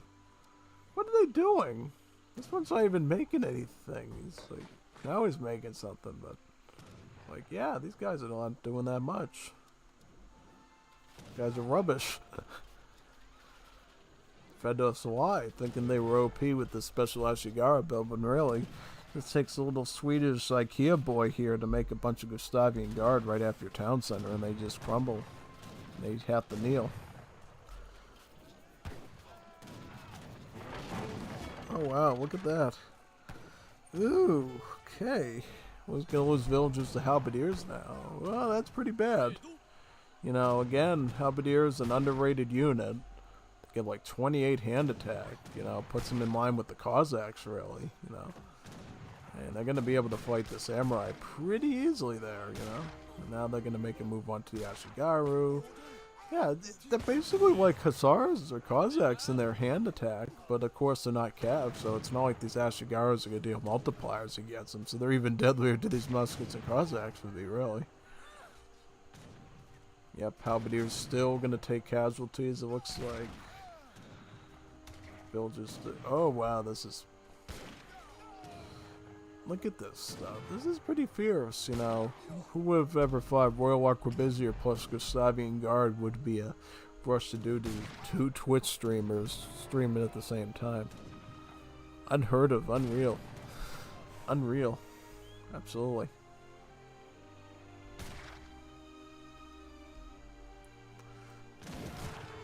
Taking out villager, is that right? A villager? Yeah.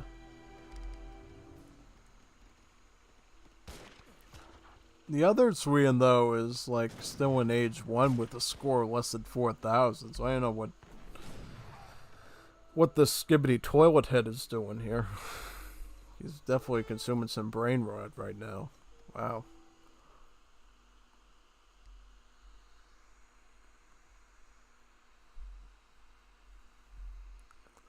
Yeah, I mean, look at this. Look at this guy. He's still in age 1 and now he's making a dock.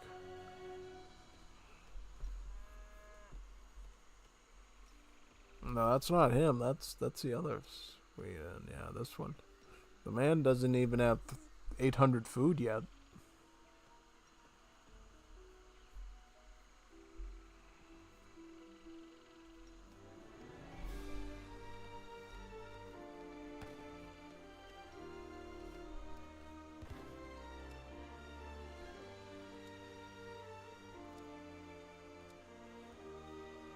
Going for Dominions now, followed by 700 coin. So this might be a 2v1 here. You know, this Sweden duking out against these two here. Did pretty well with that big mass of like halberdiers.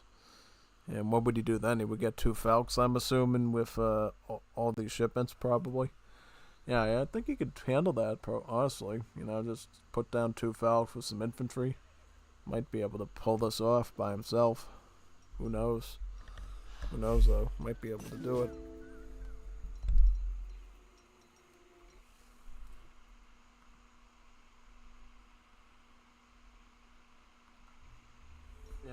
Yeah, I definitely think after this match we're calling it quits. I definitely don't want to see another, what's his name? Uncle Scrooged him in Trash Strick because he's literally trash. This game speed is rubbish.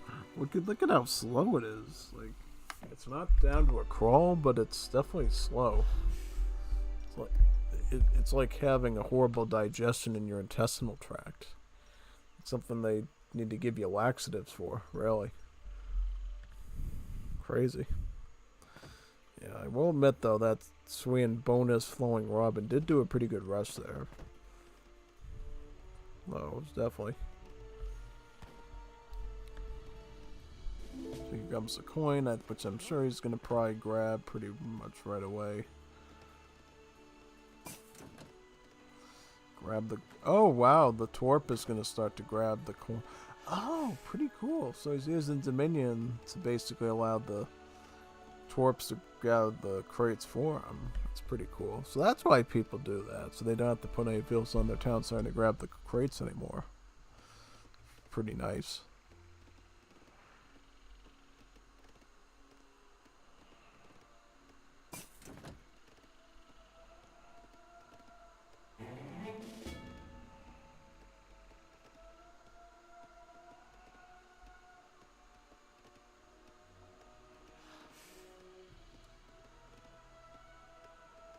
Should be able to age up now, I would assume.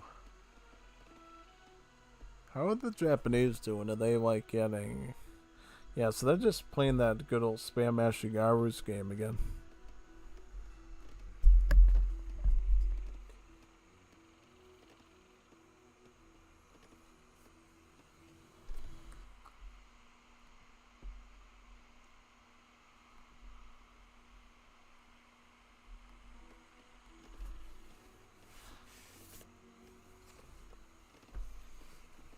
I don't know what to do after this. Am I gonna do like some Plant vs Zombies Heroes decks? Probably want to try one out tonight, and then maybe do some AOM Retold or something with Rex.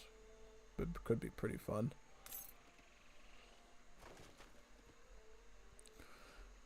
Definitely gotta eat something after this conundrum. I don't know what though. What time is it? So it's not quite 10 yet. I don't know what I should have. Should I have like chips or a small sandwich? I don't know. Something. Work up an appetite watching the slow motion live game for sure. For hungry, sure. Yeah. Yep, taking over the mine, that's good. Usually what you want to do. Yeah, see, this Swede knows what he's doing. That's definitely the big difference here. This is Swede knows what he's doing, and this is his special younger brother right here. So special. He has enough food, but chooses not to age up. Just build walls. This villager again destroyed by Shinobi. Yep, Fallen Robinson age 3. Yeah, I think this swing could probably win by himself once he gets a shipment. He's gonna get 2 Falcons. And he might actually end up training some infantry with that, and that would probably put him in a winning situation, I think. Personally.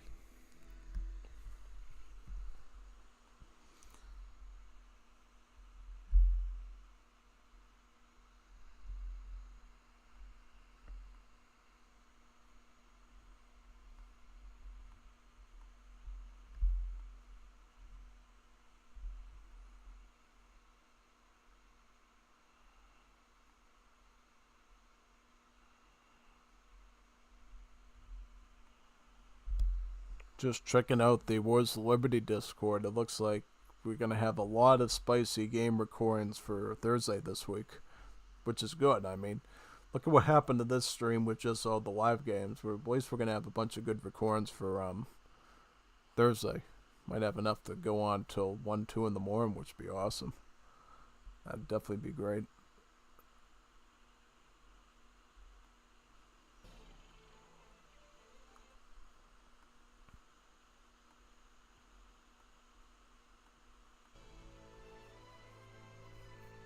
Yeah, just as expected, it's just going to go infantry with Falcons. Let's get some barracks units out, and then... So where's the Falcon come from? You better not spawn the Falcon here as he's toast. He did spawn the Falconets there. Now he's going to start shooting at it. That's one way to lose. So I thought this guy had it under control, and I guess not. I guess he didn't have it under control. That's one way to be out of control. Is that. Big time. Yeah. Well. Can't always have it your way, I guess. Sometimes you just have really bad spawn points. Yeah. Yeah, so,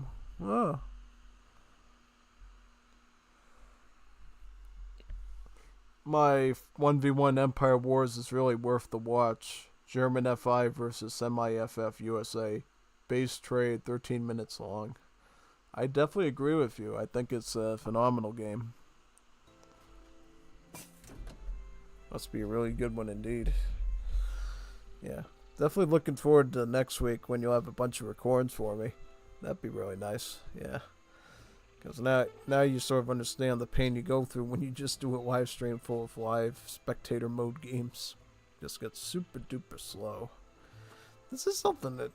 I remember this happened too to one of the other person who was doing production after me. Like, they had me do it the other week. Like, oh yeah, we'll figure out why your game's so sluggish. And then Horsefeed went in there to do it for ESOC TV. And then it started slugging on him too. You know, so it wasn't just me. And then we figured out it might be Chrome, but now I don't have Chrome open. I don't have Chrome open right now and it's doing this. So I don't know. I don't know what's going on. It does not seem normal. Absolutely not. Going up with the largest edition? Where's he gonna get then? Barracks. Right, it does have like heavy cannons in there. Got like heavy cannon. Yeah, you could probably blast that really easily.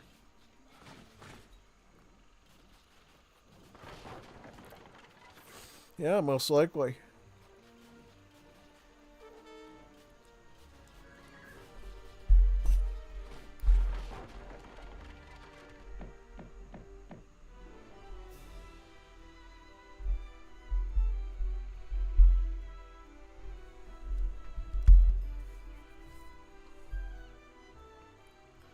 Line Grenadiers. Card I've never used in my life before. Oh, Line Grenadiers. Make Grenadiers at your barracks. Save 100 wood from a foundry to a barracks. Ooh, that's really awesome, man. And Sweden #2 finally reached age 2. That's super good for him.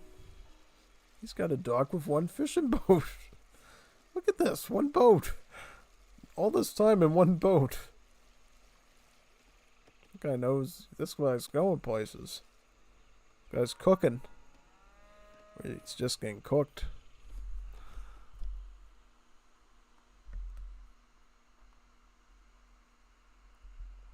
Oh, we got recording. You know what? Screw this. We're leaving. We got a recording finally. We got a game recording. We're gonna do that. Gonna cap it off with something good. But 1 second, I have to answer that call. 1 second. In the meantime, I'll download the game so we can get right into it.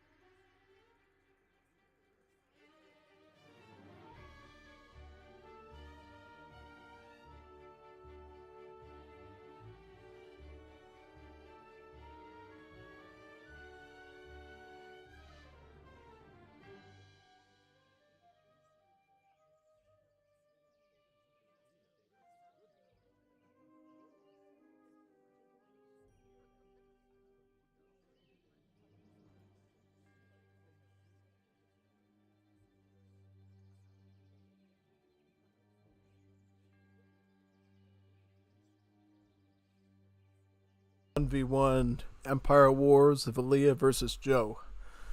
This is the first real game in sight after walking through the desert of laggy, slow live games. We finally reached the oasis.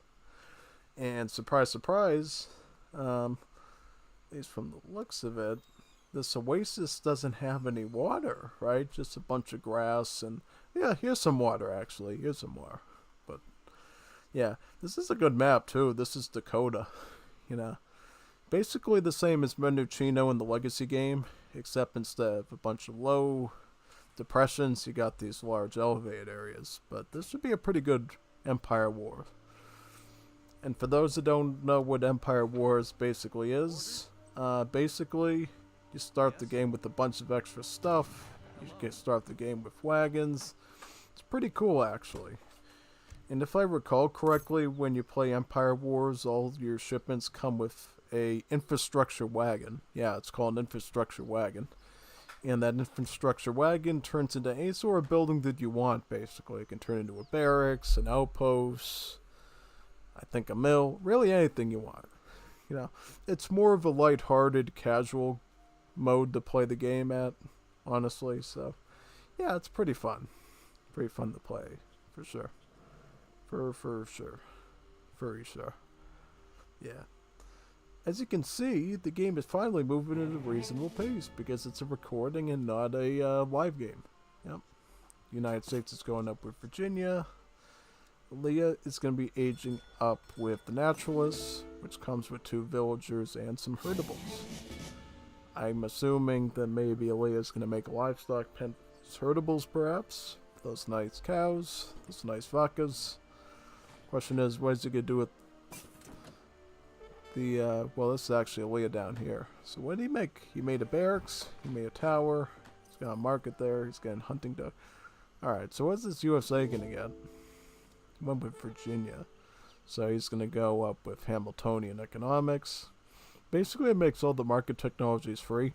And if you did end up paying any resources for market techs early in the game, it refunds you those resources, basically.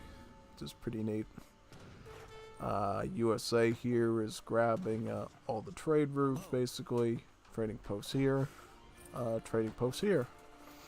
Also has going to be building a trading post here and a trading post here.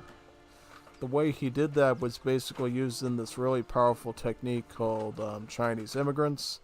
Basically, it delivers you a trading post rickshaw, and then as soon as you build the trading post with that rickshaw, it adds a levied ability here that lets you make another trading post rickshaw from it for free, which in turn can make another trading post. So basically you take over the entire map like a disease of Chinese rickshaws, basically, and you know, it's a great way for just taking over all the trade routes, all the natives, and just sort of setting up yourself for a good macro overall, basically. And what was that? Basically got the Springfield Armory. So basically that's going to allow United States to essentially research all the arsenal techs for free, be it at a slow rate, right? So you better not need those techs right away, man. Better get clicking, you know? But at least we'll get them for free, which is great. Joe is going to use one of his infrastructure wagons to put a tower up right here in front of Aaliyah and make his explorer go away in a retreat.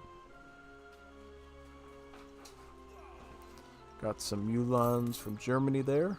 Going jawohl, jawohl. Military wagon coming down right here to make a barracks to potentially defend against Ulans. Let's see what Germany's up to now. We haven't checked on Germany too much. So Germany is in the process of probably aging up now.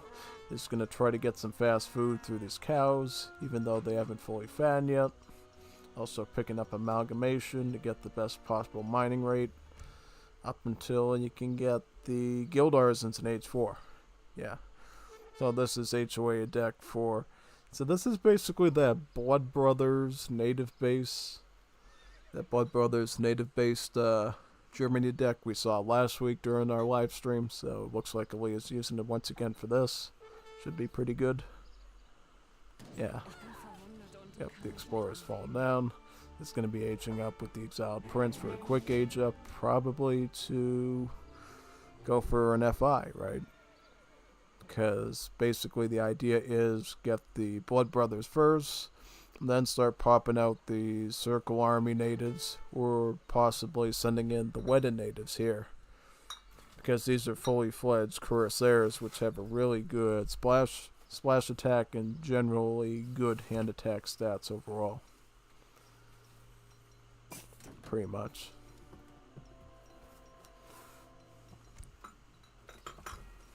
And what is USA going to do? USA has, well, looks like right now they're just focusing on getting more villagers for now, but they might want to go up to age 3 pretty soon themselves. Do they have rolling artillery? Yes, they do. So they're going to be rolling in lots of Gatling guns, probably to deal with whatever sort of infantry Germany might make. They do have 7 sharpshooters to help against infantry and light cav. They could send the Ulans here, which is another promising option as well. We'll see, though. Putting the second town center from Bishop on one of these 4 quadrants of the map is totally a la carte thing to do from the Liga.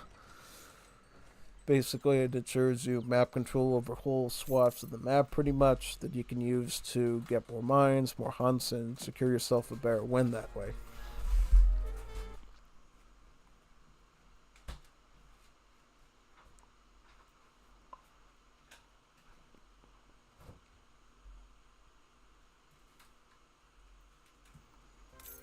Nice. Aging up in New Hampshire to get access to a nice early factory, which is always nice, as well as French Canadians, which will let you get access to the Napoleon cannons from your tavern, which is nice too. Yeah, I mean, New Hampshire's a pretty industrialized HIP option, I would say, definitely, which I think is pretty interesting, you know, if they focus on that aspect, you know, while also making the French Canadian references with the card.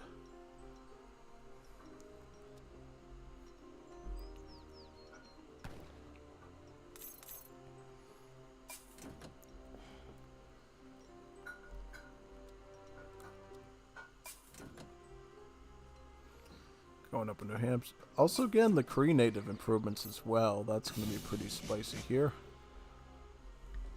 Yeah, most definitely.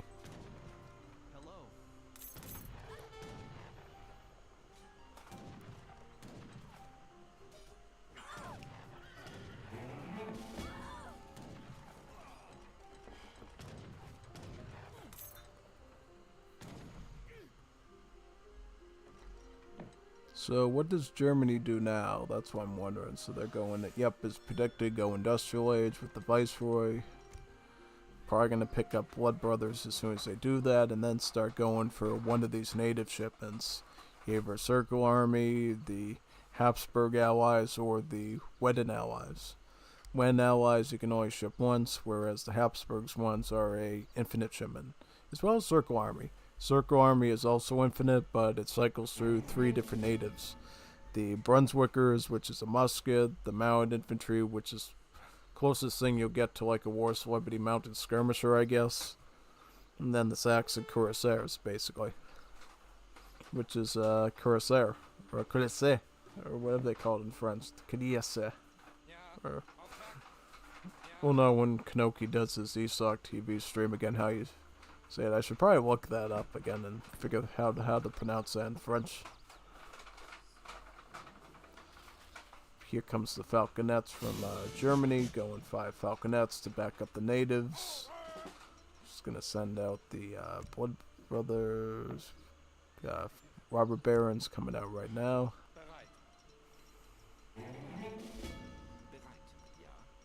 Empire Wars wagon here.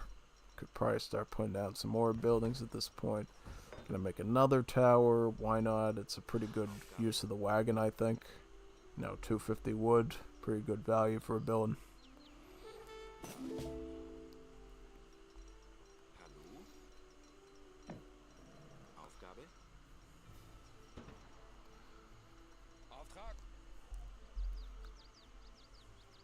Just have to wait for the tower to go down there.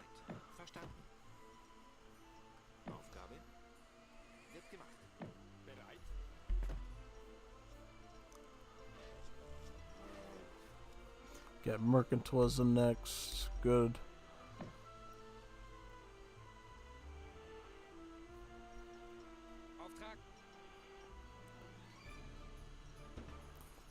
So not getting... Oh, here comes the Blood Brothers. Here comes the Blood Brothers. Might just get the factories. Yep, got the Robert Barons first. Gonna get the factory next. The reason he's doing that is so he can back the natives up with heavy cannon, right? So it's not just going to be a bunch of generic native units, he'll actually have some heavy artillery to back them up. Gonna maybe make in horse artillery as well. Interesting. Here comes the Polish Winged Hussars. Royal House of Vassus, so those are basically going to be a guard level Winged Hussar as well. Also queued in some of the Uhlans as well for a bit more handcap. So it isn't going to be going Blood Brothers, it looks like. Going to be mostly be going with just good old anti-infantry artillery followed by some handcap. That should be a pretty swift... Well, let's see. What does USA got? 2 culverins, right? No, 3. Let me select that.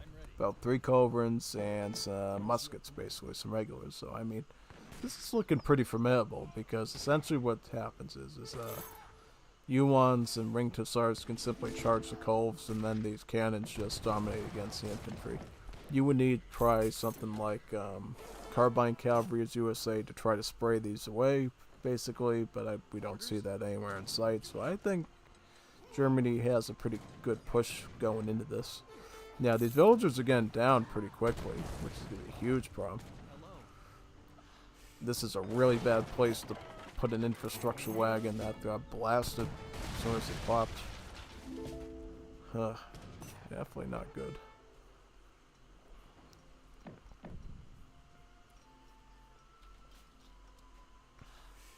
Bereit? Jawohl. Auftrag? Verstanden. Atakujmy! Naprzód!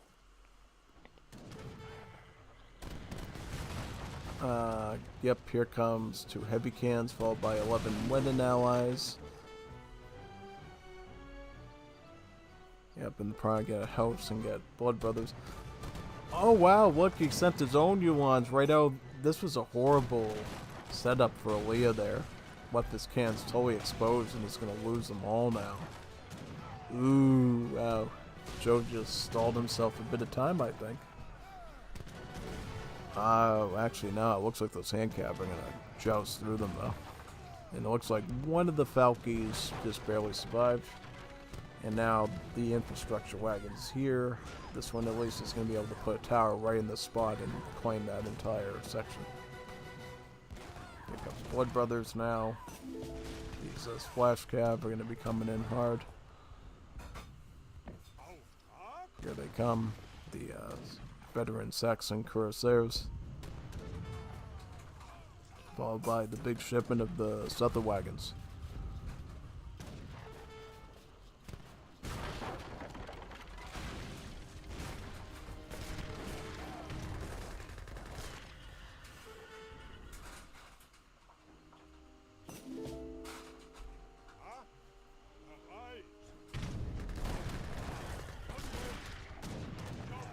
Alright, looks like splash attack is going to cut through this line of infantry here.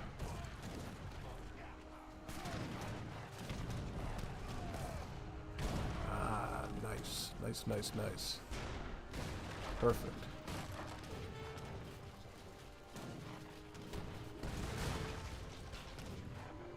Perfect. Good one.